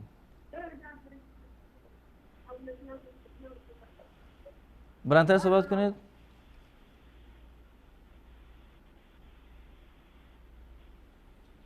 سلام، تماسش مشکل داشت. سلام علیکم، برنامه پرسش و پاسخ بفرمایید. سلام علیکم، خسته نباشید. سلامت باشین، در خدمت شماست. می‌خواستم تو برنامه‌تون شرکت کنم. بفرمایید، سوال شرعیتون؟ بفرمایید.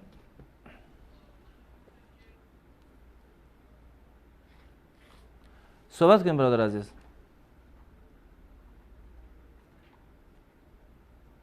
باز دارن تماسشون مشکل داره.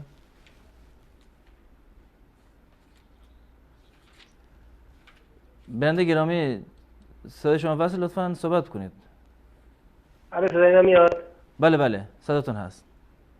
صدای من رو دارین؟ بله. می‌خواستم بپرسم کسی که روزه دار هست اگه مجبور بشه یه مسافرتی بره، کسی که اگه اون عمل داشته باشه من میتونه برگرده یا نه؟ و اینکه آیا این روزش صحیح است یا نه؟ مجبور شد مسافرت بره، چیکار کنه دوباره؟ آره، ولی مجبور شد مسافرت در موقعی که قبل اذان ظهر بتونه بعد برگرده، یعنی یه جوری باشه که برای موقع اذان باید بتونه انجام بده، یعنی یه جوری که مشکل نداشته باشه. چجوری میشه که بشه بدونش یادش میشه یا نه؟ درست. سوال دیگه هم دارین؟ تشکر میکنم از شما. بیننده بعدی رو میگیریم. سلام علیکم، برنامه پرسش و پاسخ بفرمایید. سلام، خسته نباشید. سلام داشتم. بفرمایید. سوالتون؟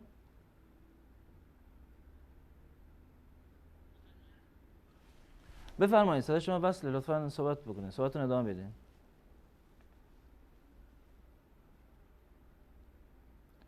بیننده گرامی لطفاً صحبت کنید. دارن تماسشون مشکل داره. آخرین بیننده رو بگیریم. سلام علیکم، برنامه پرسش و پاسخ بفرمایید.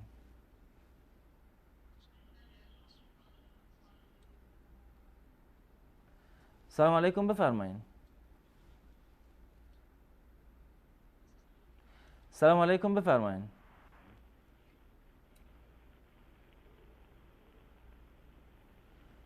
بیننده گرامی، تماس شما وصله، لطفاً صحبت کنید. ظاهراً تماس مشکل داره. سلام علیکم، برنامه پرسش و پاسخ، بفرمایید. آقای سوال داشتم. بفرمایید سوالتون. اسم دختر ساناز اگه باشه اشکال داره؟ ساناز. ساناز. درست. سوال دیگه هم دارین؟ یا اگه یگانه باشه چی؟ مثلا اسم دختر بذارن یگانه. ساناز و یگانه. تشکر میکنم شما. بله. سلام باشید. تشکر از شما. بندگان عزیز، با هم میان برنامه میبینیم و دوباره باز خواهیم گشت، در خدمتتون خواهیم بود. با هم باشید. الحكمة ضالة المؤمن وبنو الإسلام بها أولى حيث تجدها فعليك بها عنها أبدا لا تتخلى.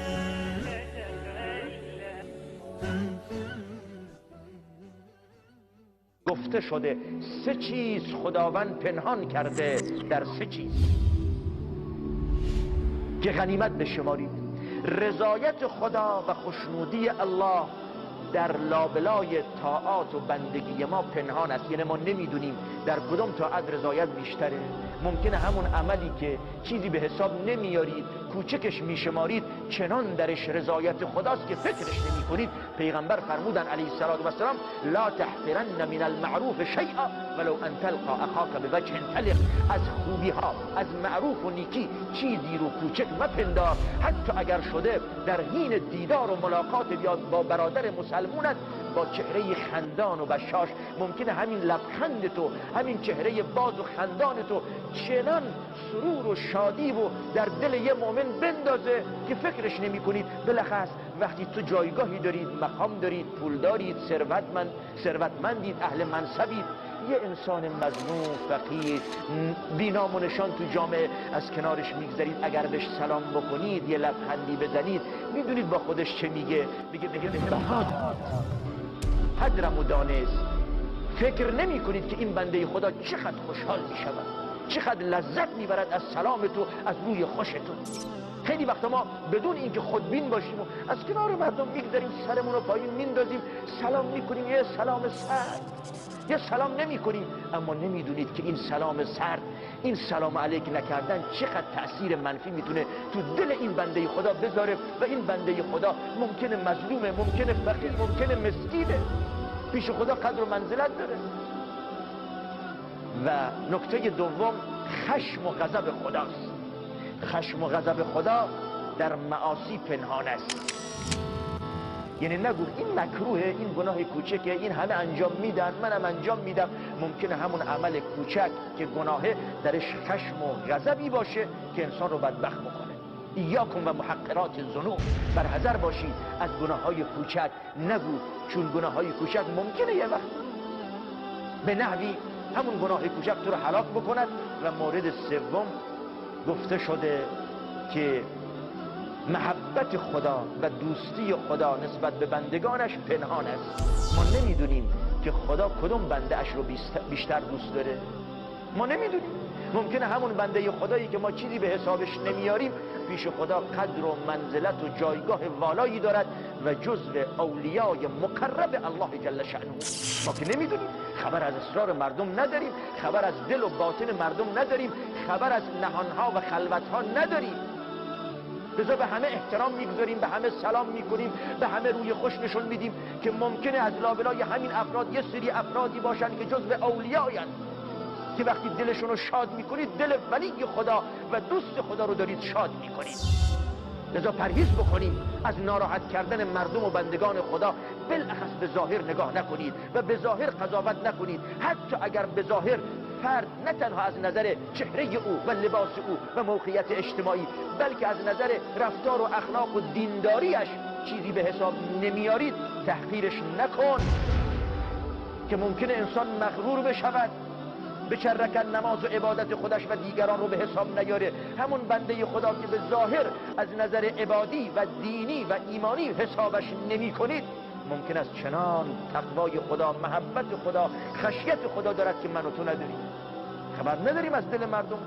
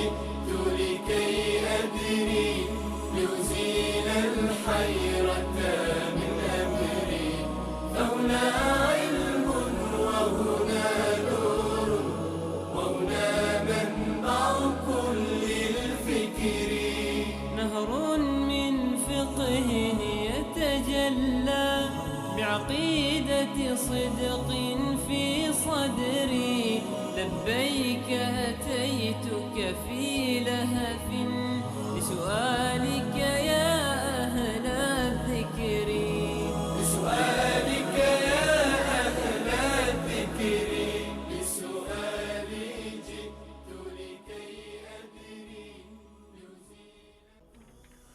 عرض سلام و خسته نباشید مجدد دارم خدمت شما بینندگان عزیز. جناب دکتر بیننده اول پرسیدن که خالد بن ولید چه کسی بوده؟ سوالش این بود. صحابه رسول الله صلی الله علیه و سلم. خالد بن ولید رضی الله تعالی عنه در سال 7 هجری اسلام آوردند. سپس در سال 8 هجری در فتح مکه یکی از سران اسلام و سران نظامی بود که رسول الله صلی الله علیه و سلم آنها را، یکی از افسران نظامی رسول الله صلی الله علیه و سلم بود و از رخ پایان مکه به گمانم داخل شدن. از رخی که اونها داخل شدن از رخ مقابل زبیر ابن عوام رضی الله تعالی عنه بود. با تعدادی از کسانی که سرکشی کرده بودند و وارد جنگ شدن، همین خالد بن ولید جنگید که از قهرمان‌های فتح مکه با رسول الله صلی الله علیه و سلم هست و سپس در غزوات متعدد در سرای متعدد رسول الله صلی الله علیه و سلم او را به عنوان سردار لشکر مسلمان ها برگزید و در غزوه موته در غزوه موته رسول الله صلی الله علیه و سلم عبدالله ابن رواحه و سپس جعفر طیار و زید مولایش را در زید ابن حارثه است. پس زید ابن حارثه و امام جعفر طیار رضی الله عنهما و عبدالله ابن رواحه از انصاری، وقتی که آنها در سرکردگی مسلمان ها یکی پی دیگری شهید شدند، باز هم مسلمان ها در محفر همین خالد ابن ولید رضی الله عنه جمع شده نبرد را ادامه دادند و رسول الله صلی الله علیه و سلم در آن زمان به وحی الهی و مردم خبر داد پیش از اینکه خبری از آنجا برسد که فلان شهید شد و فلان شهید شد و فلان هم شهید شد. سپس لوای مسلمان ها را یک شمشیر از شمشیرهای الله تبارک و تعالی برداشت و وقتی که پس آمدن رسول الله صلی الله علیه و سلم آنها را از آنها تمجید کرد و سپس برای سال بعد به سرکردگی اسامه ابن این در سال 9 هجری بود با سرکردگی اسامه پسر زید ابن حارثه رضی الله عنه که اولین سرلشکر مسلمان ها بود، پس فرزند او و سرکردگی مسلمان ها را برای غزوه دیگر آماده ساخت و در نهایت غزوه نشد.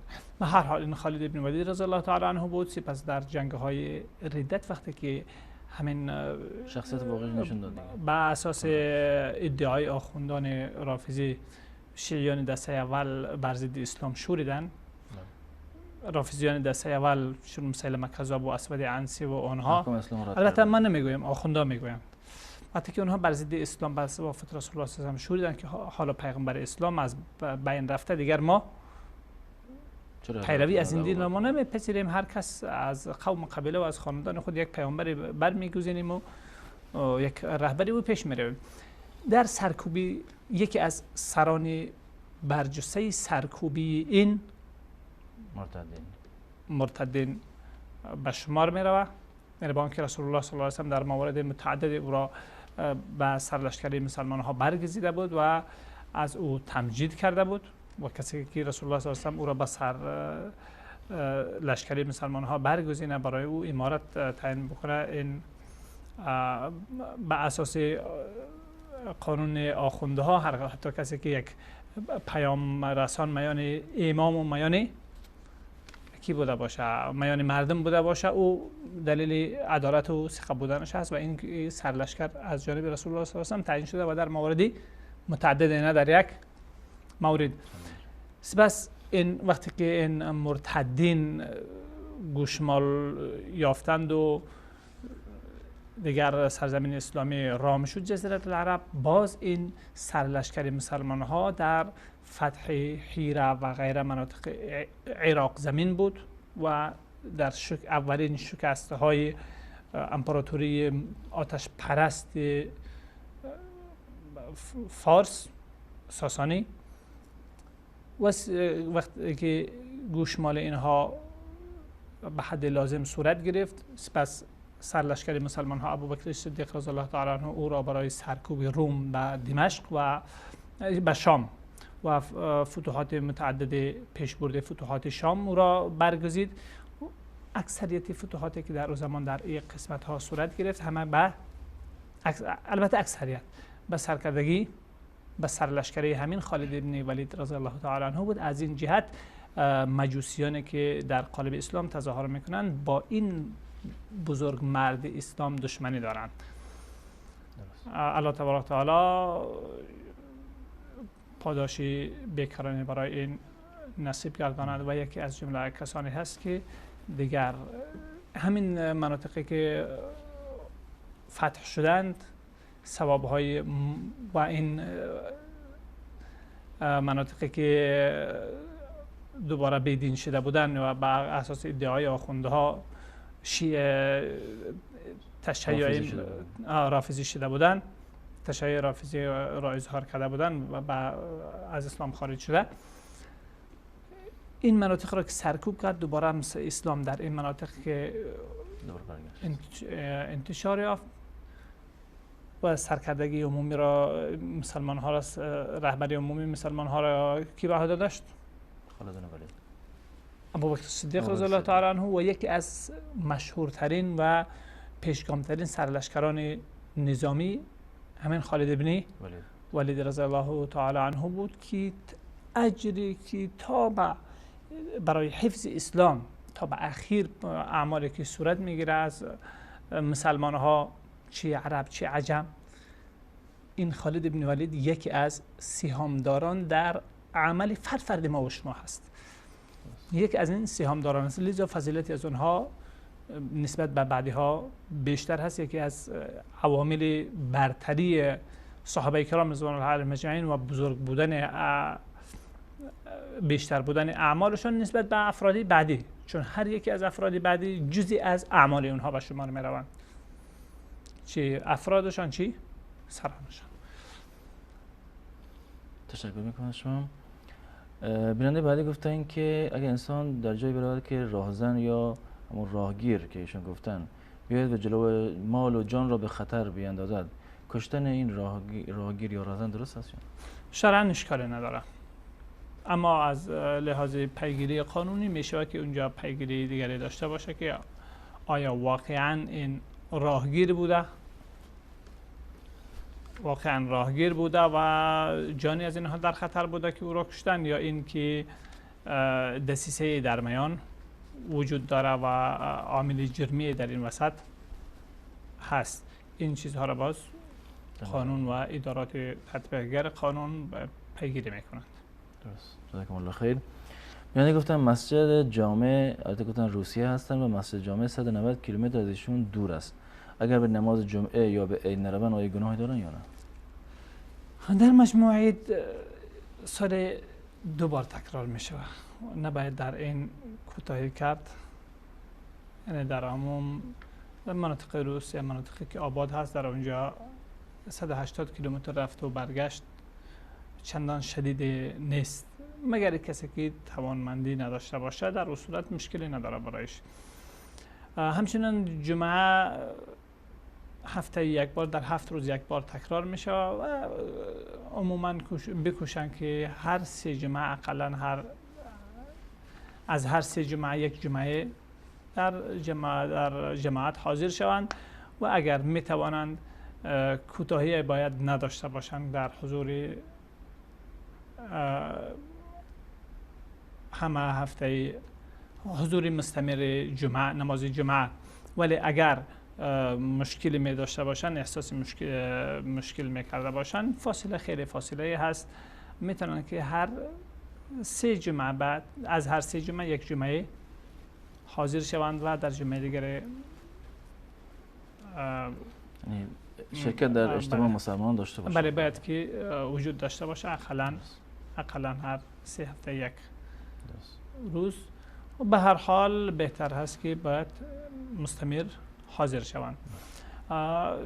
نکته دیگری در اینجا، اینها برادر عزیز چیزی که یادآور شدن در بیانگر ای هست که باید در منطقه نزدیک خودشان هم مسجد نمازخانی همیشگی داشته باشند. اگر چنین مسجد داشته باشند میتونن که در همان مسجد نماز جمعه و نماز عید برگزار کنند. یعنی بدون اینکه 180 و 190 کیلومتر برای مسجد جامع بزرگی که هست با اونجا بروند، اگر قوانین اون کشور مانع نمی باشه میتونن که همونجا مسجد بسازند و در تجمع کوچک خود این چیزها را برگزار کنند و شعائر دینی خدا انجام بدن. اما اگر قانونا ممانعت بوده باشه، باز چاره‌ای ندارن جز اینکه به مسجد جامع حضور پیدا بکنن و در اونجا نماز خدا بخوانند به اساس توان. اما در عیدها نباید که یعنی تقصیر شود، چون اگرچه نماز عید به ذات خود یعنی از جمله سنن مؤکده به شمار می رود، ولی باز هم یکی از شعائر دینی هست و در او کوتاهی نباید کرد. جزاکم الله خیر. خطاب قرار دادن دیگران به حیوان یا گفتنش به شیطان یا دجال چه حکمی داره؟ گناه داره. سباب المسلم فسوق، نبی اکرم صلی الله علیه و میگه که دشنام دادن مسلمان فسق است و در غیر مسلمان هم رسول الله صلی الله علیه و میگه که لیس المؤمن باللعان ولا الطاعان، مؤمن لعنت فرستنده و طعنه زننده، زشت زبان، فحاش نیست. این از صفات مسلمان ها نیست. جزاکم الله خیر. یعنی گفتن که چرا ابتدا دین فقط برای آقایان بوده و نقش زنها در روایت حدیث و امور دینی بسیار کم است؟ این بیانگر ناآگاهی خواهر عزیزی ما هست. مشکلی بسیاری ها است که ندانستن خود را دلیل نبود می سازند و این خلل روانی هست در آنها. باید که با علاج ای و درمان ای باید بپردازند. ما در عموم قرآن کریم از روزهای اول دومین مسلمانی که بوده، پس از رسول الله صلی الله علیه و آله و سلم اولین مسلمانی که بوده زن بوده، خدیجه رضی الله تعالی عنها. اولین شهیدی که در اسلام برای اسلام جان داده هم زن بوده، سمیه رضی الله تعالی عنها. زنان مسلمان به همان گونه تعذیب شدن و تحت شکنجه مشرکین و کفار جان باختن رنج کشیدن که مردان مسلمان کشیده بودن و این کسی که به تاریخ اسلام یک نگرشی داشته باشه برایش کاملا واضح خواهد بود.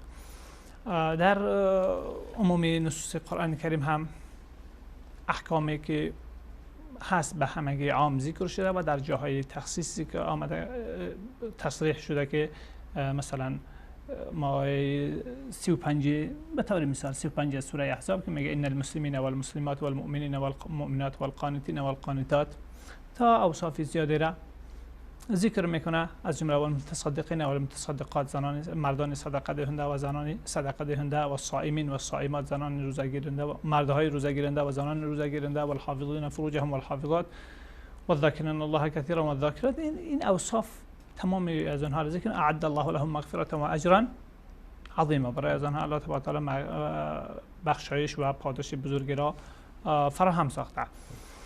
این بیانگری هست که در عموم اعمال علاوه از این در سوره توبه هست، در سوره های دیگری هست که نقش زنها و همسانی زنها با مردها در عمومی مسائلی که از مشترکات هر دو هست اینها را واضح می‌سازد.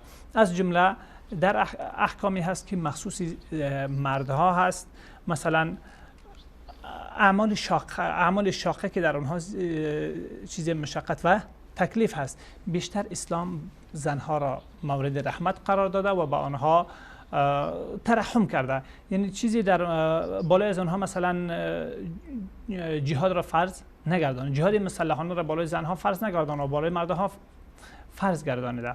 این چیزی از ترحم بالای زن هست. ولی زنها در میدانها و عنوان کمکی معرکه ها در غزوه احد در دیگر جاهای حضور می داشتن، آب می رساندن به زخمی ها، تداوی می کردن و دوا می رساندن. این چیزهایی بود که انجام می دادن. اما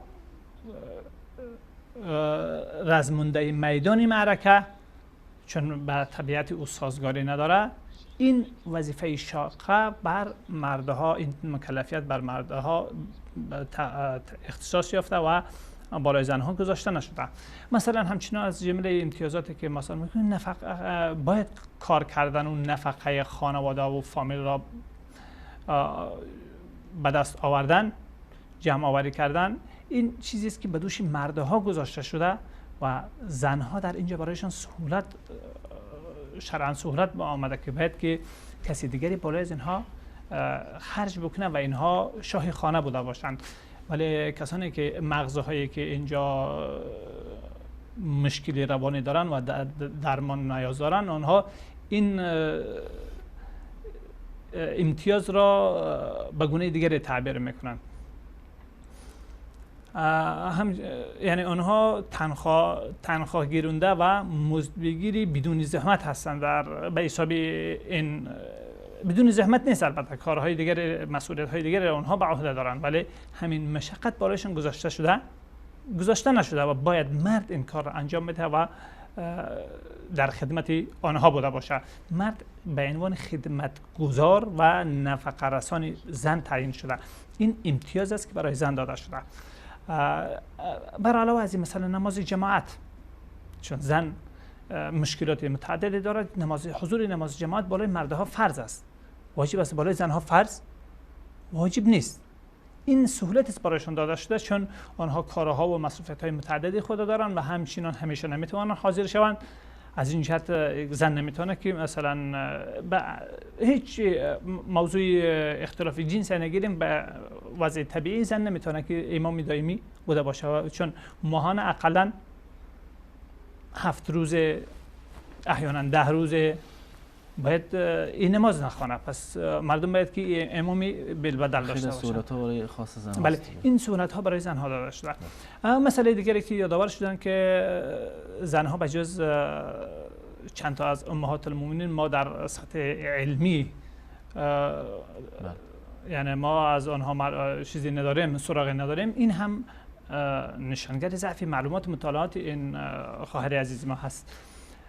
ما در صحابه کرام زنهای متعددی داریم که از جمله زنهای فقیه صحابه هستند، مثل اسماء بنت یزید ابن سکن هست، زنهای متعددی از انصار هست، از مهاجرین هست، اسماء بنت ابوبکر صدیق دختر ابوبکر صدیق رضی الله تعالی عنها هست و امثال از اینها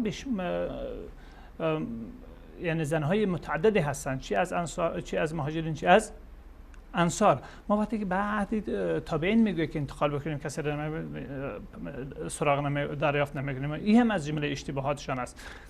مثلا دختر سعید بن مسیب رحمه الله تعالی از بزرگترین عالمای زمانش بود. همسر سعید بن مسیب دختر ابو هریره رضی الله تعالی عنه از علمای زمانش بود. حفصه بنت سیرین خواهر محمد بن سیرین و انس بن سیرین که اینها چند ویژگی دارند. هم پدر اینها سیرین که درس شیرین هست، فارسی زبانی بود که بعد در جنگ‌ها اسیر شده بود. از این مردی اسیری که در خدمت دیگران بود امامان تابعین تبارز کرد، نه تنها در بخش ذکور بلکه در بخش اناث. حفصه بنت سیرین رحمه الله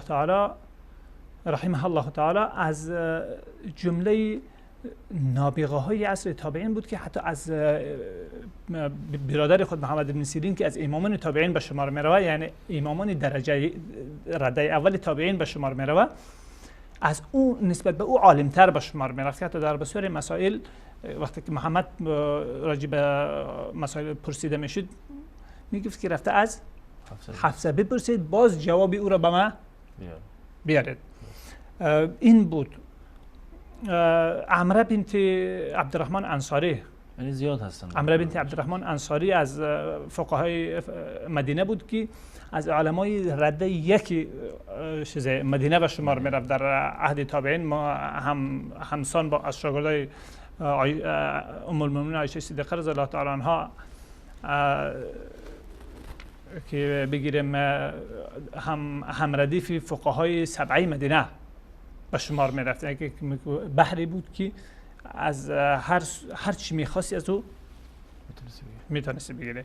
این ابن شهاب زهری از جمله شاگردای معروفی از او هست که از او روایتی به شمار داره و کتب حدیث از اون پر هستن. و بعد از او هم چیزها در قرنهای مختلف وجود داره که مثلا یکی از صحیح ترین نسخه های صحیح بخاری از نسخه کلمه هروی است.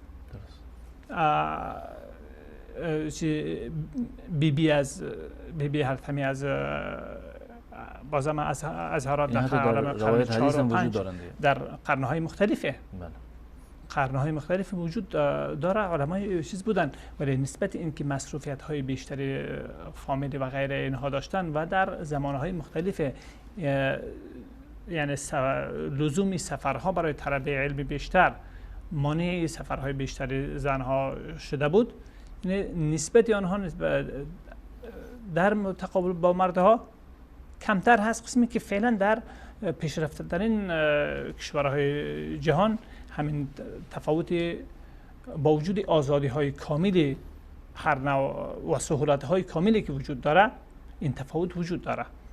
یعنی تفاوت چون این برمیگرده احیانا تفاوتی تعدادی برمیگرده بعد تفاوتی طبیعتی. خیلی مثلا در غرب بسیاری از زنها مدل و رقاصه و در بخش های وظیفه هایی که بسیار یعنی پلید هستن، ناپاک هستن به حساب طبیعیشان، حتی یعنی اجاره دار در گارسون های گارسون در هتل ها، گارسون در دیگر بخش ها، در همین چی میگوین همون کاوره ها. بله در کار خوب یا بده؟ نه کار بده که بله در اونجا استخدام میشن به عنوانی که باید نه تنها برای خود، برای این شرکت هایی که هست با اونها پول در بیارن، برای حکومت ها، برای حکومت ها از درک این تنفروشی از اینها پول به دست میارن. این بخشی بیشتری که حقوقی که برای اینها در این نظام داده شده، این نظام ها داده شده این هست. حالا اینکه در شریعت اسلامی اینها مصدر درآمدسازی از طریق تنفروشی این راهش کاملا بسته شده و به اینها عزت و عفت کرامتشان حفظ شده. پس وقتی که خواهر عزیزم مطالعات خود درست بکنن باز به این حقیقت خواهند رسید. در ضمن نمیدانم به فارسی ترجمه شده یا نه، به زبان عربی کتابی درباره زنهای عالم و فقیه و محدث در جریان تاریخ اسلامی تعریف مستقلی هست که از اونها میتونن که چیزهای به دست بیارن و در کتب مختلفی، در کتب عامی که هست درباره سوانح علمای تاریخ اسلام، در اونها هم ضمن علمای مرد ذکر اونها به میان رفته. جزاکم الله خیر بابت توضیح که دادین. بنده گفتن که یک جماعتی هستی مشغول کار و هیچ کدوممون تجوید و شرایط امامت رو نداریم. آیا میتونیم به مسجدی که از اهل تشیع هست برویم و پشت سر امام شیعه نماز بخونیم؟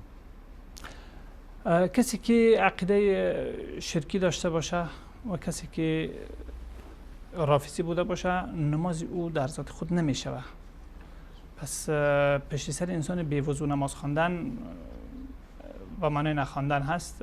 لذا پشت دنبال تا اینکه قضیه مجبوریت و غیره نبوده باشه، دنبال کسی که مشرک بوده باشه، عقیده شرکی قطعی داشته باشه، ادای نماز درست نیست، چون اصلا نماز خودی او نمیشه به هیچ عنوان. اما در صورتی که شخصی ندارن، اینها باید برای نماز خواندن خود سوره خدا باید یاد داشته باشن. این سوالی است که غیر قابل ورود هست، یعنی محل ورود نداره در شریعت اسلامی. وقتی که مجموعی از مسلمان ها هستن باید سوره فاتحه را به ادای درست بخوانن که نماز خودشان درست شود. وقتی که نماز شخصی خودش درست میشده باشه، به عنوان امام هم نمازش درست میشه، به عنوان امام دیگر هم رفقای خود هم که نماز اگه نماز خودش درسته، نماز مقتدیش هم درست است. اگر نماز خودش درست نیست، نماز دیگر هم درست نماز باید که مکلفیت داره که باید که نماز خدا درست بکنه، قرائت خدا در حدی که نماز او باید درست شود تصحیح بکنه. این واجبه دینی از او هست. جزاکم الله خیر. نزدیک 4 دقیقه وقته و چند تا سوالم مونده. بنده پرسیدن که بدهکار هستن آیا روزه بگیرن یا نه؟ لازما بدهکاری معنی شاید بخاطر کار عذر برای روزه‌خواری نیست. بله، اگر در جریان قبلا گفتیم در جریان کاری روزمره که هست، اگر کار شاقه بوده باشه، در جریان اگر وضعیت از آنها خراب میشه و بیتاب میشوند، کتاب آوردن نمیتوانند، در اون صورت شرعاً جواز نداره که خدا بکشن به خاطر که روزه بگیرن، بلکه میتونن که افطار بکنن و قضای ازوره در بعد بکنن. اما این که مستمر آنها به بهانه اینکه من بدهکار هستم روزه نگیرند، این یکی از وسوسه های شیطان است. تشکر میکنم شما. کسی که روزه دار هست و مجبور شود به مسافرت برود و قبل از اذان ظهر برگردد، روزه بگیرد یا نه؟ این وقتی که مسافرتی بسیار کوتاهی داره، اصلا آیا مسافه را طی میکنه که در او روزه خوردن برای او جایز بوده باشه؟ یعنی یک مسئله هست که یعنی باید که یک طرف وقتی که میره و یک روخی رفتی از او حدود 78 کیلومتر الی 80 کیلومتر باید بوده باشه. این مسافه را طی میکنه و روخی برگشتش دیگه هست. وقتی که این مسافه را طی میکرد، در اون صورت برایش فطر جواز پیدا میکنه شرعاً. اما در صورتی که یعنی این میره و در این مدتی کوتاه پس به خانه خود برمیگرده، به این معنی است که این مسافه هم نداره و این جریان کاری که داره، کاری از او باید که بیشتری وقت کاری او گرفته باشه، شاملی کاری او شده باشه. در این صورت یعنی تا اینکه واقعه عینی مشخص نشود، در چنین حالت فتوا داده نمیشه که عیناً در چی وضعیت او قرار داره. باز از همان عالم منطقه خود بپرسه، انشاءالله جواب خواهد یافت. اسم ساناز و اسم یگانه برای دختر تا به این معناهایشان هست. سانوز نمیدونم چی معنا داره و یگانه به معنای واحد هست. بهتر است که انتخاب نشه و اگر شد کدام ممانعت گفته نمیشه که ممانعتی بوده باشه، چون یگانه به معنای واحد است. واحد و از اسمای خاصه الله تبارک تعالی هست، ولی موارد استعمالی بیرونی هم داره. تشکر میکنم از شما. بیرون رفتن زن بدون مرد برای خرید لوازم روزمره زندگی خونه آیا درست هست یا نه؟ اگر نوع اختلاط نبوده باشه و خلوت با مردان نامحرم و محدودای سفری طولانی نداشته باشه، انشاءالله الرحمن اشکاله نداره. اما اگر هر یکی از این موارد بوده باشه باز باید خوددارش. درست. تشکر میکنم از شما، خسته نباشین. از بینندگان عزیز تشکر میکنیم که تا این لحظه با ما بودن و تا یک دیدار دیگه همه شما را به الله متعال میسپاریم. السلام علیکم و رحمت الله و برکاته.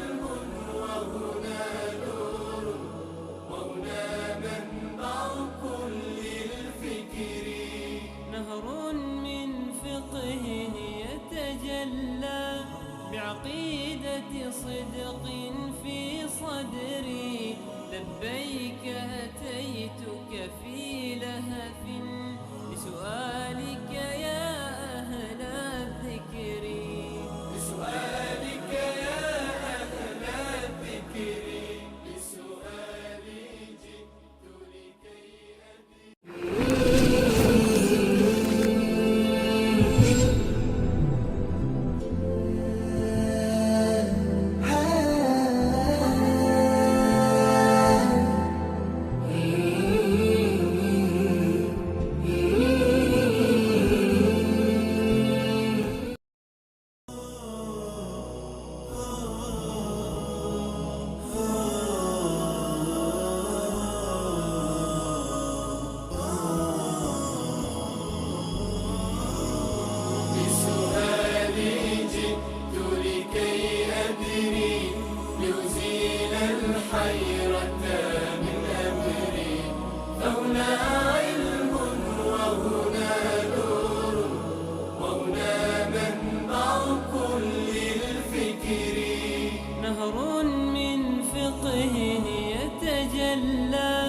بعقيدة صدق في صدري لبيك أتيتك في لهف بسؤالك يا أهل الذكر بسؤالك يا أهل الذكر بسؤالي جئت لكي بسم الله الرحمن الرحيم. الحمد لله رب العالمين وصلى الله وسلم على سيدنا ونبينا وحبيبنا محمد وعلى آله وصحبه ومن تبعهم بإحسان إلى يوم الدين. بینندگان عزیز شبکه جهانی وصال حق، السلام علیکم و رحمت الله و برکاته. خدا کند که خوش و خرم و سر حال بوده باشید.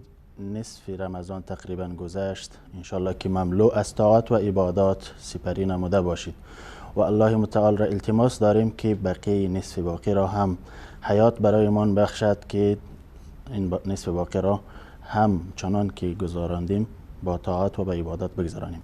بینندگان عزیز، طبق معمول امروز باز هم در برنامه با من جناب مولانا عبدالقدوس دهقان تشریف دارد. اجازه بدهید که در نخست سلام احترامات خود و شما را تقدیم ایشان نماییم. جناب مولانا سلام علیکم و رحمت الله و برکاته. بنده خدمت جناب عالی و تمامی بینندگان و عزیزانی که برنامه را میبینند عرض ادب و سلام دارم. السلام علیکم و رحمت الله و برکاته. و در خدمت جناب عالی هستم. جزاکم الله خیر جناب شیخ. اتاق فرمان اگر لطف بکنن شماره بینندگان را هم زیر نویسی بکنن تا بینندگان عزیز بتوانند با ما تماس داشته باشند. بینندگان عزیز سوالاتتان را به طور مختصر با خودتان آماده داشته باشید. وقتی تماس گرفتید دیگه سوالتان مختصر مطرح کنید که ما سوال شما را بگیریم. جناب مولانا صاحب، یکی از بینندگان پرسیدن که آیا طلایی که استفاده می شود زکات دارد یا خیر؟ اگر دارد چقدر؟ الحمد لله رب العالمين وصلى الله على نبينا محمد وعلى آله وصحبه اجمعین. در مورد طلا و نقره اتفاق نظر وجود دارد که در واقع وقتی که به نصاب زکات برسند حتما زکاتشون باید داده بشود. منتها درباره طلایی که به صورت زیورالات باشد و از آن استفاده بشود، یعنی طلای مستعملی باشد که در طول سال از آن استفاده می شود، اختلاف فقهی در این زمینه وجود دارد و قول راجح این است که این هم زکات دارد، زیرا که در روایت اومده که حضرت عایشه رضی الله تعالی عنها روزی 2 علنگو پوشیده بودند و رسول الله صلی الله علیه و سلم از ایشون سوال کردند که اینا چی است که دستت کردی؟ ایشون گفتند که علنگو هست، اینها رو پوشیدم که برای تو و برای شما خودم رو زینت بکنم. رسول الله صلی الله علیه و سلم سوال کردند تؤدین زکاتهما، آیا زکات اینها رو پرداخت میکنی؟ گفتند که نه، زکاتشون پرداخت نمیکنم. و در آخر حضرت رسول صلی الله علیه و سلم فرمودند هی حسبک من النار، اگر زکاتشون رو پرداخت نکنی همین در روز قیامت مایه عذابت خواهد شد.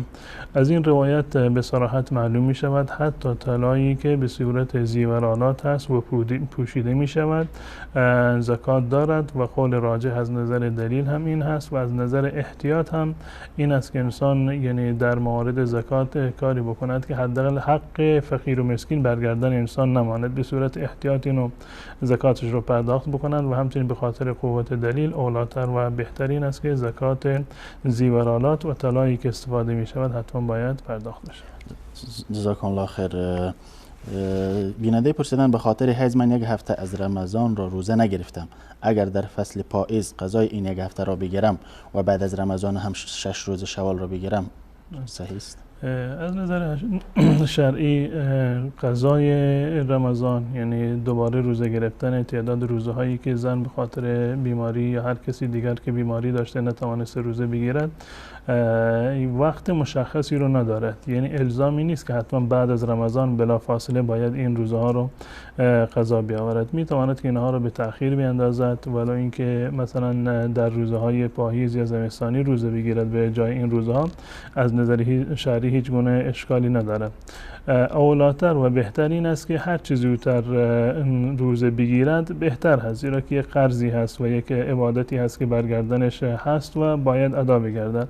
اما اگر بنابر دلیلی نتونست که روزه بگیرد یا بنابر مصلحت این رو به تأخیرش انداخت، مثلا هوا خیلی گرم بود گفت مصلحت در این بود که صبر بکند در زمستان بگیرد در پاییز بگیرد، یا به مصلحت دیگری مانند حضرت عایشه رضی الله تعالی عنها میگه که گاهی بر گردن من روزه باقی میموند و من نمیتونستم که تا ماه شعبان اینها روزه بگیرم، یعنی به خاطر رسول الله صلی الله علیه و سلم.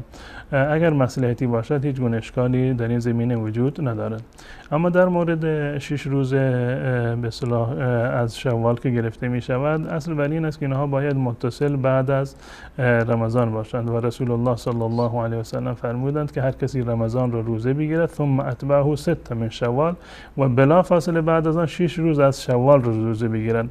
6 روز حتما باید از ماه شوال باشد، یعنی شما نمیتونید که این 6 روز شوال را در غیر شوال بگیرید و اگر میخواهید که روزه بگیرید این 6 روز رو حتما بعد از رمضان روزه بگیرید. گرچه بسیاری از علما فرمودند که به خاطر اینکه در حدیث اومده من صام رمضان، هر کسی که رمضان را روزه بگیرد ثم اتبعه 6 من شوال و بعد از آن 6 روز از شوال روزه بگیرد. زنی که عادت ماهیانه بوده و نتونسته به طور مثال 1 هفته رو روزه نگیرد این در واقع کل رمضان رو روزه نگرفته، پس بنابراین اول باید قضایی روزهای خودش رو بگیرد و بعد از آن 6 روز رمضان رمضان رو روزه بگیرد. این نظر برخی از علما هست در این زمینه، اما با توجه به حدیث حضرت عایشه رضی الله تعالی عنها جایز هست، ولی اینکه قرضی برگردن شما باشد. شما این روزه رمضان را با عذر خوردید و از نظر شرعی روزه بر شما فرض نبوده. اون چیزی که برگردن شما فرض بوده از ماه مبارک رمضان به طور مثال همون 25 روز بوده، 22 23 یا 24 روزی بوده که شما عادت ماهیانه نبودید، اما روزهای دیگر اصلا روزه رمضان شما فرض نبوده. پس گویا که روزه رمضان شما به صورت کامل گرفته اید. پس بنابراین اشکالی ندارد اگر که نمیتوانید که قضای رمضان را در شوال بیاورید و بعد از آن 6 روز را روزه بگیری براتون سخت است، قضای رمضان رو به تأخیر بیاندازید و میتونید که این 6 روز را اگر فضیلتش رو میخواد دریافت بکنید این 6 روز را روزه بگیرید. اما به صورت کاملتر و اولاتر و بهترین است که اول قضایی رو بگیرید و بعد از آن این 6 روز را روزه بگیرید در ماه مبارک شوال. جزاکم الله خیر جناب شیخ. بینندگان عزیز تماس هم وصل است. اولین تماس میگیریم. سلام علیکم بیننده عزیز. سلام، خسته نباشید. علیکم سلام، سلامت باشید. برنامه پرسش پاسخ بفرمایید برادر عزیز.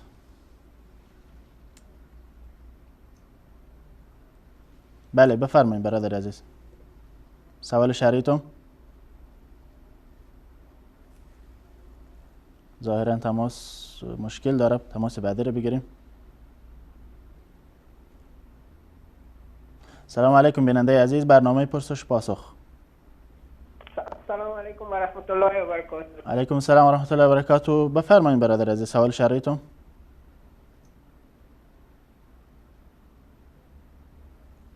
بله بفرمایید.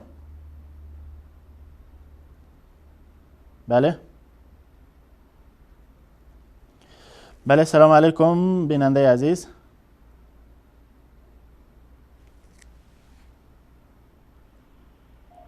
صدایش نمیاد.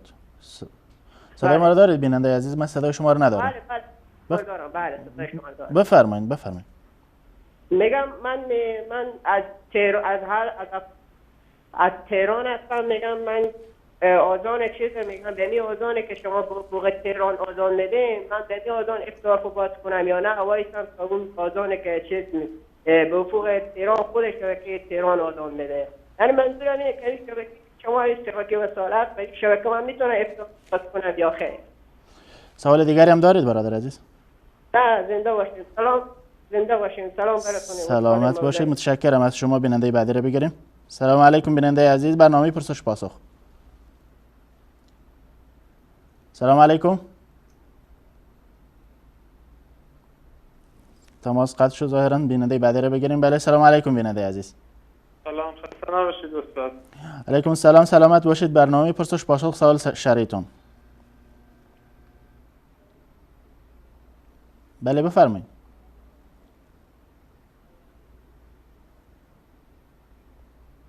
صدای مرا داره بیننده عزیز؟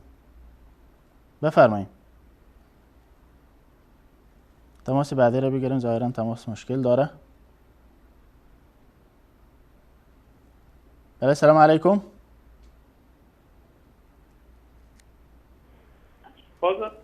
بفرمایید بیننده عزیز، صدای مرا دارید؟ بفرمایید سوالتون مطرح کنید. قطع شد. بیننده بعدی رو بگیریم. السلام علیکم و رحمت الله و برکاته. علیکم السلام و رحمت الله و برکاته. بفرمایید بیننده عزیز. برادر محترم یک سوال دارم. بفرمایید. اگر شخص در اوقات ممنوعه که نماز در اوقات ممنوع در مسجد میره در وقت تحیت مسجد جایز است یا خیر؟ مثلا سی وقت که نماز در اوقات ممنوع شده در وقت نزدیک غروب است و در قبل از ظهر و قبل از سوال دیگری هم دارید بیننده عزیز؟ تشکر میکنم برادر. سلامت باشید. متشکرم از شما. بیننده بعدی رو بگیریم. سلام علیکم بیننده عزیز. تماس قطع شد. تماس بعدی رو بگیریم. سلام علیکم بیننده عزیز. علیکم السلام. علیکم السلام و رحمت الله. بفرمایید. ادرار چطور؟ آیا از برای مریض تنگید افت چیه جهاز از ذکری یا نه؟ صداتون واضح نبود. ها؟ صدای شما واضح نبود. دوباره میشه واضح تر صحبت کنید؟ بلندتر. ادرار چطور از نظر شرعی جایزه یا نه برای مریض تنگی نفس؟ اظهار شطور. سوال دیگری هم دارید؟ ها؟ سوال دیگری هم دارید؟ نه. متشکرم. از شما بیننده بعدی رو بگیریم. خدا. سلام علیکم بیننده عزیز، برنامه پرسش پاسخ. سلام علیکم. بیننده بعدی رو بگیریم، تماس مشکل داره. سلام علیکم بیننده عزیز. سلام، خسته نباشید. علیکم سلام. بفرمایید. بفرمایید بیننده عزیز. بله. بیننده عزیز صدای شما رو ندارم، صدای من رو داری؟ بفرمایید. بفرمایید، صدای شما دارد میاد، بفرمایید. بله.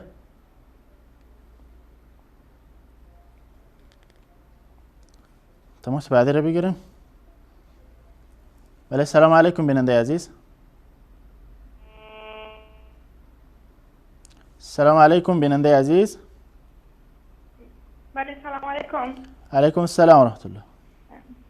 میبخشین یک سوال داشتم از مولانا صاحب. بفرمایید. سوال من این است که یک خانم است میگن که من تکلیف میده دارم، گس میده من بسیار بالا میره، روزه گرفته نمیتونم. گفته خودش دیگه من نمیفهم که آیا جدی است یا نیست یا دکتر برش گفته. خودشان میگن من روزه گرفته نمیتونم. اما زن که خانم که است جوان است، از سن 30 و 35 ساله است. سوال دیگری هم میگه فدیه بتم یا سوال دیگری هم دارید؟ نه خیلی نمی سوال ما بود. متشکرم بیننده عزیز. بیننده بعدی رو بگیریم. سلام علیکم بیننده عزیز. سلام علیکم و رحمت الله. علیکم السلام و رحمت الله. بفرمایید سوال شرعیتون، برنامه پرسش پاسخ. اکا چند سوال داشتیم. اکا انا نمازی خصوصا میخوانیم ویتر واجب در وقت اوسانی میخیزیم بخیزیم. منظورتان اینه که نماز خفتن نمیخوانین و ویتر هم وقت سحری خیستید بخوانین، اینجور درست است یا نه؟ هم نمازی خانه برده میشه یا که ویتر واجب. درست است. سوال دیگر هم دارید؟ بله حضرت جون. انا یک سوال دیگر دارم که همین میگن که در قبر وقتی قبر میکنن میگن که مور پیدا میشود. همین حقیقت و خیلیونه. سوال دیگر هم دارید؟ بله که سوال دیگر دارم. بفرمایید. انا یک بودم $10,000 میگه که شما را بسرم. انا این بودم میگه که میگیرم شما ما را میشه 880 بتیم ما شما را دلار میتیم. دلار 930 تومان. بعد ای کار درست میشه یا نمیشه؟ در تبادله اسعار؟ الو. سوال اخیرتون واضح نبود بیننده عزیز، منظورتون؟ میشه دوباره بگید؟ میگم که اگر مثال دیگه ما دیگه پول در کاره برای تجارت مکه. انا $10,000 ایو من باید بگیرم، اون میگه مثلا دلار نمیتونم. 880 مامانی میتونم. البته دلار بته دلار نکی در کیلو بودن 920 تومان. سوال شما را من متوجه نشدم برادر عزیز. این اکر الو. بله سوال شما واضح نبود، سوال اخیر شما واضح نبود. میشه دوباره بگید یا دوباره تماس بگیرید؟ اکا میگم نمیشه ایو دم ما $10,000 میگیرم اکا.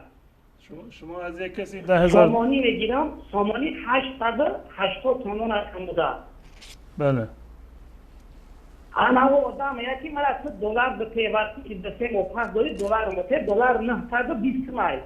ما 60 تومان $7 میسوزم درسته من دلار به توی سامانش بتم. یعنی شما الان از اون طرفی که قرض میگیرید سامانه میگیرید و بعد وقتی که بخواید قرضتون رو تحویل بدید دلار تحویل میدید. بله. بله.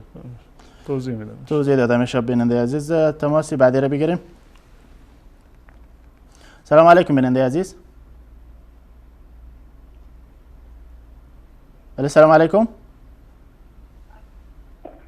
تماس شما وصل است بیننده عزیز، بفرمایید. وقتی در مورد اعتکاف سوال داشتم، کسی که اعتکاف میشینه 10 روز باید بشینه یا 2 روز 3 روز میتونه اعتکاف بشینه. همین رو باز اعتکاف به خانم ها باید بشینن، چی نوع اعتکاف است یعنی چه قسم باید بشینن، طریقش از استاد میخوایم با تشریح کنم. دیگه ای که در مورد اذکار صبح شام، بعد از نماز شام کسی که 6 رکعت نماز نفل هم که بخوانه باز وقت اذکار شام باز ختم میشه. آیا وقت نظام داریم ما که بعد از نماز شام یا 2 رکعت بخوانیم کافی است یا 6 رکعت حتمی است که نفل بخوانیم بعد از اذکار بخوانیم؟ یک نمی سوال دوم منی بود. سوال سوم قبل از نماز عصر 4 رکعت نفل که است باید آدم حتمی 4 رکعت نفل بخوانه یا 2 رکعت هم میتونه بخوانه؟ سوال دیگری هم دارید بیننده عزیز؟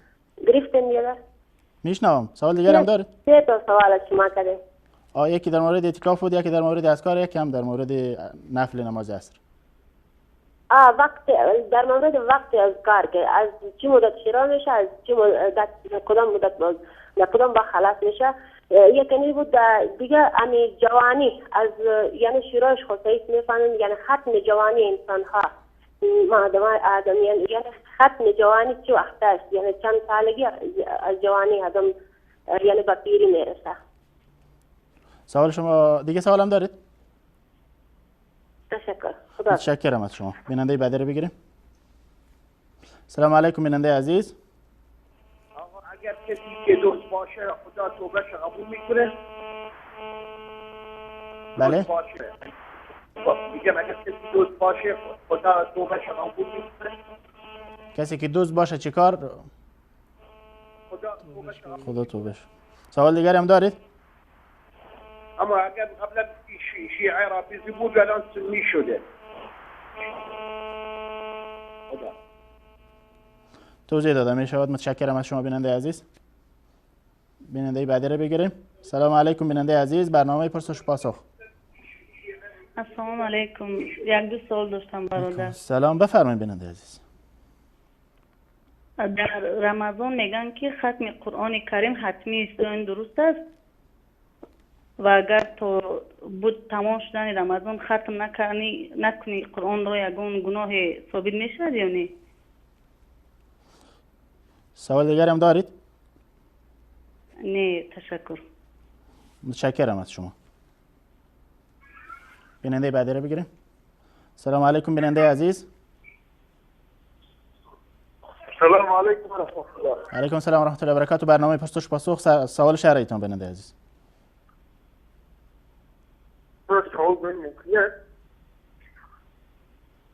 بفرمایید. بفرمایید. سوال داریم موقعیت هستیم.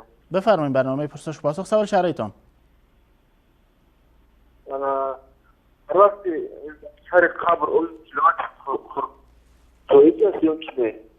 تلاوت سر قبر جایز است یا نه؟ سوالت اینجور؟ بله بله. سوال دیگری هم دارید؟ بله یک سوال دیگه تلاوت تفسیر نبودم اولو خوردن جایز است در وقت زگی. سوال آخرتون؟ خوردن چی در وقت چی؟ بله سفر نمودن تو میخوی پولش همون روز نگیریم که نه. سفر در حالت روزه؟ سفر در حالت روزه یعنی در سفر روزه بخوره یا منظورت اینجور؟ بله. توضیح داده میشه. سوال دیگری هم دارید؟ جواب داده میشه به سوال شما چند دقیقه بعد. بینندگان عزیز یک برنامه میگیریم و زود پس برمیگردیم.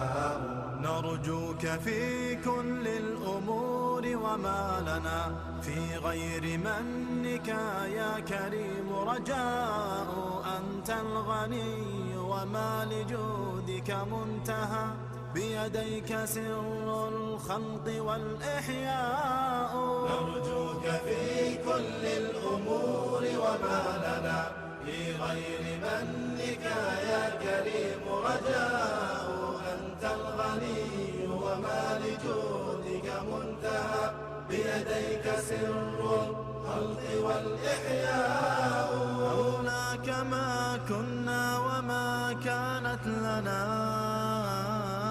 دنيا ولا عمرت بنا أرجاء أبدعت هذا الكون من عدم وفي يدك التصرف فيه كيف تشاء يا رب أنت المستعان وإننا أبدا لفضلك حالة فقراء نرجوك في كل الأمور وما لنا في غير منك يا كريم رجاء ما كان أو سيكون أو هو كائن يفنى وليس لما سواه بقاء يا رب أنت المستعان وإننا أبدا لفضلك عالة فقراء يا رب أنت المستعان وإننا أبدا لفضلك حالة فقراء نرجوك في كل الأمور وما لنا في غير منك يا كريم رجاء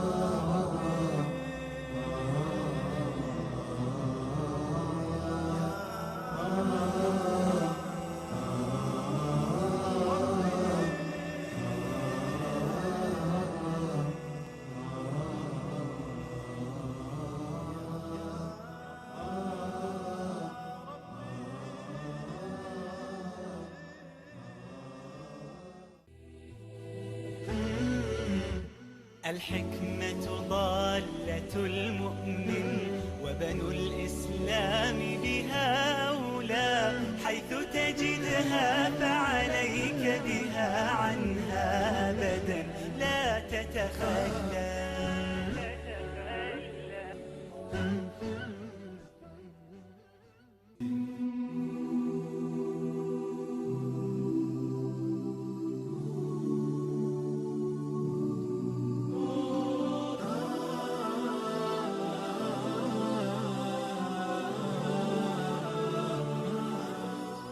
نام همدیگه رو خرد نکنیم، القاب بد و عناوین بد رو همدیگه نگذاریم، حتی با شوخی. بعضی از دوستا نسبت به دوست خودشون دقت نمی‌کنن. خیلی وقتا پیش میاد یه سری القابی رو ذکر میکنن عزیزان، که اصلا انسان تعجب میکنه این کیه؟ بعد متوجه میشید که ممکن است یکی از دوستای خودت هم باشه، یکی از خویشاوندات باشه، ولی یک القاب و عناوین عجیب و غریب در مجالس دوستانه به همدیگه نسبت میدن. بعد تا بزرگ بنده خدا تا نمرده با همون لقب صداش میزنه. خب بنده خدا اسم داره، اسم زیبایی برش گذاشتن، یک سری القاب عجیب و غریب. در قدیم به گونه دیگه بود، امروزه هم به گونه دیگه. این کارو نکنید، ولو شوخیه، ولو با شوخی میگید، اما همین شوخی میمونه برش. لذا پروردگار میفرمایند ولا تنابزوا بالالقاب، همدیگه رو با القاب بد صدا نزنید و نسبت ندید به همدیگه.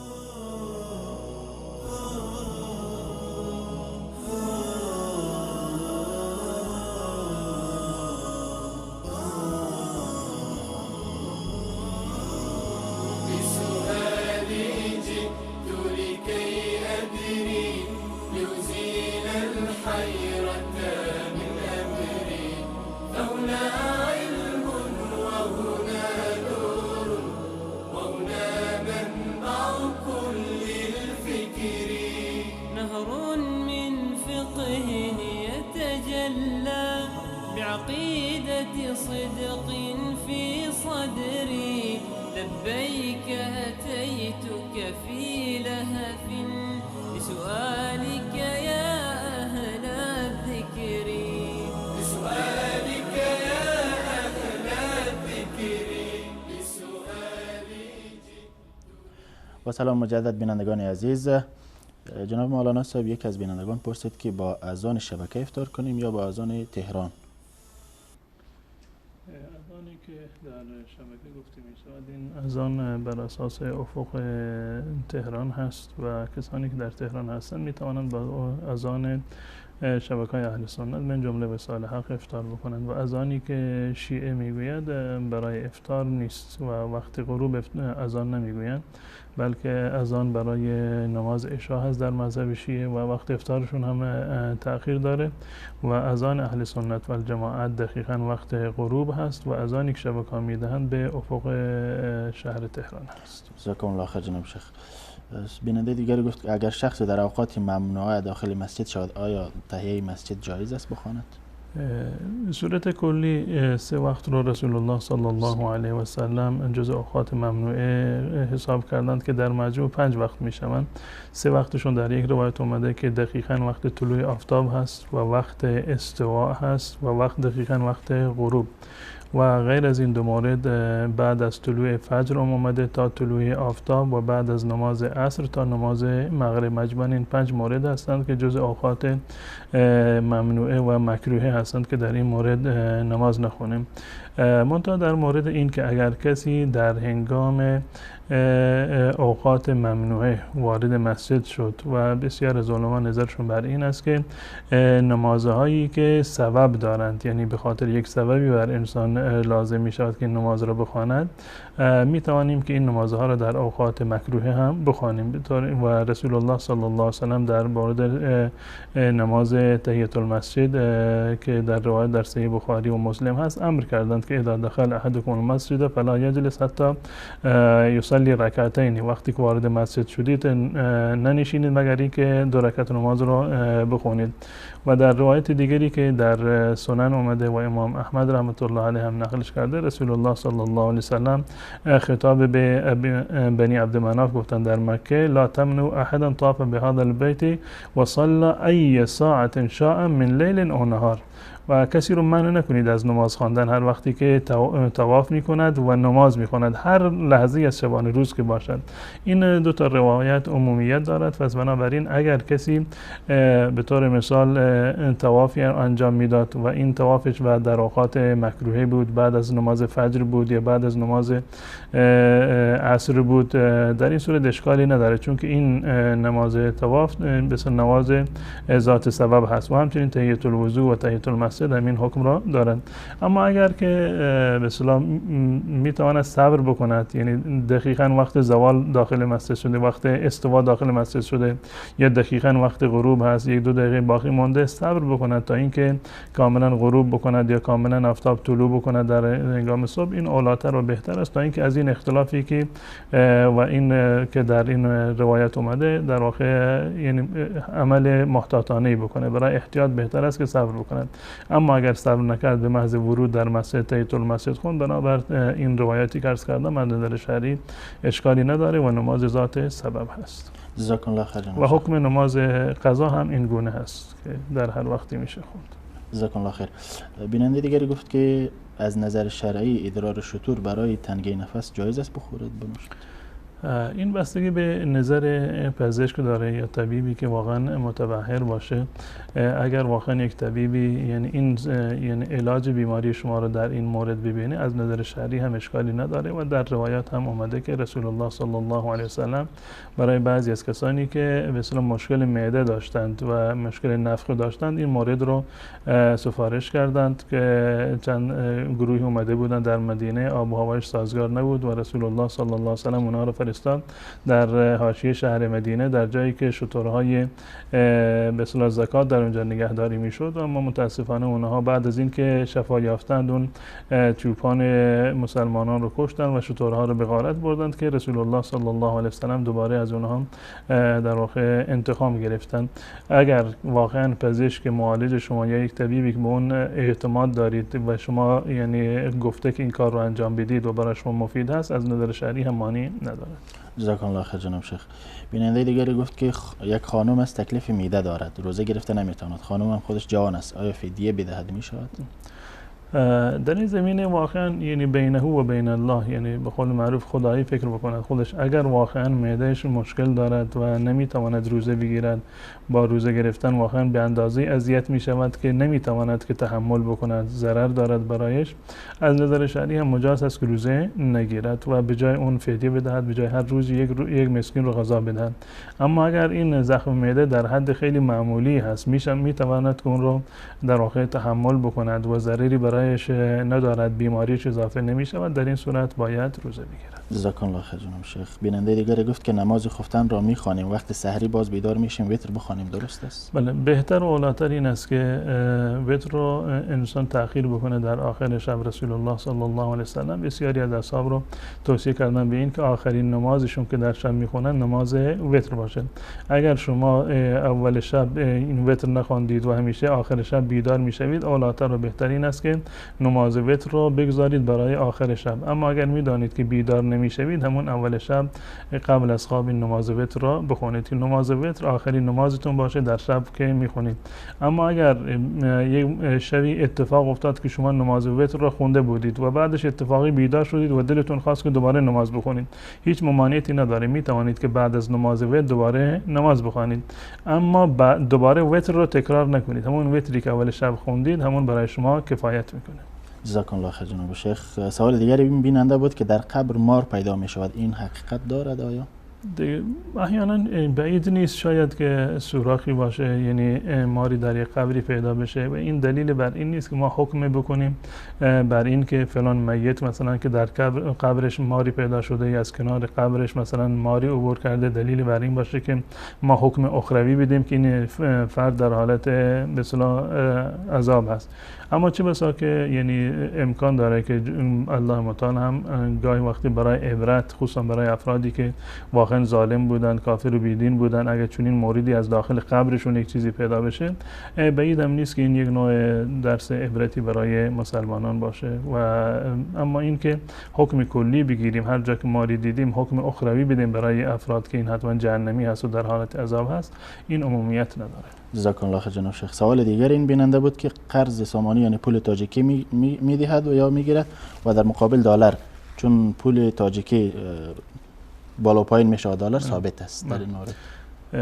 روش شرعی در این زمینه و بهتر این است که وقتی که شما یعنی پول یک کشوری اگر ثبات نداره، ارزش خریدش بالا و پایین میره، بهتر این است به همون دلار شما معامله بکنید. وقتی قرض میدهید دلار بدهید و دلار تحویل بگیرید. این بهترین به اصطلاح روشش هست. اما اگر فرض بکنیم یک فردی مثلا تومان ایرانی داده بود یا سامانه تاجیکی مثلا داده بود به عنوان قرض و اون طرفی که قرض گرفته بود به خاطر این که اون قرض دهنده احسانی کرده در حقش، الان که میخواد بعد از 6 ماه بعد از 1 سال میخواد قرض رو پرداخت بکنه، اون قیمت خریدی که در اون زمان این پول رو تحویل گرفته الان کمتر است. اگر خودش خواست که به جای به اصطلاح سامانه تاجیکی یا تومان یا افغانی مثلا دلار بدهد، از نظر شرعی در این زمینه اشکالی ندارد. اما اشکالی که در اینجا وجود داره این است که در اول شرط بکنند. این از نظر شرعی اشکال داره. وقتی که من به شما پول تاجیکی میدهم و شرط میکنم وقتی که پولم برگرداندی باید دلار باشه، این در واقع دو معامله در اینجا صورت گرفته. در مورد معامله صرف یعنی معامله پول در مقابل پول، یکی از شرطاش این است که حتما باید نقدی باشه. این که نسیه باشه از نظر شرعی حرام هست و جزء ربای نسیه شمرده میشد. حتما باید نقد در مقابل نقد باشه و بهترین صورتش این است که در همون روز اول وقتی که به اصطلاح پول رو میدهند همون پول تبدیل به دلار بکنن و دلار تحویل بدهند به مشتری، به اون کسی قرضش میدن. یا این که خود مشتری در آخر اگر خودش خودسرانه و به فضل خودش و احسانی میخواست بکنه در مقابل احسان قرض دهنده دلار تحویل داد، اینم از نظر شرعی اشکالی نداره.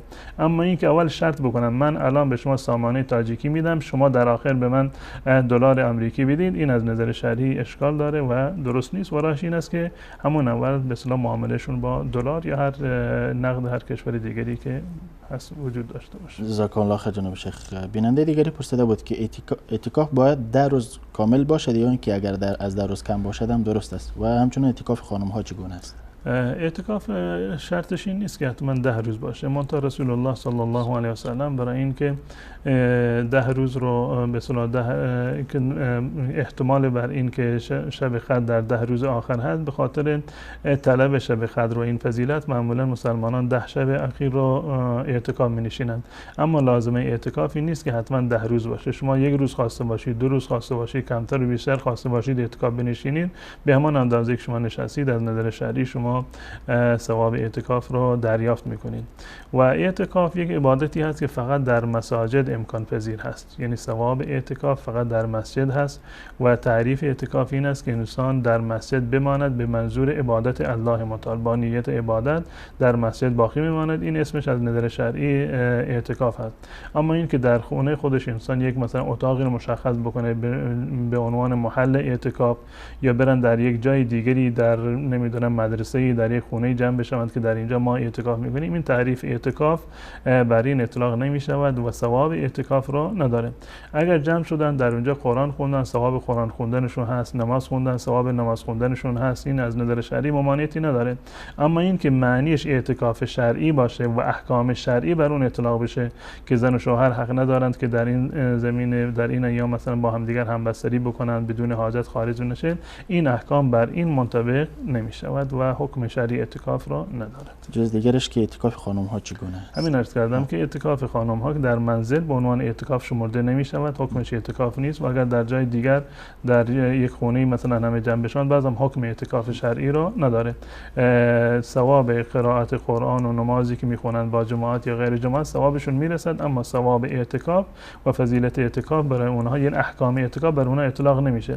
اگر نشستن برای این که مثلا شب قدر رو دریافت بکنن، شب قدر عبادت بکنن، خب قطعا اگه شب قدر باشه عبادتی کرده باشند همون 1000 ماه براشون منظور می شود و الله متعال شب قدر رو از اونها میپذیرد.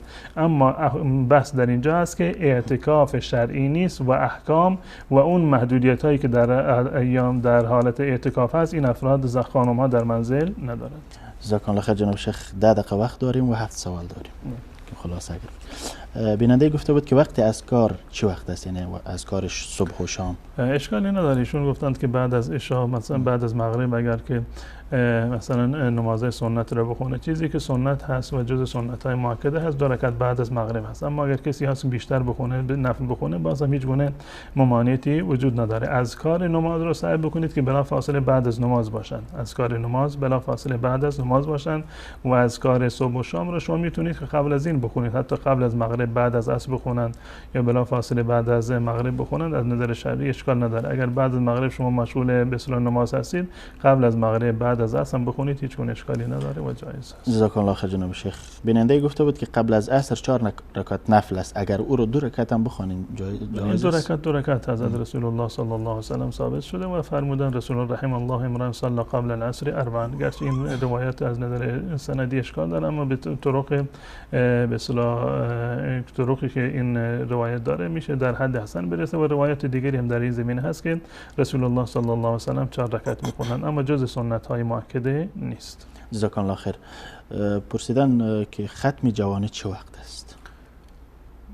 یعنی تا حدود 40 سال معمولا یعنی جوانی هست و این بستگی به هر انسانی داره که معمولا از 40 سال به بعد رو در زبان عربی به اصطلاح میان سال گفته میشه و تا قبل از 40 سال همون جوانی شمرده میشه. اما جوانی هر کسی بستگی به خودش متفاوتن دیگه. پرسیدن یکی از بینندگان که کسی که دزد باشد خداوند توبه از او را قبول میکند و قبلا شیعه هم بودن. بله، تفاوتی نداره، چه شیعه باشه چه سنی باشه، هر کسی گناهی رو انجام داده باشه در گذشته، وقتی توبه بکند قطعا الله متعال توبهش رو میپذیرد و شرط توبه در صورتی که متعلق به حقوق الناس باشه. حتما حقوق مردم رو باید دوباره پس بده، چه شیعه شده باشه چه الان سنی شده باشه یا اصلا سنی بوده و الان هم سنی هست. وقتی که یک چیزی رو به سرقت برده الان میخواد دوباره توبه بکند، حکم شرعی این است که اون چیز رو حتما باید به صاحبش باز بگرداند یا از اون طرف حتما حلالی بطلب. این گونه که من توبه کردم الله متعال حق بندگان رو نمیبخشد و اگر صاحبش رو هم نمیداند به اون مقداری که بدون اجازه برداشته صدقه بکند به نیت همون فردی به صاحب مال. جزاک الله خیر جناب شیخ. بیننده پرسیده که در رمضان ختم قرآن حتمی است، اگر نکنی گناه داره؟ نه، ختم قرآن در ماه مبارک رمضان الزام نیست، یعنی جز واجبات و فرایض نیست و جز مستحبات است. سلف حضرت رسول الله صلی الله علیه و سلم ختم می‌کردند و صحابه و سلف صالحین ختم می‌کردند، جز مستحبات هست و جز فرایض و واجبات نیست. اگر ختم نکردید یا نتونستید ختم بکنید گناهی بر گردن شما نیست. جزاک الله خیر جناب شیخ. بیننده دیگر پرسیدن آیا تلاوت سر قبر جایز است؟ در این زمینه از رسول الله صلی الله علیه و سلم نه تنها این که به اصطلاح بحثی ثابت نشده که قرآن خونده باشند و بلکه برخلاف به اصطلاح روایاتی هست که در این زمینه هست. رسول الله صلی الله علیه و سلم فرمودند لا تجعلوا بیوتکم قبورا، خانه هایتون را تبدیل به قبر نکنید، یعنی که در قبر نماز خونده نمیشه، در قبر عبادتی انجام نمیگیرد، قرآن خونده نمیشه. شما در خانه هایتون خودتون نماز بخونید و قرآن بخونید. قرآن خواندن سر قبر از نظر شرعی ثابت نیست و جایز هم نیست. جزاک الله خیر جناب شیخ. سوال دیگر این بیننده بود که در حالت سفر روزه اگر بخورد چه حکم دارد؟ اشکالی ندارد. اگر واقعا نیازی به این دارد که روزه رو بخورد، نمیتواند روزه بگیرد یا مشقتی برایشون دارد، از نظر شرعی اشکال ندارد، میتواند روزه رو نگیرند. اما اگر سفری هست که هیچ گونه مشقتی ندارد، اولاتر و بهترین است که روزه بگیرد. جزاک الله خیر جناب شیخ. بیننده دیگری پرسیدن اینجا که آیا زن میتواند ابرویش را به خاطر شوهرش اصلاح کند از بالا یا از پایین؟ چیزی که در روایات اومده به صورت مطلق اومده، یعنی اینو منوط به اجازه شوهر یا عدم اجازه شوهر قرار نداده. به صورت کلی رسول الله صلی الله علیه و سلم کسانی را که ابرو میگیرند نفرین کردند، چه الان به اجازه شوهر باشد یا به غیر اجازه شوهر باشد. اما اگر یک خانومی رو به اصطلاح شوهرش مجبور کرده باشه، خب در حدی که مضطر باشه یا اینکه موجب ضرر و زیانی برای خانم باشه، گناهش برگردن شوهر هست و برگردن خود خانم نیست. جزاک الله خیر جناب شیخ.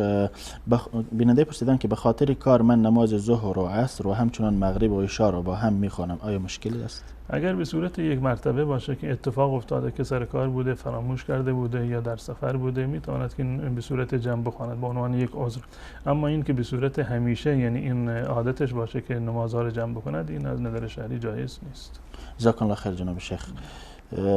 بیننده پرسیدن که استعمال عطر و مسواک چوبی آیا روزه را میشکنه؟ نه، هیچ گونه اشکالی نداره. استفاده از عطر در ماه مبارک رمضان در حالت روزه هیچ گونه اشکالی نداره. عطرهای عادی باشند، عطرهای سنتی، عطرهایی که در اونها از الکل استفاده شده، از نظر شرعی هیچ گونه اشکالی ندارن. و همچنین استفاده کردن از مسواک، چه مسواک چوبی باشد یا مسواک با خمیر دندان باشد، هر دو تاشون از نظر شرعی جایز هستند و ضرر و زیانی برای روزه ندارد. جزاکم الله خیر جناب شیخ. بیننده پرسیدن که آیا نیت را باید بر زبان آورد، یعنی نیت کردن بر زبان لازم است؟ نه، اساسا نیت کار دل هست و هیچ ارتباطی با زبان ندارد. اگر زبان هم اشتباه بکند هیچ دخلی و هیچ ضرری به نیت نمیرسد. به طور مثال الان مثلا نماز مغرب هست، شما بگویید که من نیت کردم که بخوانم 4 رکعت نماز عشا رو. الان میدونید که وقت نماز مغرب هست، در دلتون مغرب هست اما سر زبانتون نماز عشا اومده، هیچ تأثیری در به اصطلاح نماز شما نیست و نیتتون همون چیزی هست که در قلبتون هست. و تلفظ کردن نیت در هیچ عبادتی جز سنت های اون عبادت نیست. نه اینکه تنها فرض و واجب نیست، حتی جز سنت ها هم در واقع نیست. اون چیزی که در قلب هست اون برای نیت اون معتبر هست، زبان معتبر نیست. جزاکم الله خیر جناب شیخ. بیننده پرسیدن که تا وقتی که اذان صبح تمام میشد میتونن چیزی خورد؟ وقتی که یعنی اذان داده شد این وقت دیگه همون نهایت وقت امساک است. معمولا اذان رو سر وقت میگویند و شما نباید تا آخر اذان بخورید و بیاشامید. یعنی به محض این که اذان گفته شد باید شما از خوردن و آشامیدن باز بیایید. اما اگر یک لیوانی آبی در دستتون بود داشتید میخوردید، نصفش رو خوردید نصفش باقی مونده، اگر کامل بکنید اشکالی ندارد. اما این که تا وقتی که اذان رو طولانی است، بعضی از مؤذنان هم که ماشاءالله اذان رو خیلی طولانی میکنن، در اثنای اذان در این صورت خوردن و آشامیدن درست نیست. این فقط برای به اصطلاح وقت سحری هست. اما وقت افطار اشکالی نداره. به محض اینکه اذان گفت تا آخرش میتونند که بخورند. جزاکم الله خیر جناب شیخ. بیننده دیگری پرسیدن که اگر آینه در مقابل انسان طرف قبله باشد میشود نماز خواند؟ نماز درست اشکالی نداره، اما باید انسان در جایی نماز بخونه که حواسش جمع بشه و اسبابی رو که سبب میشوند که حضور قلب انسان زیر سوال بره، حواسش این طرف اون طرف فرد بشه، بهتر است که در چنین جاهای نماز نخوند. اما اگر کسی جلوی آینه یا خونهش طوری بود که جلوش آینه هست و همیشه اونجا نماز میکنه، از نظر شرعی نمازش اشکال نداره و درست است. جزاکم الله خیر جناب شیخ. بیننده دیگری پرسیدن که در نماز بعد از سوره فاتحه لازم است که بر سوره دیگر بسم الله بخواند؟ این جزء سنت ها هست. اگر که نخوندن از نظر شرعی اشکالی نداره. اون چیزی که جزء ارکان هست خود تلاوت خواندن سوره به اصطلاح سوره فاتحه هست که جزء ارکان هست و ضم سوره جزء ارکان نیست. جزاکم الله خیر جناب شیخ. بیننده دیگری پرسیدن که شما گفتین که با برس دندان روزه مکروه نمیشه، ولی بعضی‌ها میگه که مکروه میشه. اگه در این مورد کمی توضیح بدید. عرض کردم که این هیچ گونه تأثیری در روزه ندارد و جز خوردن و آشامیدن نیست و کراهتی در روزه ندارد. گرچه برخی از فقها در این زمینه به خاطر اینکه بوی تغییر میده و فضیلتی که در مورد این اومده که بوی دهان روزه‌دار در نزد الله متعال ارزشی داره، وقتی که مسواک بزنه این بوی در واقع از بین میره، گفتند از این جهت این نوعی کراهت داره. اما این دلیل بر این نیست که ما حتما باید بگذاریم که دهان بدبو باشه. نه، به هیچ عنوان. این رأی به اصطلاح شخصی باشه ما ممانعتی نیست و یعنی نمیشه اون رو رد کرد. اما چیزی که در این زمینه قول اکثر علما هست و از نظر علمی هم ثابت است، هیچ گونه تأثیری بر روزه ندارد و مسواک زدن هم قبل از به اصطلاح زوال جایز هست و هم بعد از زوال. گرچه برخی از فقها اینو مقید کردند که قبل از زوال جایز هست اما بعد از زوال جایز نیست. خود تفاوتی نداره قبل از زوال و بعد از زوال، به جز این که بوی بعد دهان رو از بین میره. اون فقها تصورشون بر این بوده که این بو باقی بماند ثوابش بیشتر است، اما چون این چیزی عملا وجود نداره. جزاکم الله خیر جناب شیخ. بیننده دیگری پرسیده که اگر وضو گرفته باشد و به عورت خود نگاه کند یا لمس کند آیا وضوش باطل می شود؟ نگاه کردن به عورت به هیچ عنوان به اصطلاح شکننده وضو نیست. هیچ یک فقهی از فقهای اهل سنت چنین اعتقادی رو ندارند که نگاه کردن به عورت شکننده وضو باشه.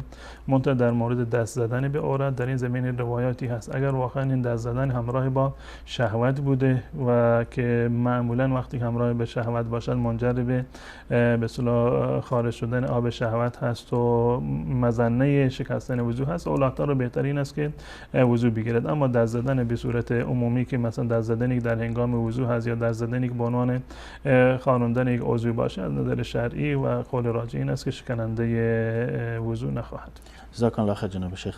بیننده دیگری پرسیدن که در ماه مبارک رمضان با همسرم جما کردم، کفاره آن چگونه است؟ این هم قضا دارد. اگر واقعا هر دو طرف روزه بودند و در روز رمضان این کار را انجام دادند و هر دو نفر مثلا روزه بودند و با رضایت انجام دادن هر دو طرف، بر هر دو طرفشون کفاره است. اما اگر مرد تنها روزه بوده بر مرد هست. یعنی مهم این است که در روز رمضان روزهشون را با همبستری شکسته بودند. اگر قبل از آن با آب مثلا شکسته بودند اصلا روزه نبودند، اون یک بحث جداگانه است که یک روز فقط باید بجاش روزه بگیرند. اما اگر روزه بودند و تنها چیزی یا ولی چیزی که روزهشون رو با اون شکستن همبستری بوده قبل از غروب آفتاب، حکم شرعی این است که گناهکار شدن، هم باید یک روزی قضا بیاورند و هم به جایش کفاره بگیرند، کفاره بدهند که 60 روز رو در واقع باید روزه بگیرند. اگر 60 روز رو نمیتوانستند روزه بگیرند، عملا شروع کردند و نمیتونستند روزه بگیرند، حکمش این است که به 60 مسکین غذا بدهند. جزاکم الله خیر جناب شیخ. به لحظات پایانی برنامه رسیدیم. بینندگان عزیز تا برنامه دیگر خدا حافظ و نگهدارتون. خدا جزاکم الله خیر.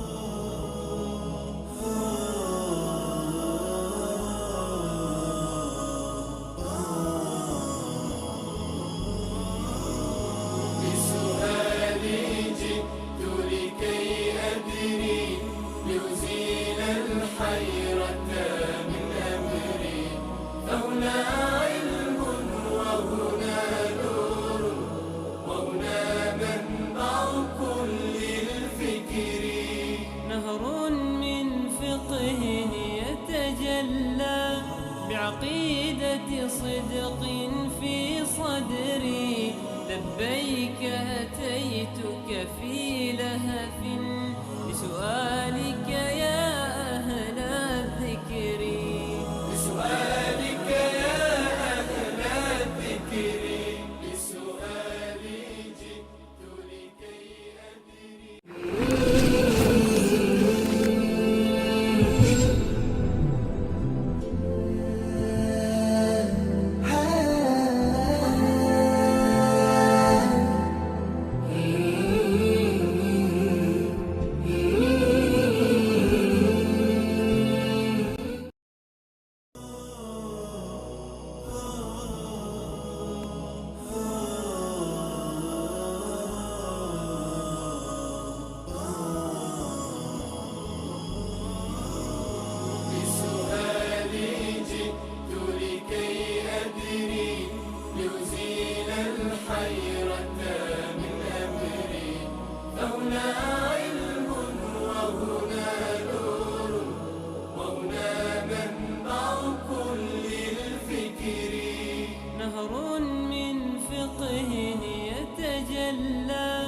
بعقيدة صدق في صدري لبيك أتيتك في لهف بسؤالك يا أهل الذكر بسؤالك يا أهل الذكر بسؤالي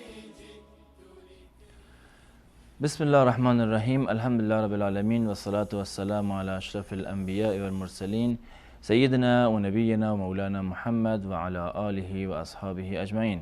با یاد و نام الله متعال برنامه امروز را آغاز میکنیم. عرض سلام و خسته نباشید داریم خدمت یکایک شما بزرگواران. امیدوارم در هر کجا که هستید همیشه در پناه الله متعال شاد و خوش و خرم باشین.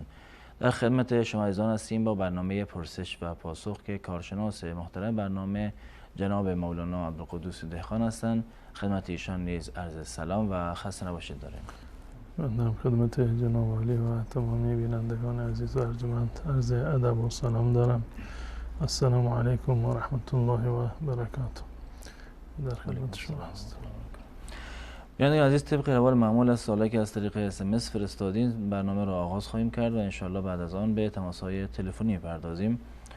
بیننده پرسیدن که من در ماه نهم حاملگی هستم، خیلی زود گرسنه میشم و دکتر گفته روزه نگیرم به خاطر آب دور جنین. گفتن که لطفاً بگید چه کار کنم. بسم الله الرحمن الرحیم و به نستعین و صلی الله علی نبینا محمد و علی آله و صحبه اجمعین.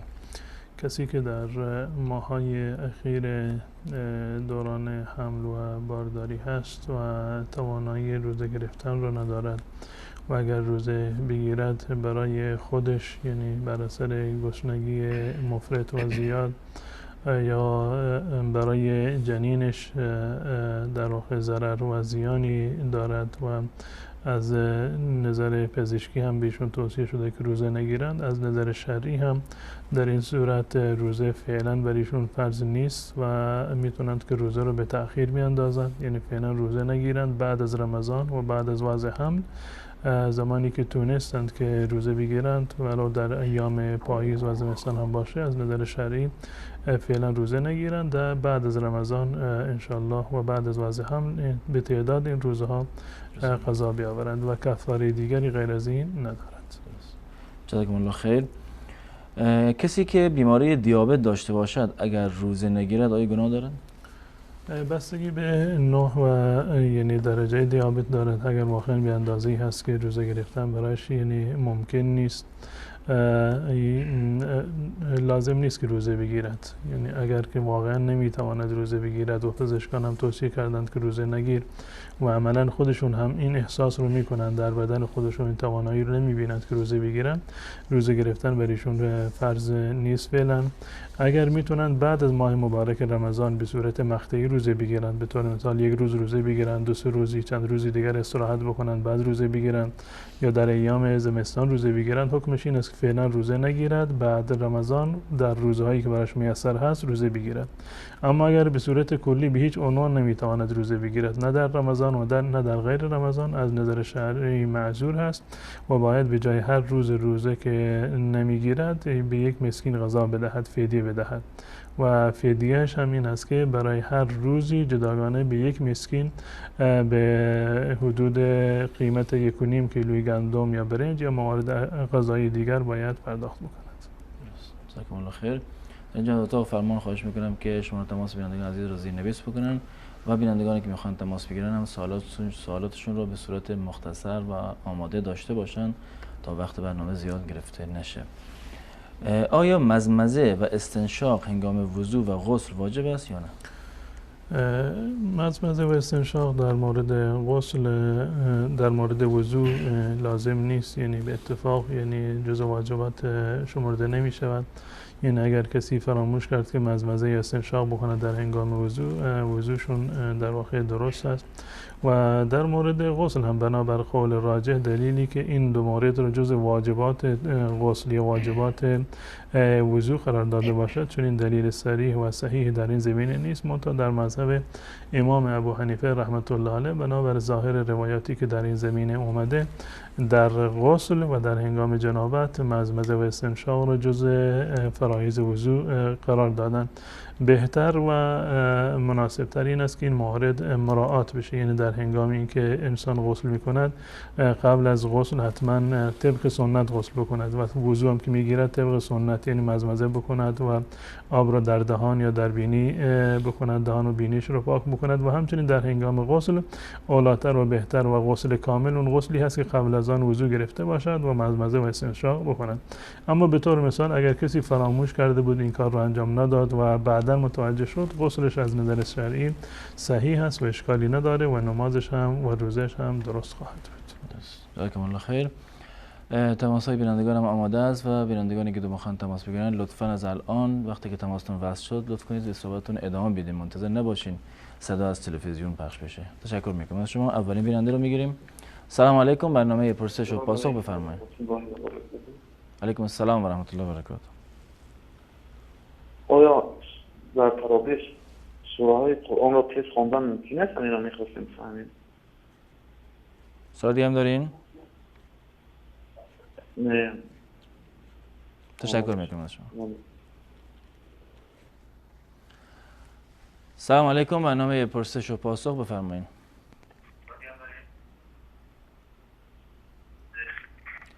بیننده عزیز تماس شما وصله، لطفاً صحبت کنید. الو السلام علیکم. علیکم السلام و رحمت الله. برادر عزیز، من یک دو تا سوال داشتم از شما. بفرمایید. سوال اولتون؟ سوال اول این است که من یک بسیار وضعیت بد قرار هستم. من بسیار یک خوابای جالب میبینم، این حس میکنم که این خوابای من حقیقت هستن یا نیستن. من بچه من در حالت کوما در مستشفی خواست من یک خواب میبینم که بسیار زیر باران میشوم، زیر برف میشوم. حالا یک چند هفته یک پیش یک خواب دیدم من رفتم از بیت الله، این بیت الله را طواف کردم، رفتم حجر الاسود را بوسیدم، دو دستم را بالا کرده از خداوند طلب و مغفرت کردم. حالی من حس میکنم که اما بچه من خوب میشه، این خداوند دعای مرا قبول کرده. درست. شما اما ثوابش بگو، جوابش بگوین که من بسیار منتظر هستم که این چیزی نه حقیقت داره. انشالله. سوال دیگه هم دارین؟ دعا کنین که اما حق ابراهیم، دعا کنین که بچه من نامش ابراهیم است، اما یک خوب شود. انشالله. سلام باشه. انشالله خدا شما باشه. سلامت باشین. تشکر میکنم. سلام علیکم. برنامه پرسش و پاسخ بفرمایید. امیر هستم از کرمانشاه. بفرمایید آقا امیر. سوال شهریتون؟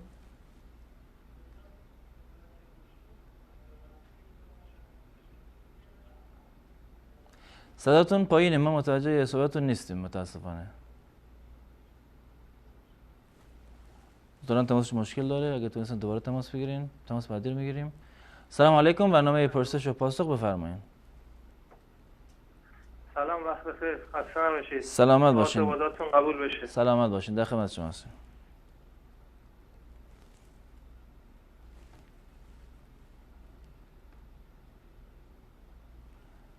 بفرمایید، به سوالتون ادامه بدین.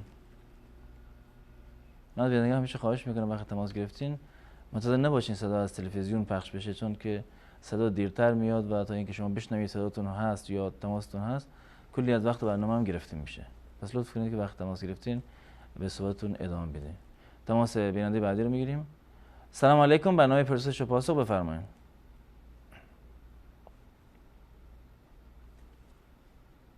سلام علیکم. بفرمایید. سلام علیکم. علیکم السلام و رحمت الله. عذرخواهی میکنم. حکمت هستم از اصفهان. در خدمت شما هستیم آقای حکمت.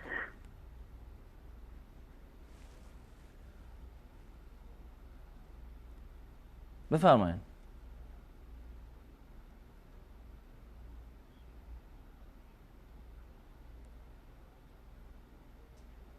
سلام علیکم. بفرمایید. سلام علیکم. بفرمایید. علیکم السلام. در خدمت شما هستیم. ما از آنلاین شما را تماس میشم. من یک چند روز پیش یک مریض شدم، افطاری یک 5 دقیقه مانده بود بر افطاری که فکر کردم که مریض شدم. من چون که روزی ما چی شده قضایی بگیرمش یا حساب میشه؟ یعنی عادت ماهیانه منظورتونه؟ بله بله بله. 5 دقیقه مانده بود بر افطاری.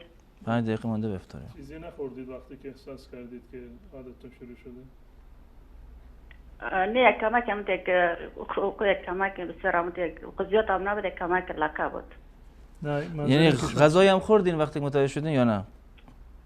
افطاری کردم، بعد از افطاری دیگه متوجه شدم دیگه. قبل از اذان مغرب چیزی نخوردین یعنی؟ نه نه نه نه نه. درست. 5 دقیقه مانده بود بر افطاری دیگه. درست. تشکر میکنم از شما. خدا سلامت. تماس بیننده بعدی رو میگیریم. سلام علیکم. برنامه پرسش و پاسخ بفرمایید.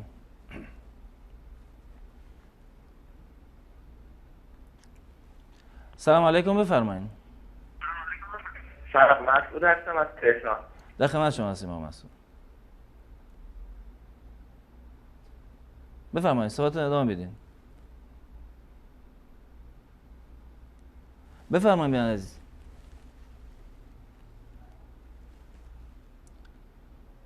بیان عزیز شما رو خط هستین، لطفاً صحبت کنید.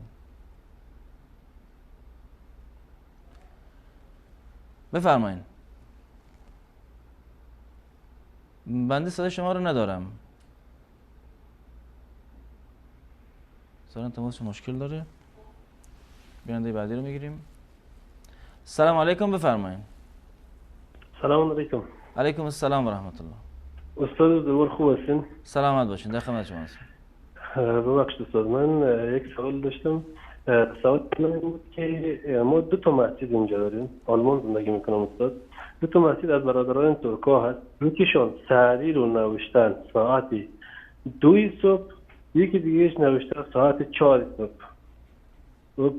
این یعنی با هم خیلی اختلاف دارن.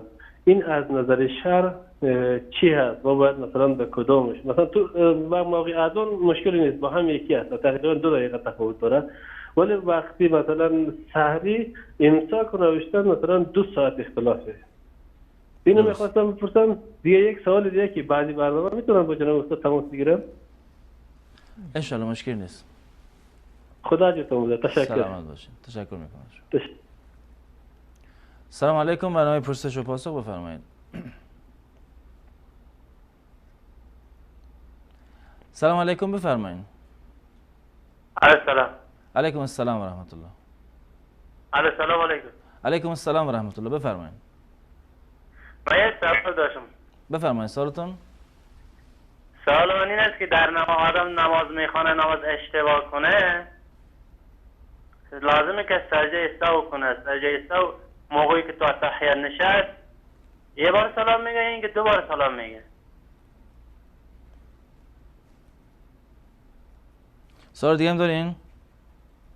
نه دست شما در نکنه. سلامت باشین. تشکر از شما. سلام علیکم. برنامه پرسش و پاسخ بفرمایید. سلام آقا، خسته نباشید. سلامت باشین. در خدمت سوال شما. داشتم خدمت شما اگر امکان داره بفرمایید. من رو بدن استاد. سوال من اینه که در اسلام ما هر چی میبینیم توصیه با عرض پوزش، میخوام بگم به گداپروری شده. یعنی بنده کشاورزم، میرم رو زمین زحمت میکشم، 1 سال درو میکنم زیر آفتاب، بعد هر چی در ما دارم میگه برو زکاتش رو بده به فقیر خودش برد کار کنه، برای چی پول من رو میگیرد؟ یا خانم بنده طلا دارد، زحمت کشیده است، بالاخره خیاطی کرده، این مقداری طلا چیز کرده، این میره برو بده به فقیر. فقیر این گداپروری در اسلام دارن ترویج میدن، فقیر خودش بره تلاش کنه پول در بیاره. تشکر. خدا. سلامت باشین. تشکر از شما. سلام علیکم. برنامه پرسش و پاسخ بفرمایید. سلام علیکم بفرمایید.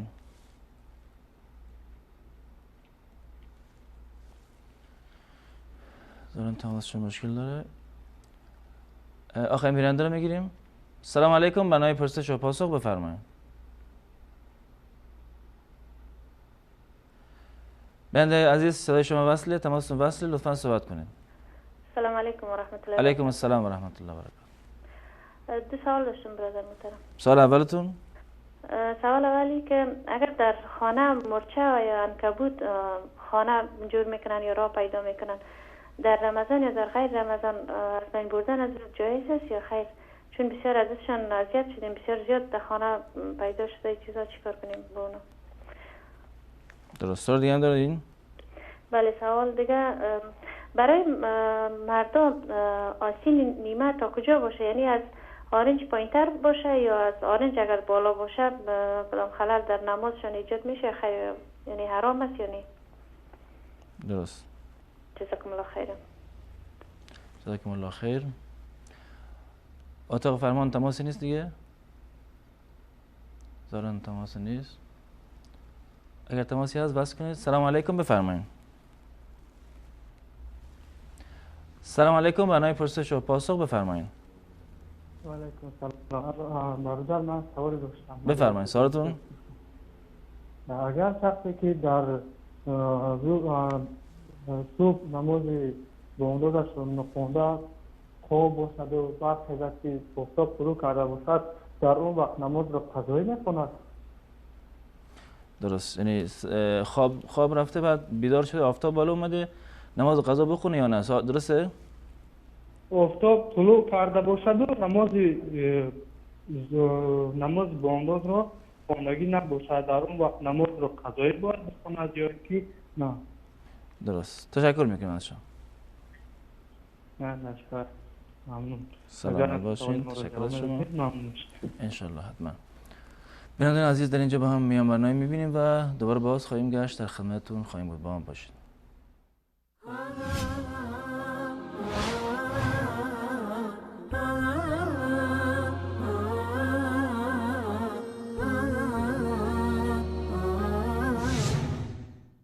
خداوند پروردگارم، همه از توست یا رب هرچه دارم. اگر عمری به سجده سر گذارم، نگردد شکر یک لطفی برارم. به داد ما ز گمراهی رسیدی و ما را بر هدایت رهنمودی. همه محتاج تو بی نیازی، ندانم از تو دیگر چاره سازی. تو را خوانم که دانم می توانی، و نزدیک تر به من از شهرگانی. فقط عالم تویی از علم غیبی، که ذاتی کامل و بی نقص و عیبی. تویی یکتا ترین یکتای پاکم، گواه ذات تو هر ذره خاکم. همه از هر نژاد و رنگ و دینی، تو را دانند که رب العالمینی. ولی دست نیاز بر غیر آرند، و نام خود مسلمان هم گذارند. بخوانند بر ندا صدها خدا را، ز جمله انبیا و اولیا را. رسولان خود گدای ذات پاکند،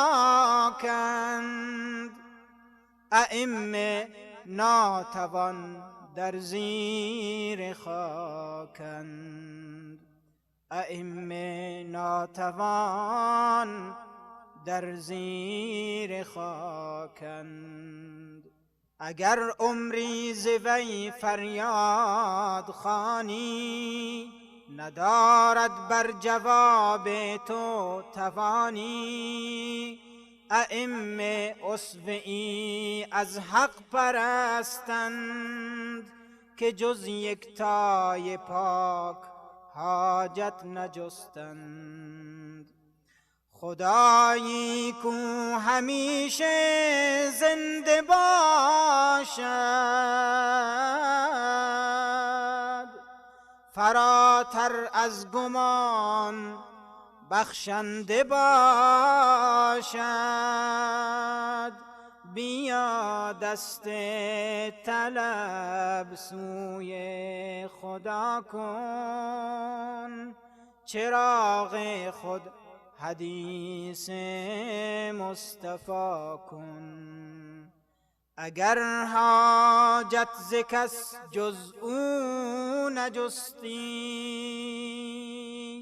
مبارک بر تو باد یکتا پرستی. مبارک بر تو باد یکتا پرستی. خدایی کو همیشه زنده باشد، فراتر از گمان بخشنده باشد. بیا دست طلب سوی خدا کن، چراغ خود حدیث مصطفی کن.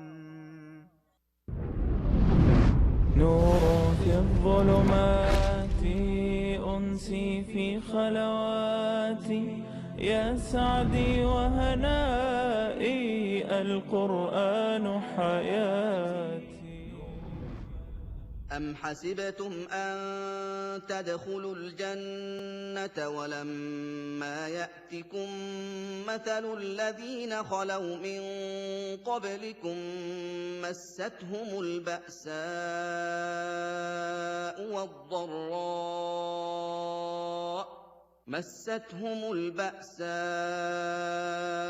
والضراء وزلزلوا حتى يقول الرسول والذين آمنوا معه متى نصر الله ألا إن نصر الله قریب.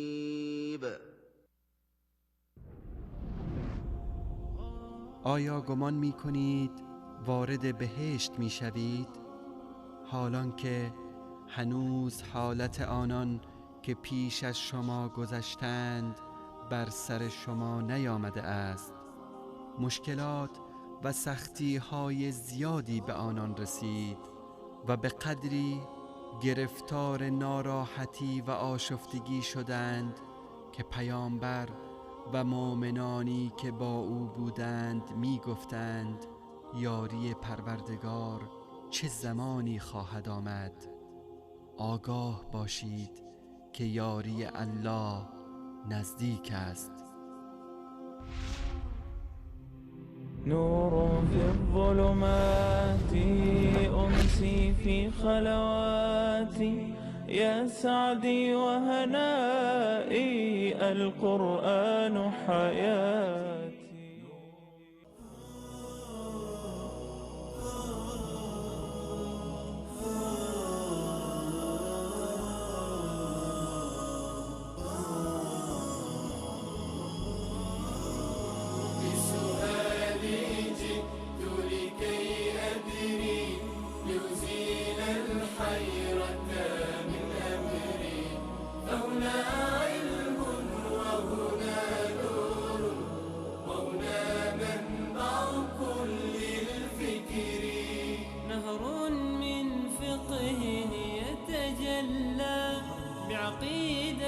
صدق في صدري لبيك أتيتك في لهف لسؤالك يا أهل الذكر لسؤالك يا أهل الذكر.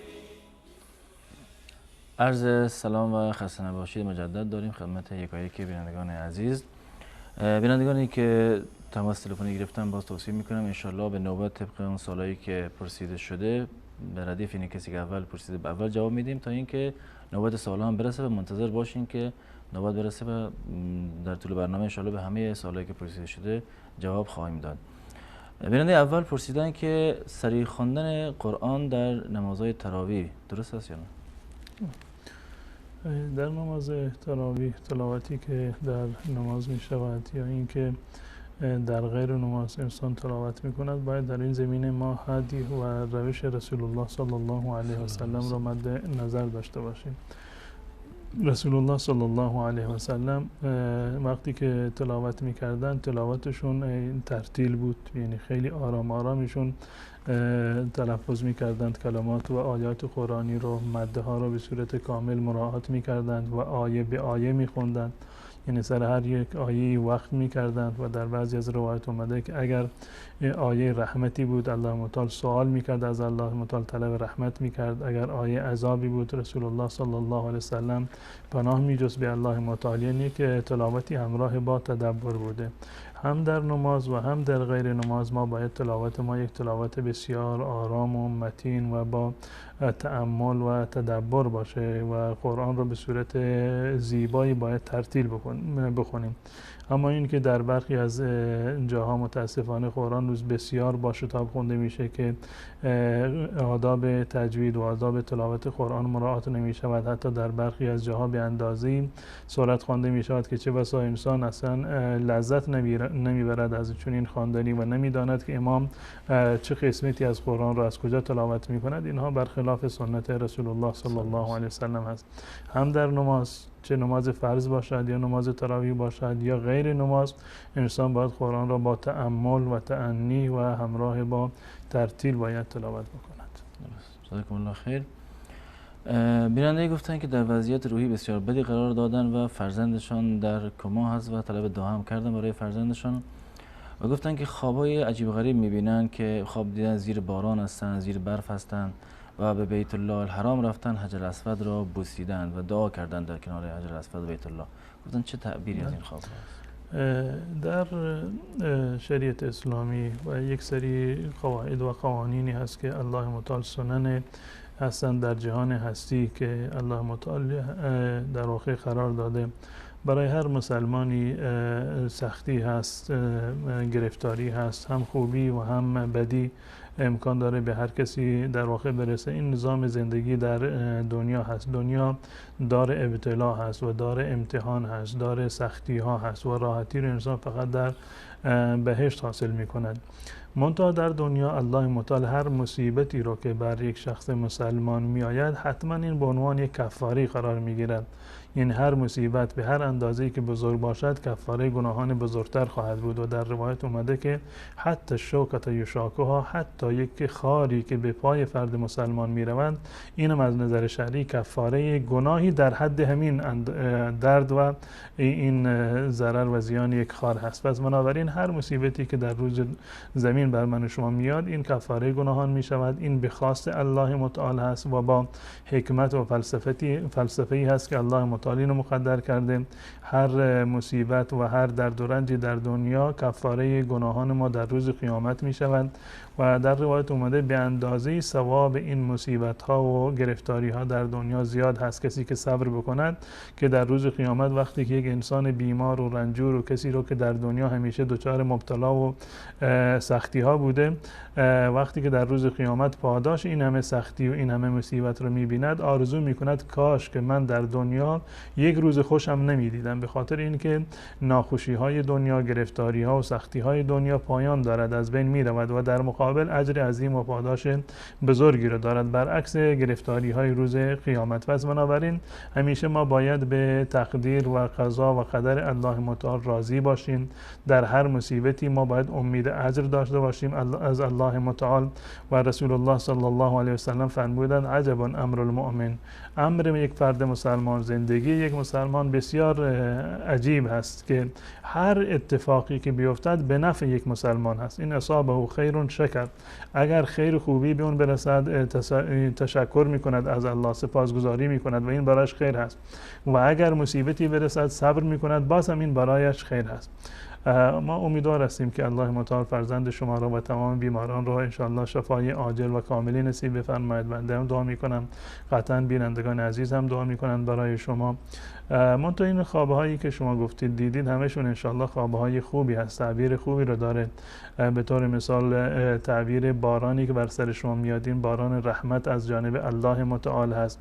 برف وقتی که به اصطلاح برف میبارد شما احساس میکنید بر شما برف میریزد یا در داخل برف هستید، این به عنوان شستن گناهان هست، زیرا که در روایت اومده که رسول الله صلی الله علیه وسلم همیشه همین دعاشون بود اللهم اغسل ذنوبی و خطایا بالماء البارد و الثلج، که برف رو ذکر میکردن پروردگار گناهان مرا با آب سرد و برف بشو، که این خاصیت تمیز کنندگی بیشتری رو داره خصوصا در مورد گناهان. و همچنین طواف بیت الله نشانه بخشیده شدن گناهان شما هست و همچنین حجر اسود رو گفتید که استلام کردید، این نشانه این است که در روز قیامت برای شما گواهی خواهد بود، همون گونه که فرزندم گواه خواهد بود. در روایت متعددی داریم وقتی که یک فرد مسلمانی در دنیا فرزندان خودش رو از دست میدهد اینها شاهد برایش قرار میگیرند در روز قیامت و حتی شفاعت میکنند و حتی در روایت اومده که حتی جنینی که سخت میشود با همون بندی که به اصطلاح شکمش و نافش کنوز نبریدن این به اصطلاح مادر خودش رو میگیرد و کشان کشان به بهشت میرساند. پس بنابراین عرض کردم هر مصیبتی که باشد ما باید راضی باشیم به رضای الله متعال. همین که فرزند شما فعلا بیهوش است و در کما هست این مصیبتی هست، شما صبر بکنید، قطعا صبر و پاداشی رو خواهید داشت. انسان همیشه از الله متعال عافیت طلب بکنه برای خودش و برای دوستان و عزیزان و اهل بیتش و عافیت در دین و در دنیا و در آخرت.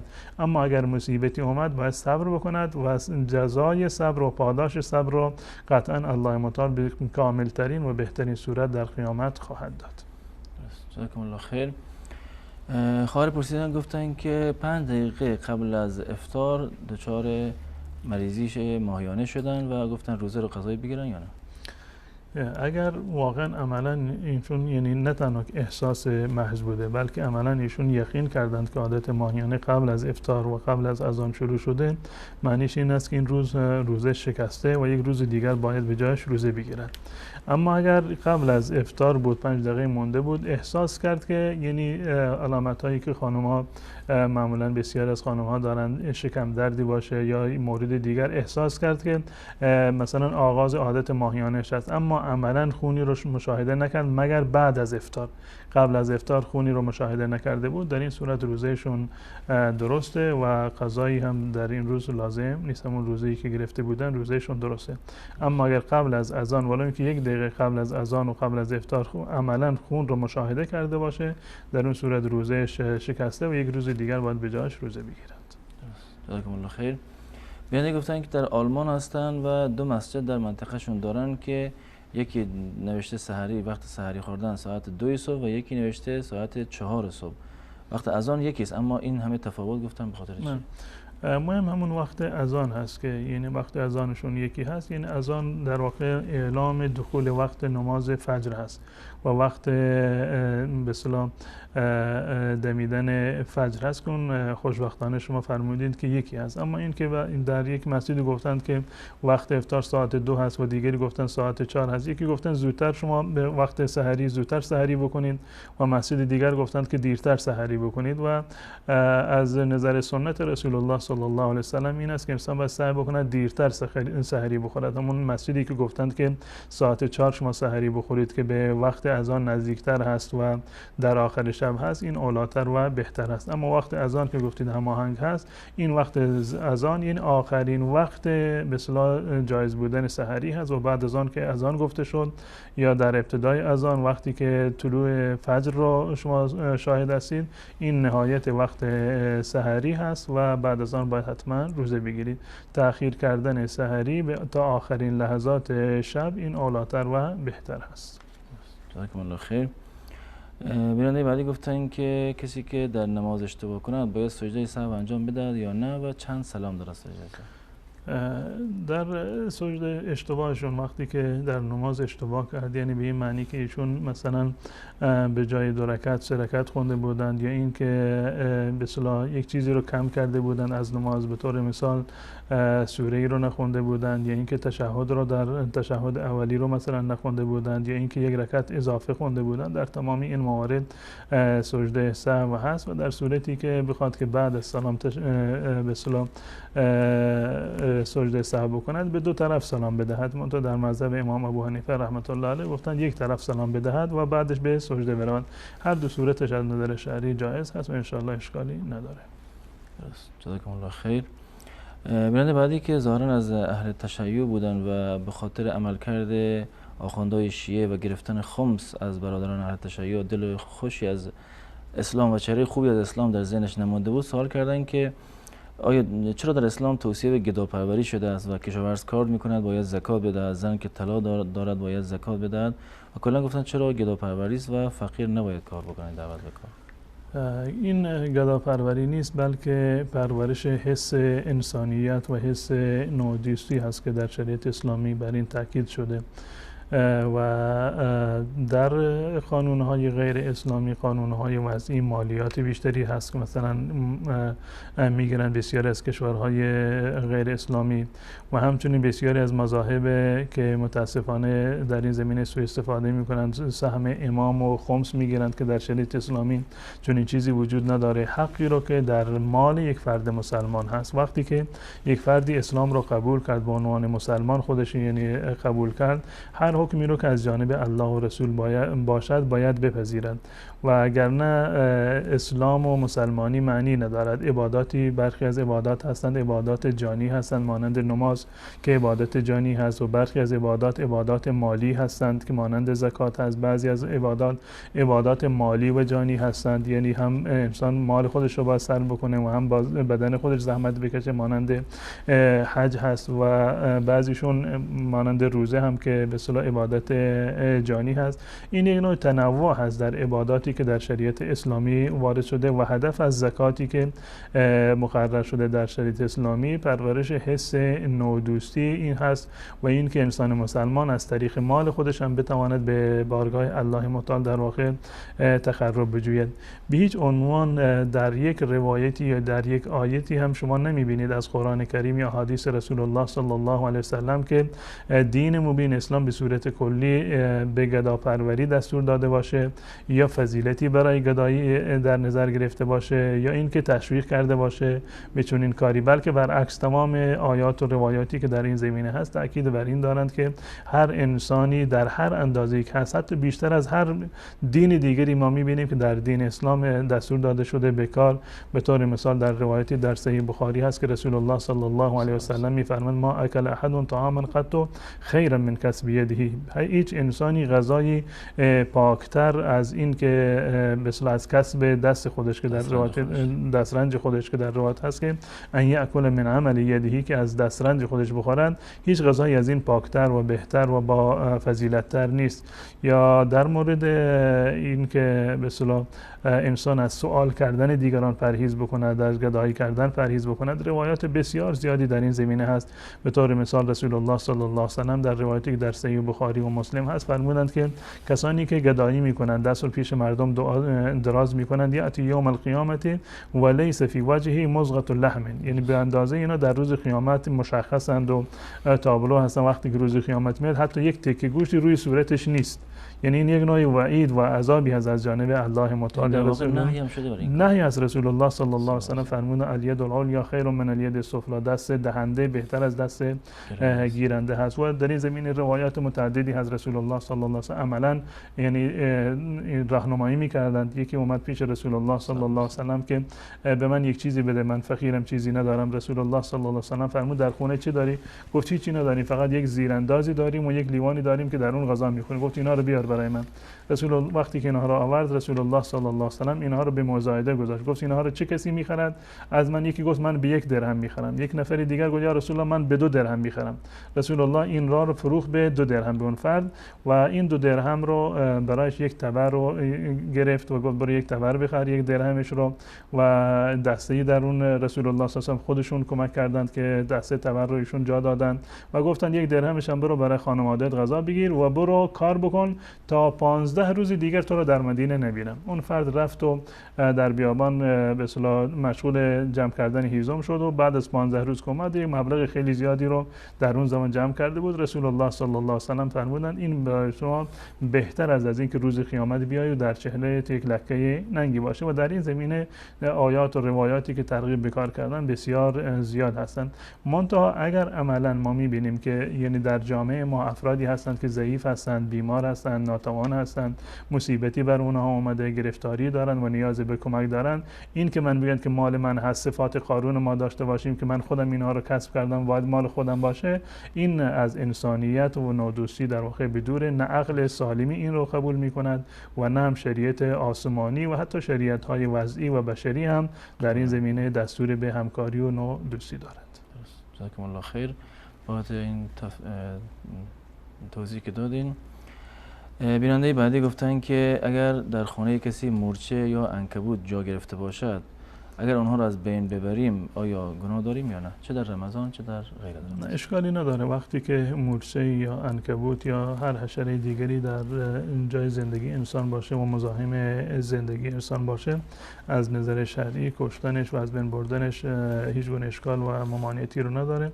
منتها چیزی که در این زمینه منع شده در شریعت اسلامی سوختن هست. یعنی شما با آتش نمیتونید مورچه ها رو بسوزانید، میتونید با موارد دیگر سم هست یا موارد دیگر اونها رو بکشید، اما سوزاندن را رسول الله صلی الله علیه و سلم نهی کردن. بله، حشراتی که در محل زندگی شما مزاحم آرامش شما هستند میتوانید که آنها را به یک نحوی از بین ببرید. جزاکم الله خیر. آستین مردها تا چه اندازه کوتاه باشد درست است و آیا اگر آرنج بیرون باشد خللی در نماز وجود میاد یا نه؟ لباسی که به اصطلاح شایسته باشه و از نظر عرف جامعه قابل قبول باشه، از نظر اسلامی هم هیچ گونه ممانعتی در این زمینه نیست و چیزی که مهم هست در این زمینه پوشیدن عورت هست، چه از جانب مردان و چه از جانب زنان.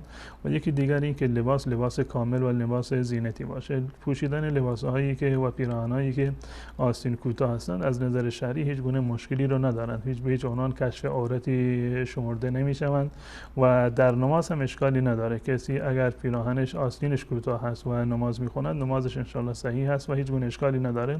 فقط در این زمینه نهی اومده که انسان با تشمیر نماز نخونه. تشمیر یعنی این که کسی آستینش رو بالا بزند، آستین بالا زدن آستین مثلا، یا اینکه به اصطلاح بالا زدن لباس رو رسول الله صلی الله علیه و سلم منع کردن و فرمودن بگذارید که این لباس شما هم بر روی زمین بیفتد در حالت سجده و این در واقع فضیلتی رو داره. و فقط چیزی که منع شده در شریعت اسلامی این است که کسی که با زیر پیراهنی نماز میخواند و زیر پیراهنی هایی که به اصطلاح تسمیعی هستند و رکابی هستند به گونه‌ای که شانه انسان بیرون هست، رسول الله صلی الله علیه و سلم از این منع کردند که فرد در هنگام نماز خوندن شانه‌اش بیرون باشد. گرچه شانه اساساً جزء عورت نیست، چیزی که در نماز پوشیدنش لازم و جزء شرایط نماز هست پوشیدن عورت هست، یعنی از ناف گرفته تا زانو این حتما باید پوشیده باشه. اگر پوشیده نبود نمازشون درست نیست و نماز باطل هست. اما اگر آرنجی شانه کسی بیرون بود و زیر پیراهنی رکابی برتنش بود این نماز مکروه است، باطل نمیشه. اما این که آستین کوتاه پوشیده باشه از نظر شرعی جون اشکالی نداره و نماز درسته. جزاکم الله خیر. بیانده گفتن که کسی که نماز صبح خواب افتاده باشد وقتی بیدار شود آفتاب طلوع کرده، آیا میتونه در آن وقت نماز رو قضا بخونه؟ انسان باید سعی بکنه که همیشه بیدار بشود. اسباب و ابزاری که در این زمینه هستند اینها رو به کار بگیرند، پدر و مادر را سفارش بکنند که ما رو بیدار بکنند، دوست و رفیق هم اتاقی رو که دارید ساعت و تلفنتون رو تنظیم بکنید که زنگ بخورد وقت نماز. این وظیفه شرعی یک مسلمان است که آماده باشد، به این نیت بخوابد که فردا صبح نماز صبح رو حتما در مسجد و با جماعت بخونند. اما بالفرض اگر کسی با وجود این که میخواست بیدار بشود خواب افتاد، در این زمینه گناهی هم نیست و رسول الله صلی الله علیه و سلم فرمودند که هر کسی از شما وقتی که خواب افتاد یا نمازی رو فراموش کرد، به محض این که از خواب بیدار شد یا به محض این که به یادش اومد اون نماز رو دوباره بخواند، کفاره غیر از این ندارد. شما بعد از طلوع آفتاب بیدار شدید، اولین کاری که میکنید باید نماز فجر رو بخونید. این نماز رو تأخیر نکنید تا نماز ظهر که نماز ظهر مثلا اذان بگوید بعد از این اذان ظهر اینو بخونید، نه، به محض این هر وقتی که بیدار شدید وقت اذان فجر هست و وقت نماز فجری که هست که در واقع از شما قضا شده، بعد از طلوع آفتاب اون رو بخونید. اگر قبل از طلوع آفتاب بود که وقتش همون وقت از زیرا که وقت نماز صبح از وقت طلوع سپید دم هست تا طلوع آفتاب. اگر در این وقت بیدار شدید نمازتون سر وقت هست. اگر دقیقاً در عین وقت طلوع آفتاب شما بیدار شدید نماز رو نخونید در وقت طلوع آفتاب، صبر بکنید که آفتاب کاملا طلوع میکنه، تقریبا 10 دقیقه ربع ساعت بعد طلوع آفتاب و اولین کاری که میکنید نماز فجر رو باید بخونید. جزاکم الله خیر. یعنی گفتن که شستن پا جزو واجبات وضو هست، آیا مسح بر جوراب گرپا هست جایز است یا نه؟ مسح بر جوراب یکی از مسائل به اصطلاح مورد اتفاق مذاهب اهل سنت و الجماعت از مسح خف. در کیفیت مسح خف و در اون خفی یا جورابی که بر اون مسح می شود اختلاف نظر وجود داره. بسیار از علما معتقد بر این هستند که جورابی که بسیار نازک و شفاف باشه مسح کردن بر اون از نظر شرعی درست نیست. اما عملا خود مسح بر موزه از رسول الله صلی الله علیه و سلم به اندازه تواتر ثابت هست و به گونه‌ای هست که این مسح بر جوراب یا به تعبیر کاملتر مسح بر خفین، جوراب‌های پوستین و جوراب‌های کلفت و ضخیم جزء به اصطلاح مسائل فقهی هست که در بحث عقیده از اون بحث شده، یعنی به اندازه دلایلش قوی هستند و قطعی هستند که در باب عقیده علما این رو در واقع بحث کردن و جزء مسائل مورد اتفاق و اجماع اهل سنت و الجماعت هست. جزاکم الله خیر. یعنی گفتن که اگر یک مسافر از یک کشور به کشور دیگری سفر کند، آیا باید در سفر روزه باشد یا میتواند روزه را بخورد و بعد قضا بگیرد؟ در مورد مسافر بایدی وجود نداره، نه اینکه باید بخورد یا باید روزه بگیرد، بایدی وجود نداره. این به اختیار خود مسافر هست. اگر واقعا در این سفر خودش به اصطلاح دچار مشقت و تکلیف و زحمت می شود، اجازه دارد از نظر شرعی این رو بخورد. اگر این زحمت و مشقتش بسیار در سطح بالایی هست که واقعا ضعیف می شود و از هدف سفر باز می آمد، روزه گرفتن در این مورد خلاف سنت رسول الله صلی الله علیه و سلم و حرام هست، زیرا که رسول الله صلی الله علیه و سلم فرمودن لیس من البر الصیام فی السفر، که این نیکی نیست که شما در سفر روزه بگیرید. و رسول الله صلی الله علیه و سلم در یک سفری دیدند که چند نفر جمع شدن، یک فردی رو که به اصطلاح روزه بود سایش کردن، گفتن این چه خبری هست؟ گفتیم فرض روزه است، الان از حال رفته. رسول الله صلی الله علیه و سلم فرمودند که روزه گرفتن در سفر از کارهای خیر نیست، اگر به این حد شما رسیدید. اما در غیر این حالت باشه، مشقتی هست، زحمت شدید، الان میخواید بخورید، از نظر شرعی جایزه و هیچ گونه اشکالی نداره. در یکی از سفرها رسول الله صلی الله علیه و سلم بعد از عصر روزه خودشون رو خوردن و در ملأ عام یک آب لیوانی رو برداشتن و آب رو خوردن و که تا اینکه صحابه هم دیگه در واقع وقتی که به زحمت افتاده بودن، به خاطر اینکه صحابه از ایشون اتباع بکنن، حتی در آخرین لحظات روز هم ایشون روزهشون رو خوردن. اگر زحمت هست و مشقتی هست که قابل برداشت، روزه گرفتن برای شما یعنی جایز هست و خوردنش هم جایز هست. اگر مشقت و زحمتی هست که قابل تحمل نیست، روزه گرفتن حرام هست و در حالت عادی به اختیار خود شما هست، روزه بگیرید یا روزه نگیرید. باید که روزه بگیرید یا نباید که روزه بگیرید، چون این باید و نبایدی برای مسافر نیست، به اختیار خود شما هست، مگر در صورتی که روزه گرفتن به عنوان تا سرحد بیهوشی و ضعف برسد که در این زمینه باید روزه رو بخورید. در حالتهای دیگر به اختیار خود شما هست و یک روز دیگر اگر خوردید باید به جایش روزه بگیرید. جزاکم الله خیر. یعنی پرسیدن که وقت اذان صبح تا چه وقتی ما میتونیم که سحری بخوریم؟ به محض اذان صبح دیگه یعنی انسان باید یعنی روزه رو یعنی شروع میشه از وقت نماز صبح، یعنی به محض دمیده شدن فجر و روشن شدن هوا که بامداد هست، این وقت سحری تمام شده و وقت روزه هست. حتما باید شما در اون لحظه امساک بکنید و روزه رو آغاز بکنید. خوردن و آشامیدن در هنگام اذان یا بعد از اذان از نظر شرعی درست نیست، مگر کسی که به طور مثال یک لیوان آبی در دستش بود و مشغول به اصطلاح خوردن این آب بود و از اون طرف صدای اذان رو شنید، این لیوان رو کامل بکند، در این اندازه از نظر شرعی اشکالی به وجود نمیاد. اما اگر بعد از این باشه، وقت مطمئن است که اذان سر وقت گفته میشود، به هیچ عنوان بعد از اذان خوردن و آشامیدن درست نیست و اگر کسی بخورد روزهش باطل میشود. درست. جزاکم الله خیر. بنده گفتن که بعضیا نماز نمیخوانند اما روزه میگیرن، این چه کاره؟ بهترین است که اگر قرار باشه که به اصطلاح انتخاب بکنن، بهترین است که به جای روزه نماز بخونند. نماز بخونید و روزه نگیرید گناهش کمتر از این است که شما روزه بگیرید و نماز نخونید. رسول الله صلی الله علیه و سلم در صحیح بخاری روایتی هست که ایشون فرمودند من ترک الصلاه حبط عمله، هر کسی که نماز رو ترک بکنه عملش در واقع باطل میشه. ترک نماز رو بسیار از علما بنابر دلایل قوی که در این زمینه هست مساوی با کفر میدونند که رسول الله صلی الله علیه و سلم فرمودند العهد الذی بیننا و بینهم الصلاة فمن ترکها فقط کفر، ترک نماز رو کفر شمردند. و همچنین در این روایت اومده که هر کسی که نماز رو ترک بکند عملش حبط می شود، باطل می شود. و بیم این وجود داره که اگر شما روزه بگیرید و نماز نخونید عمل شما حبط بشود، اما یعنی از بین برود. اما جمهور علما نظرشون در این زمینه این است که روزه یک عبادت جداگانه هست، نماز یک عبادت جداگانه هست، ان شاء الله که قبول می شود. اما در این زمینه وعید سختی هم اومده، گرچه علما در توجیه این روایت به اصطلاح گفتاری رو دارن، اما به هر صورت انسان باید بسیار مراقب باشه که اگر نماز نخوندید در واقع عملتون حبط و باطل نشود. اگر این ترک نماز به صورت کلی باشد به این معنی هست که کل عبادات شما از بین رفته، و اگر به صورت جزئی باشد در یک روز شما نماز نخونید به این معنی که عبادت اون روزتون در واقع باطل شده. حتما باید در این زمینه مراعات بکنید. درست. خسته نباشید. تشکر میکنم از شما. بینندگان عزیز، تا یک دیدار دیگر همه شما را به الله متعال می‌سپاریم. السلام علیکم و رحمت الله و برکاته.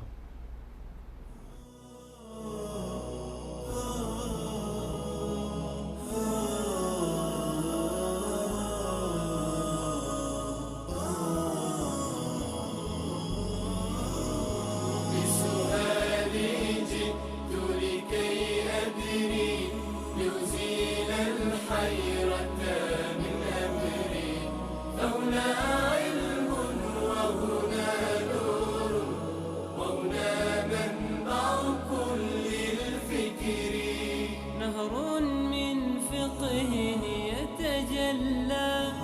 بعقيدة صدق في صدري لبيك أتيتك في لهف بسؤالك يا أهل الذكر بسؤالك يا أهل الذكر بسؤالي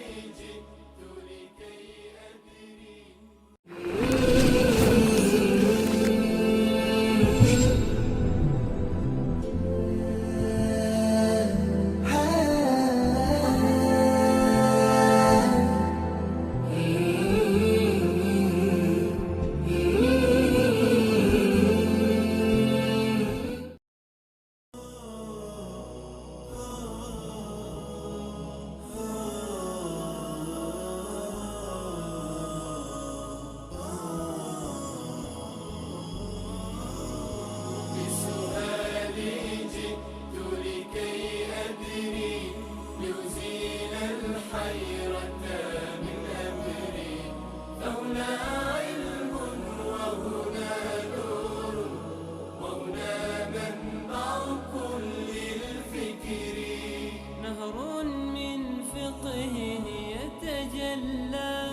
بعقيدة صدق في صدري لبيك أتيتك في لهف بسؤالك يا أهل الذكر بسؤالك يا أهل الذكر بسؤالي جئت لكي أدري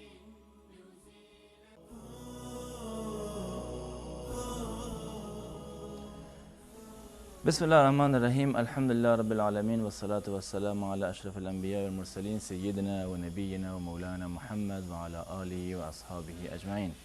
با یاد و نام الله متعال برنامه امروز را آغاز میکنیم. عرض سلام و خسته نباشید داریم خدمت یکایک شما بینندگان عزیز.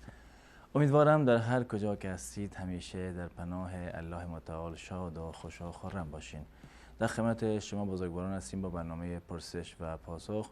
کارشناس امروز برنامه جناب دکتر احسان الله مبارز هستند که خدمت ایشان نیز عرض سلام و خسته نباشید داریم. و علیکم السلام و رحمت الله و برکاته. من خدمت شما و جمله بینندگان عزیز سلام عرض می دارم و از الله تبارک و تعالی طلبگارم که به من و شما و جمله اهل اسلام توفیق عبادت درست را نصیب گرداند و این طاعت و عبادت پر کم و کاستی ما را قبولی درگاه خیش بسازد. جزاکم الله خیر. بینندگان عزیز، طبق روال معمول برنامه ابتدا برنامه را با سوالایی که از طریق SMS فرستادین آغاز میکنیم و بعد از آن که شماره تماس نیز زیرنویس خواهد شد و از آن به تماس‌های تلفنی پردازیم و خواهش میکنم وقتی که تماس گرفته شد لطف کنید که از طریق گوشی تلفن به صحبت ادامه بدین، منتظر نباشین صدا از گیرنده پخش بشه. جناب دکتر، بیننده گفتن که اگر در ماه رمضان سفر تفریحی بکنیم آیا می توانیم در سفر روزه خود را افطار کنیم یا نه؟ الحمدلله و الصلاة و السلام علی رسول الله و علی آله و صحبه و من تبع هداهم الی یوم الدین و بعد. عموما انسان باید که کوشش بکنه در ماه مبارک رمضان چنین سفرهایی که به خوردن روزه و انجام میده باشه در غیر آنچه لازمی و ضروری هست از او اجتناب بکنه. اما بنابر مناسبتی که ضروری برایشان پیش می شود و سفر تفریحی می روند شرعاً ممانعتی در این وجود نداره و اگر سفر در حد قصر بود در حدی که برای یعنی فطر روزه مجال خوردن روزه برایش مجال می بود و در حد قصر بوده باشد، بله، در اون صورت انشاءالله الرحمن یعنی گفته نمیتونم که گناه داره مگر اینکه به قصد خوردن بوده باشه. در این صورت نوع حیله به شمار میره و انسان بین خودش و بین پروردگارش میدانه که چگونه هست و تعاملش با پروردگارش و الله تبارک تعالی هم از تمام آنچه در نفس انسان میگذره خطور میکنه از او آگاه هست، چی رسد به آنچه که با او اقدام میکنه. از این جهت در صورتی که یعنی لازم نبوده باشه بعد از چنین سفرهای زایدی که به فطر روزه می انجامیده باشه خودداری بکنه. اما در صورتی که بنابر مناسبت ضروری انسان در سفر تفریحی و غیره خارج میشه، در صورتی که سفر تفریحی در حد بوده باشه که خوردن روزه در چنین مسافه سفر جواز داشته باشه، که عموما مسافه قصر را ذکر میکنن، انشالله اشکال گناه در او گفته نمیشه، اما بهتر است که از این خودداری کند. درست. جزاکم الله خیر. بیننده گفتن که آیا درست است که آیت الکرسی شریف را بعد از سوره فاتحه در نماز فرض بخوانیم و بعد در رکعت دوم بعد از سوره فاتحه یک سوره دیگر مثل سوره فلق را بخوانیم؟ هیچ اشکالی نداره. حتی این که اول سوره فلق بخوانه باید در رکعت دوم آیت الکرسی، در این شرعاً هیچ اشکالی نداره. بعضی فقها از باب یعنی استحسان داخل شدند و گفتن که باید ترتیبی که در مصحف است این مراعات شود، و بعضی هایشان از این مبالغه کرده در باب کراهت داخل کردن این را که کسی که با اول از پایان بخوانه و باز از آغاز طرف یعنی سوره که به اخیر قرآن کریم هست از اول از او بخوانه و باز سوره بالاتر از او، در صورت کراهت را گفتن بر اساسی که خلاف ترتیب می باشد، اما این کراهت از حساب شرعی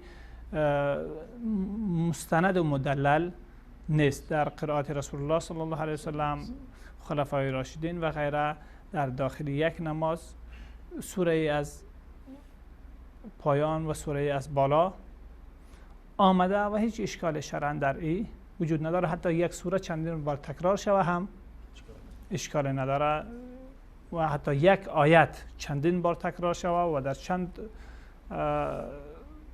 رکعت شرعاً اشکال نداره، مگر اینکه از باب یعنی گریز از تلاوت و قرائت و اینها باشه. در اون صورت باز میشه و برمیگرده به تعاملش با پروردگارش.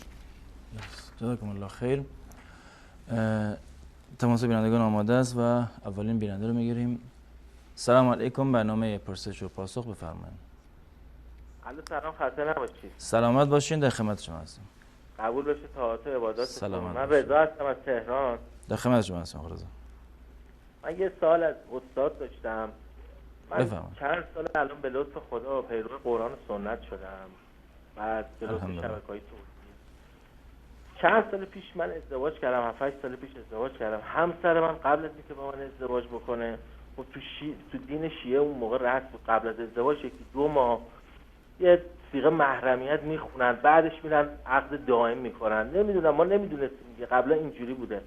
همسر من قبل اینکه با من ازدواج بکنه با یه شخصی نزدیک به 6 ماه یه عقد موقت، صیغه موقت خونده بودن که قرار بود اینا با هم دیگه ازدواج بکنن. بعدا به دلایلی ازدواج نکردن.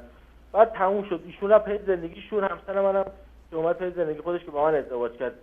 طلاق صورت نگرفت این وسط، به قولی گفتم که بیام بگم. فقط پدر اون شخص برگشت به پدر همسر من برگشت گفت که ما نمیخوایم ازدواج بکنیم، وصلت صورت بگیره. 6 ماه چیز کردم. بعد مدتم که تموم شد هر کی اون پی زندگیش. بعد که من با همسرم ازدواج کردیم و اینا، من می‌خواستم ببینم الان ازدواج من با همسرم مشکلی نداره یا اینا مثلا خدای نکرده زیر عقد اون نیستش یا اون صیغه باطل شده، باطل نیستش، یا مثلا بعد از اون مدت. یه لطف کنید به من جواب بدید. دستتون درد نکنه. سلامت باشین. تشکر از برنامه. سلامت باشین. تشکر از شما. خدا نگهدارتون. سلام علیکم، برنامه پرسش و پاسخ بفرمایید. الو، بفرمایید برادر عزیز. صدای شما وصله، سوال شرعیتون بفرمایید. سلام علیکم. علیکم السلام و رحمت الله. من رحمان مجاهد از افغانستان به تماس شدم. آقا رحمان در خدمت شما هستم. من اینجا شما سلامتی هستم. سلامت باشید. میگن که همدیوالای من میگن که از جهاد 2 نقطه از جهاد را یک کم و تعریف وظیفه میکنیم. از شما تشکر میکنم. جهاد یعنی چه حکمی دارد؟ آره، اینجا هم بالای ما هست پای تلویزیون. دیگن که از جهاد یه دو نقطه از جهاد بگیم که جهاد البته وقت برنامه کمه که زیاد توضیح بدیم در این زمینه. ان شاءالله یک مختصر صحبت خواهد شد. تشکر میکنم از شما. تماس بیننده بعدی رو میگیریم. سلام علیکم، برنامه پرسش و پاسخ، بفرمایید.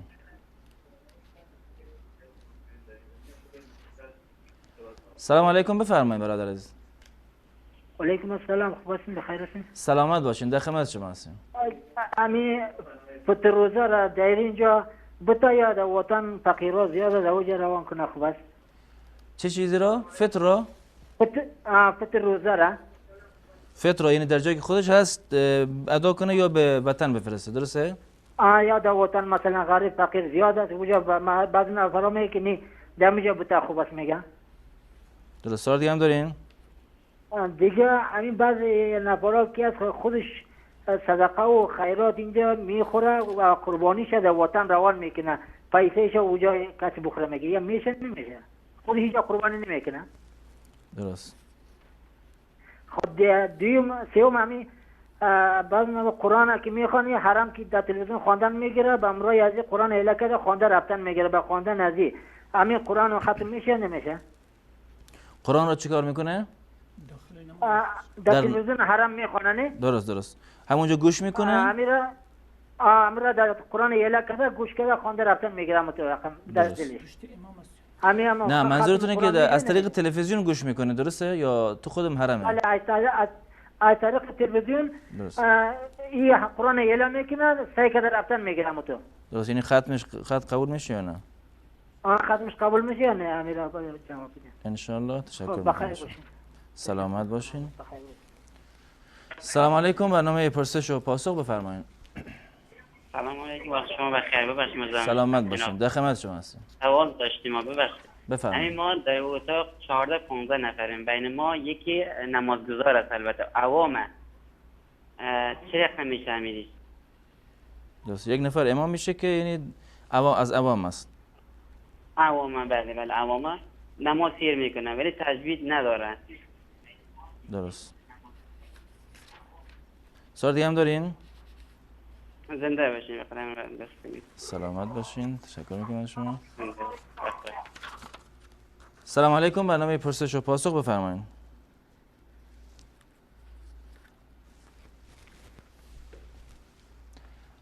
سلام علیکم، بیننده عزیز، تماس شما وصله، لطفا صحبت کنید.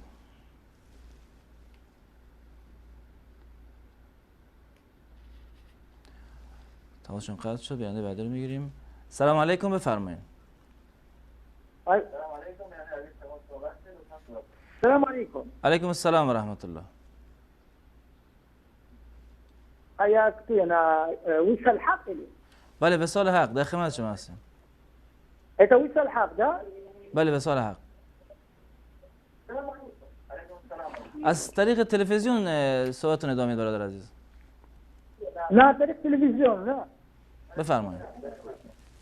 أنا من الجزائر. از جزایر؟ فارسی بلد هستین؟ عندي سؤال خب تفضل بالعربي يعني. عندي زوجة أساسية، زوجة من أوزبكستان. والله صوتك مو واضح كثير يعني. عندي زوجتي من أوزبكستان. بخارى. والله لو تعيد الاتصال مرة ثانية أحسن، لأن صوتك مو واضح. جزاك الله خير. السلام علیکم، برنامه پرسش و پاسخ، بفرمایید. السلام علیکم. علیکم السلام و رحمت الله. محمد، شما را نروژ آمد میتم. در خدمت شما هستم. سوال دارم، چند بار نماز جماعت در یک وقت در یک مسجد شده میتونه؟ در اینجا میبینیم با وجود که یک مسجد است سررام نیست، چند بار جماعت، یعنی یک جماعت که تمام شد جماعت دیگه شروع میشه، اینجوری درسته؟ یا در یک وقت مثلا یک گروپ 10 نفری یا 5 نفری اونا جماعت شروع میکنن به این شکل، 2 بار 3 بار به این قسم. درست. السلام علیکم و علیکم السلام و رحمت الله. سلام علیکم، برنامه پرسش و پاسخ بفرمایید.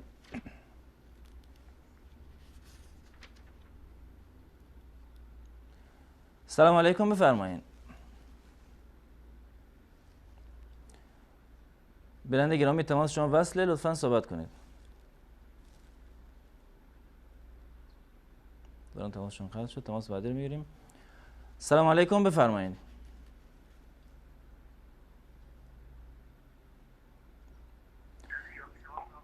بیننده گرامی لطفاً صحبت کنید. الو. در خدمت شما هستیم، بفرمایید. الو سلام علیکم. علیکم السلام و رحمت الله. میبخشین شبکه وصال حق هست؟ وصال حق و سوال شهریتون لطفاً از گوشی تلفن به صحبت ادامه بدین. صدا از تلویزیون دیرتر پخش میشه. الان متوجه هستین دیگه، صدای من تو گوشی زودتره و تلویزیون دیرتر. خانما اگر نماز بخوانه کسی که یک پیش نماز میشه درست است در جمله خانما؟ درست، یعنی خانم ها برای جماعت خانم ها نماز بدن، درسته؟ خانما برای جماعت خانما تراویح یا نماز فرضی را که میتن، درسته؟ درست. سوال دیگه هم دارین؟ بله درسته. تشکر میکنم از شما. سلام علیکم، برنامه پرسش و پاسخ بفرمایید. سلام علیکم. علیکم السلام و رحمت الله. مریم از عربستان هستم. در خدمت شما هستیم. ولی سوال داشتم که یکی از دوستانم برام گفت که برای یک مبلغ پیسه از امریکا آمد که برای طلا بخرد. بعد از اینکه طلا خرید یک مبلغ کمی زیاد اضافه ماند که این خانم به پیش خودش نگاه کرد و به صاحب از اون نگفته. این قصه تقریبا 15 سال پیش است.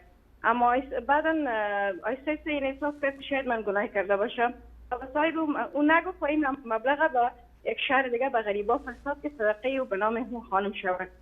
این درست است یا یکی یعنی اون مبلغ رو به یک جای دیگه فرستاد به عنوان صدقه برای اون شخصی که صاحب ماله، درسته؟ به مال اون باشد. برای چرا این آل خانم شرمی که گفت من برای از اول گفتم که طلا که خریدم برای یعنی مطابق پیسه برابر بود، پیسه اضافه نشد. حالا اگر بگوید که پیسه اضافه بود من اینو برای دادم، این احساس شرمندگی میکنه. درست. میفهمید؟ درست، سوال واضح است. پیسه رو من صدقه کردم، رقم کردم که خداوند صدقه از اون به اون صاحبش برساند. آیا این کار صحیح کردم یا به طریقه این پیسه رو برای از اون بفرستم؟ همین سوال کردم بود از من گفتم از شما بپرسم که سوالتون واضح است. خدا نگهدارتون. تشکر میکنم شما. سلام. سلام علیکم، برنامه پرسش و پاسخ بفرمایید.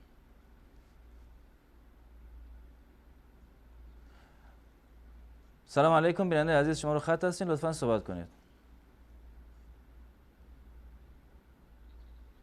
ظاهراً تماسشون مشکل داشت. آخرین تماس بیننده رو وصل کنید. سلام علیکم، برنامه پرسش و پاسخ بفرمایید. سلام علیکم. علیکم السلام و رحمت الله. در خدمت شما هستیم. قربان شما. ببخشید امیدم از ایران تماس میگیرم. بفرمایید امید. یکی از فامیلان مشکل تنفسی داره، آیا ادرار شتر برای مشکل تنفسی خوبه یا نه؟ از نظر شما مشکل تنفسی داره، ادرار شتر. آره، ادرار شتر برای مشکل یعنی تنفسی دکتر کسی سفارش کرده یا همینجوری میگن مثلا چطوری خوب؟ نه، نظر شرعی اسلام این قبول میشه نمیشه. درست، ان شاءالله پاسخ دریافت میکنید. تشکر از شما. قربان شما. خدا نگهدارتون. بینندگان عزیز، در اینجا با هم میان برنامه میبینیم و دوباره در خدمتتون خواهیم بود. با ما باشین.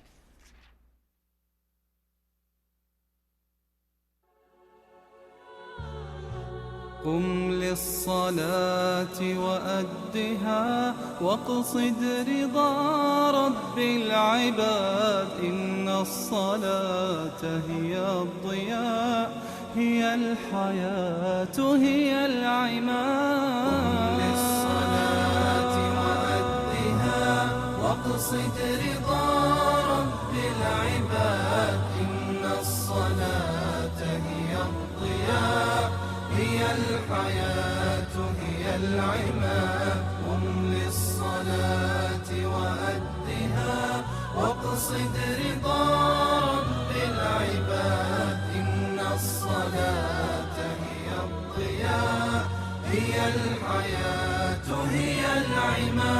تسقي حياتك راحة تنجيك في يوم المعاد. قف للإله وناجه تنل السعادة والرشاد. تسقي حياتك راحة تنجيك في يوم المعاد. قف للإله وناجه تنل السعادة والرشاد. قم للصلاة وأدها واقصد رضا رب العباد. إن الصلاة هي الضياء هي الحياة هي العماد. وارفع يديك بدعوة فهو الكريم هو الجواد. دع عنك أثقال الهوى تلقى الهداية والسداد. وارفع يديك بدعوة فهو الكريم هو الجواد. دع عنك أثقال الهوى تلقى الهداية والسداد.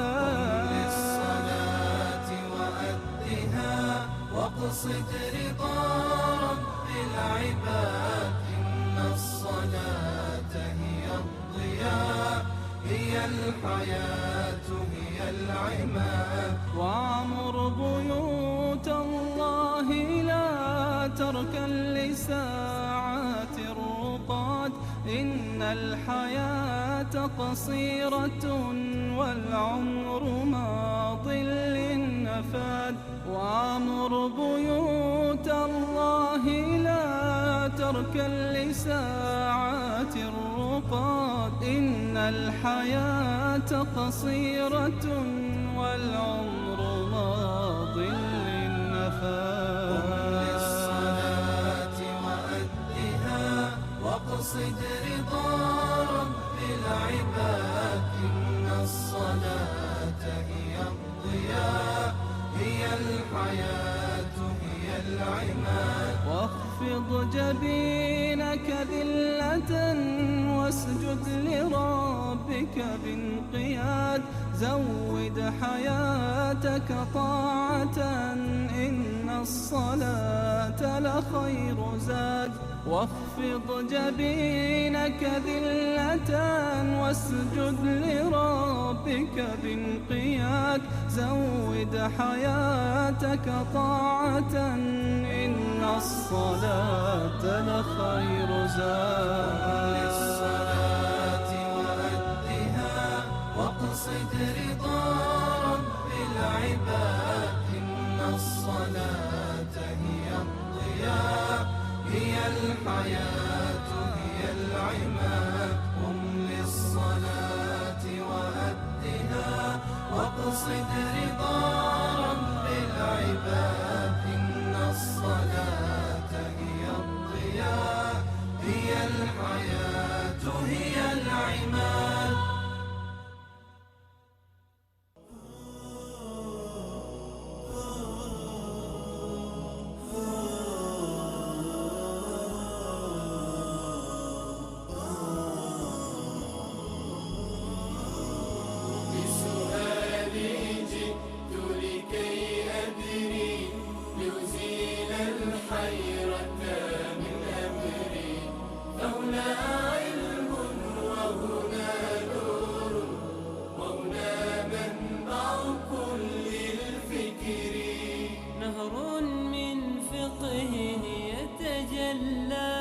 بعقيدة صدق في صدري. لبيك أتيتك في لهف بسؤالك يا أهل الذكر. بسؤالك يا أهل الذكر. بسؤالي جئت لكي. عرض سلام و خسته نباشید مجدد دارم خدمت شما بینندگان عزیز. جناب دکتر بیننده اول آقا آرزا گفتن که کسی که همسرش قبل از گفتن اول از تشیع بودن و به اهل سنت مذهب اهل سنت گرویدن. گفتن که همسرشون قبل از اینکه با ایشون ازدواج کنن در صیغه موقت یا عقد موقتی با کسی دیگری بسته بود به مدت 6 ماهه که با هم نساختن و بالاخره بعد عقد موقت به زندگی و به زندگیشون ادامه ندادن، یعنی ازدواج هم نکردن و همین که عقد موقت تمام شد دیگه ادامه نداشت ازدواجشون و طلاقی هم صورت نگرفت و بعد از آن با ایشون با همسرشون ازدواج کردن. آیا این ازدواجشون درسته یا نه؟ چون که طلاق قبلی هم صورت نگرفت. عموما عقد موقت که در شریعت اسلام جایز نیست با پایان تاریخش پایان پذیر است. این که بعد از او اگر احیانا اینها عقد مدتشان ناتکمیل بوده باشه، حتی فرضی میگویم فرضاً عقد نکاح میکنن به نکاحی صیغه ازدواجی صیغه مدتشان ناپایان یافته است، این دو شخص هدایت یافته میشن و برای حق الله تبارک و تعالی را راهنمون میسازه. اینها یعنی عقد مستمر و دائمی برای خود باید ببندن دوباره ببندن و چون اصلا قبلا عقد نبوده، درست همون چیزی که بوده در خود او دین هم موقت اگرچه عموما وقتی که مثلا دو تا فرضاً بگیریم دو تا شیعه می باشن یا حتی دو تا یهودی یا نصرانی یا که به هر دینی می باشن، هندو با هم در حالت ازدواج هستند، با همون به اساس مقررات همون دینی که قبلا داشتن ازدواج میکنن. بعد از اسلام همون ازدواجشان ثابت می باشه وقتی که هر دویشان مسلمان میشن. اگر یکیش مسلمان شد خب باز جدایی دینی در غیر اهل کتاب او را از اونها را از هم جدا میسازه. مثلا از اهل کتاب بود درست است که همسر اگر مسلمان نشد تنها شوهر مسلمان شد، درست است که ازدواجشان فسخ شد، ادامه داشته باشه. اگر مرد مسلمان شد اگر مرد مسلمان شد زن به عمودین بوده باشه ازدواجشان میتونه در اهل کتاب ادامه داشته باشه. همچنان این گروه هایی که انتساب به کتابی آسمانی دارند و در اصل برگشت دینشان به دیگر چیزهایی هست، اینها هم همون حکمی را می داشته باشند. اما اگر زن مسلمان می شود اینجا میانشان جدایی شرعاً حتمی هست و ادامه فسخ می شود و ادامه ازدواج استمرار حالت زوجی در میانشان باقی نمیمونه، مگر اینکه اینها این میمانه بدون ازدواج، شوهری او 1 سال بعد 2 سال بعد چند سال بعد پس دوباره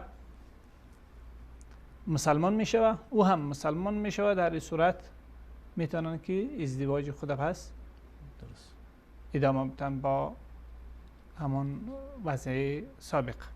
به هر حال انشاءالله رحمان در ازدواج از اینها ظاهرا خللی وجود نداره. جزاکم الله خیر. آقا رحمان گفتن که در مورد جهاد و شرایطش توضیح بدید. در این مدت کوتاه در خصوص جهاد و توضیحات او، یعنی توضیحاتی که جهاد باید تابع او روان باشه، یعنی فرصت طلب هست. درست. میشه که در وقت زیاده میگیره. در پرسش های بعد از رمضان اگر مطرح شود انشاءالله رحمان و فرصت جوابی از عموما جهاد فرض هست و در مسلمان کشتن اطفال، کشتن زنان، کشتن کافری هم پیمان با مسلمان ها، کشتن کافری ذمی که گفته میشه، یعنی کافری که در سرزمین مسلمان ها وارد جنگ با مسلمان شده دیگه، وارد سرزمین شده. نه موضوع واردی هست او معاهد یا مستعمل وارد جنگ اینو وارد شده. بله او که برای جنگ وارد شده او حربی هست، او کافری است که در حال جنگ با مسلمان ها است. مثلا کافری که به اساس یک تعهد با وارد کشور اسلامی شده، مثلا روزنامه نگار هست، درست. مثلا تجار هستن، کارگران شرکت ها هستن، شرکت های صنعتی یا شرکت های وارداتی و غیره، هر یکی اینها می باشه، یا که تنها به مطلق سیاحت آمدن، بس سفری سیاحتی به کشور اسلامی آمدن. در تمام این حالات اینها ضمن مستأمن و معاهد به شمار می روند و معاهد یک حلقه دیگرش هست که در سرزمین خودش هست، در سرزمین مسلمانان است، ولی پیمان با مسلمان ها داره.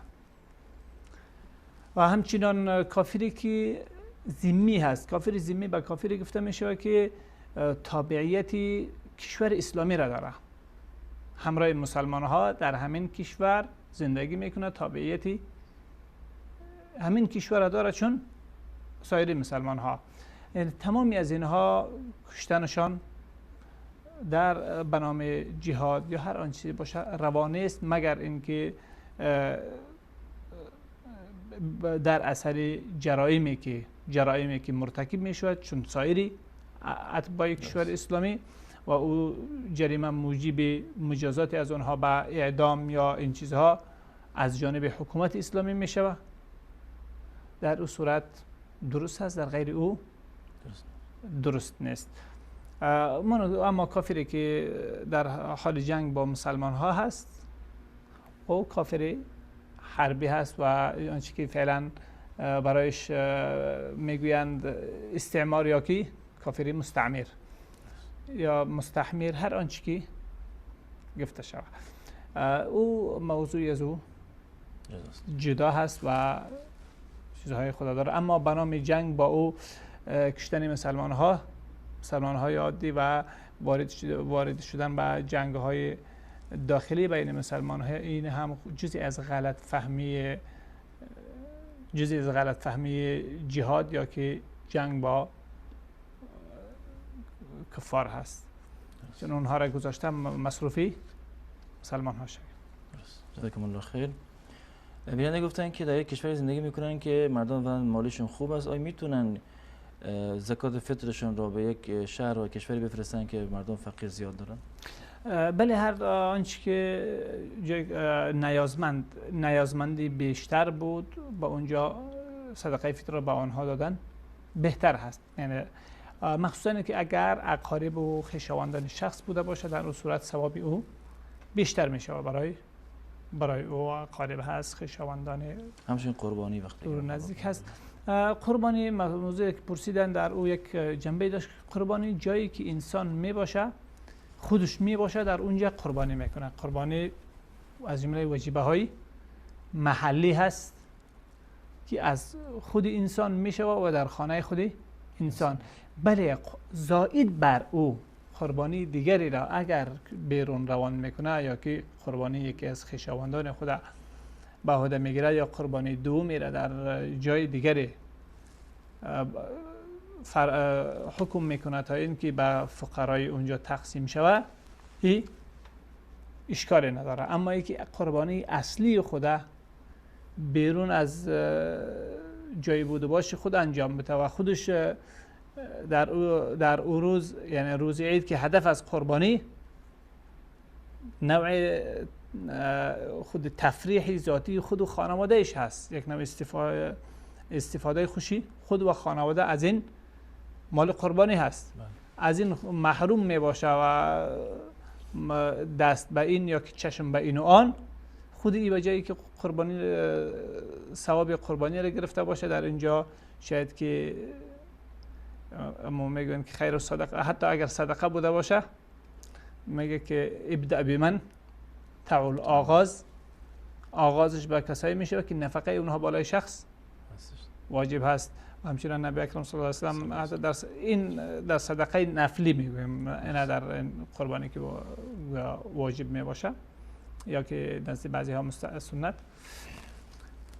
در اون میگه که صدقه ای که انسان، دیناری که انسان در جهاد مصرف میکنه، دیناری که در دیگر چیزها مصرف میکنه و یک دیناری را در خرج و مصرفی لازمی خانواده مصرف میکنه. پرثوابترین از اونها همین دیناری هست که در مصرفی لازمی خانواده خود، در خرج و مصرفی لازمی خانواده خود مصرف کرده. پس اون تصور برادر عزیز ما که چنین اقدامی میکنه تصور اشتباه هست. هم روش شرعی قربانی را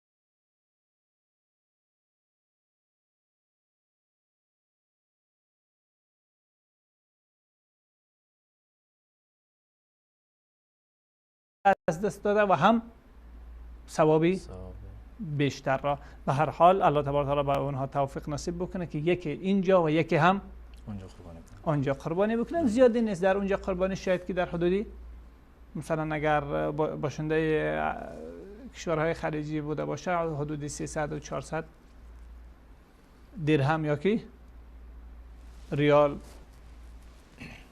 کفایت میکنه برای که قربانی اونجا صورت بگیره و در اینجا خودش چقدره که برایش الله تبارک و تعالی توفیق داد. جزاکم الله خیر. بنده گفتن که وقتی که در قرآن از طریق تلویزیون مثلا کانال‌های حرم مکه مدینه ختم قرآن پخش می شود، قرآن رو دست میگیرم و گوش میکنم، آیا برام ختم حساب می شود یا نه؟ تا وقتی که نمیخوانه ختم خواندن حساب نمیشه، اما ختم گوش گرفتن حساب میشه، چون در گوش دادن با قرآن کریم هم ثوابی خاصی هست. اما ای که همراه با او یعنی فرصت می داشته باشه که در سکته ها و وقفه های از او تلاوت میکنه، در صورت هر دو ختم برای از او انشاءالله الرحمن حساب میشه. و مخصوصا یکی از خوبی های این در این هست که او شخص توسط ازی میتونه که متوجه غلطی ها و سهو های تلاوتی خود شود و آنها را تصحیح کنه. جزاکم الله خیر. بیرون گفتن که 14-15 نفری در مکانی هستیم که عوام هستیم و یکی از این ماها که عوام هستیم و تجویدش هم خوب نیست امام می شود، آیا نماز درست یا نه؟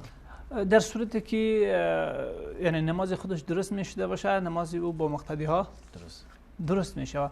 و در اینجا هر یکی از افراد مکلف هست که به اندازه که نماز او باید درست شود و او انداز قرآن کریم درست خواندنش یاد بگیره.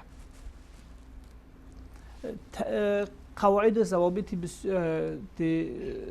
استحبابی تجوید بر هم لازم نیست تفاصیل، اما ادای درستی که معنای قرآن کریم، معنای لفظ قرآنی را تغییر ندهه و در او خلل ایجاد نکنه، تا این حد درست خواندن اقلا سوره فاتحه و سوره هایی که جدی در نماز میخوانه و اقلا سوره فاتحه و سوره های مختصر دیگری که در نماز خود او میباید بخوانه، اینها را باید که درست خواندنشان یاد بگیره.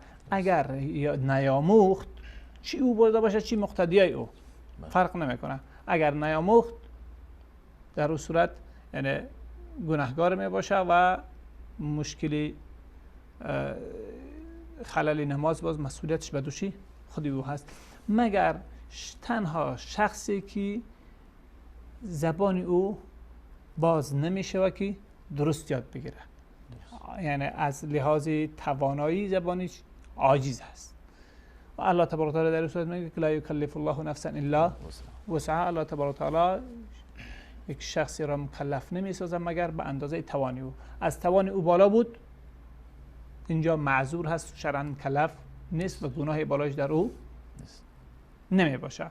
اما در صورتی که توانایی داشته باشه و میتوانسته باشه که درست خواندن او را بیاموزه و نمیاموزه، در این صورت این شخص گناهگار می باشه. اگر معنای آیات را تغییر میداد در اون صورت باز دیگر خلل نماز بالای خودش می باشه، چی مقتدی باشه، چی فرد بوده باشه، چی امام باشه، به همگی یعنی تفاوت نمیکنه انشاءالله.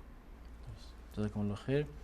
بیننده از نروژ گفتن که در یک مسجد چند بار درست است که یعنی در یک وقت چند بار نماز جماعت خواندن درست است یا نه؟ در یک وقتی مباشر چندین جماعت درست نیست مگر در جماعت های نفلی، مثلا نمازهای نفلی این خلاف اولا هست، خلاف آن چیزی است که امیرالمومنین اگر همزمان باشد اگر همین همزمان نماز فرضی بوده باشه درست نیست. بله. اگر نماز فرضی بوده باشه همزمان درست نیست. اما یکی نماز فرضی اصلی ادا شد و سپس گروه مجموعه آمد 10 نفره 15 20 نفره نماز خواندن، در این صورت بعضی مذاهب فقهی کراهت او را یعنی به کراهت او قائل هست، اما ان شاء الله الرحمن اشکال در این وجود نداره.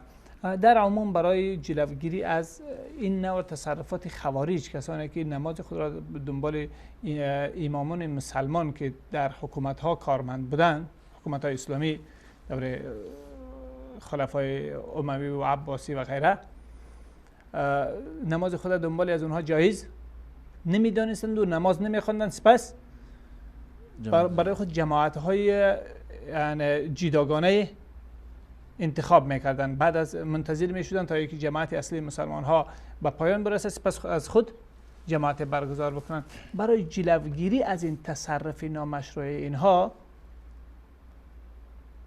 بعضی از ائمه اسلام در مراحل از مراحل تاریخی در این مسئله جدی‌تر با این برخورد کردند و در ممانعت از این جدی گفتن، اما نه به اساسی که اصلا جواز نداشته باشه، بلکه به خاطر این جلوگیری. از این ما می‌بینیم که اینجا به یک خلل تصرفی برخی از برادران خوش عقیده که به نحو به این منهج خوارج گرفتار شدن یا که میلان به او در بعض نفسها بنابر احساساتی که تعامل احساساتی در او به وجود آمده، به او اشاره بکنیم که بسیاری از جوانان خوش عقیده در محیط اسلامی هستند که گروه مسلمان ها نماز جماعت داره و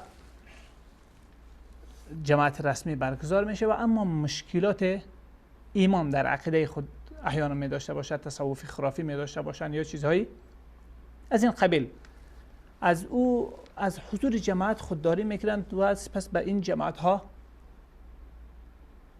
دست میزنند. این خود یکی از اشتباهات فقهی در اسلام است، بلکه ما در صحیح مسلم حدیث است که نبی اکرم صلی الله علیه و سلم وقتی جریان فتنه ها را به مردم حکایت کرد، گفت از جمله فتنه ها این رو ذکر کرد که زمانی میاد که بالای شما امرایی می باشند که یضیعون الصلاة عن وقت، نماز از وقتش بیرون میکشن، یعنی نماز رو بر وقت نمیخوانن، بلکه مثلا نماز عصر هست رو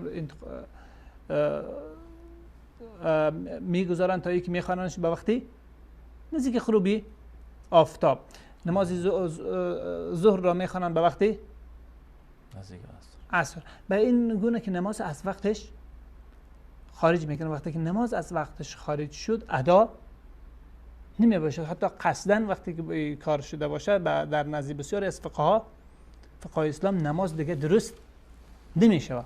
اما نبی اکرم صلی الله علیه و سلم وقتی پرسید که با اینها چی کنیم،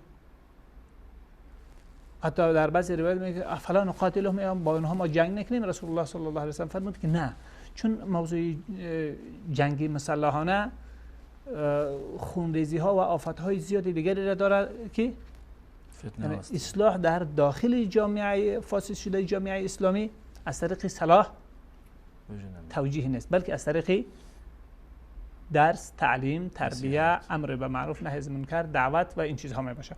نبی اکرم صلی الله علیه و سلم فرمودن که با اونها باشه ما اقاموا فیکم الصلاة، تا وقتی که نماز را برپا می‌دارن شما خود در این صورت که هست پرسیده شدن که چی کنیم، رسول الله صلی الله علیه و سلم فرمود که صلوا فی بیوتکم، اولا نماز را در وقتش در خانه هایتان بخونه، سپس در جماعت با آنها حاضر شوه. حالا که این جماعتی است که شرعاً نمازش درست نیست، همین جماعت به این صورت که بعد از وقت نماز میخونه درست نیست، ولی به خاطر حفظ همبستگی جامعه اسلامی و همچنان باز بودن رابطه کلی اجتماعی میان دعوتگر، میان شخصی که حق را درست فهمیده و میان جامعه‌ای که در این موضوع و این مسئله خلل بینوشی و عملی دارن به خطا رفتن، یک نوع کانال باید باز بوده باشه. نبی اکرم صلی الله علیه و آله توجیه میکنه که چی؟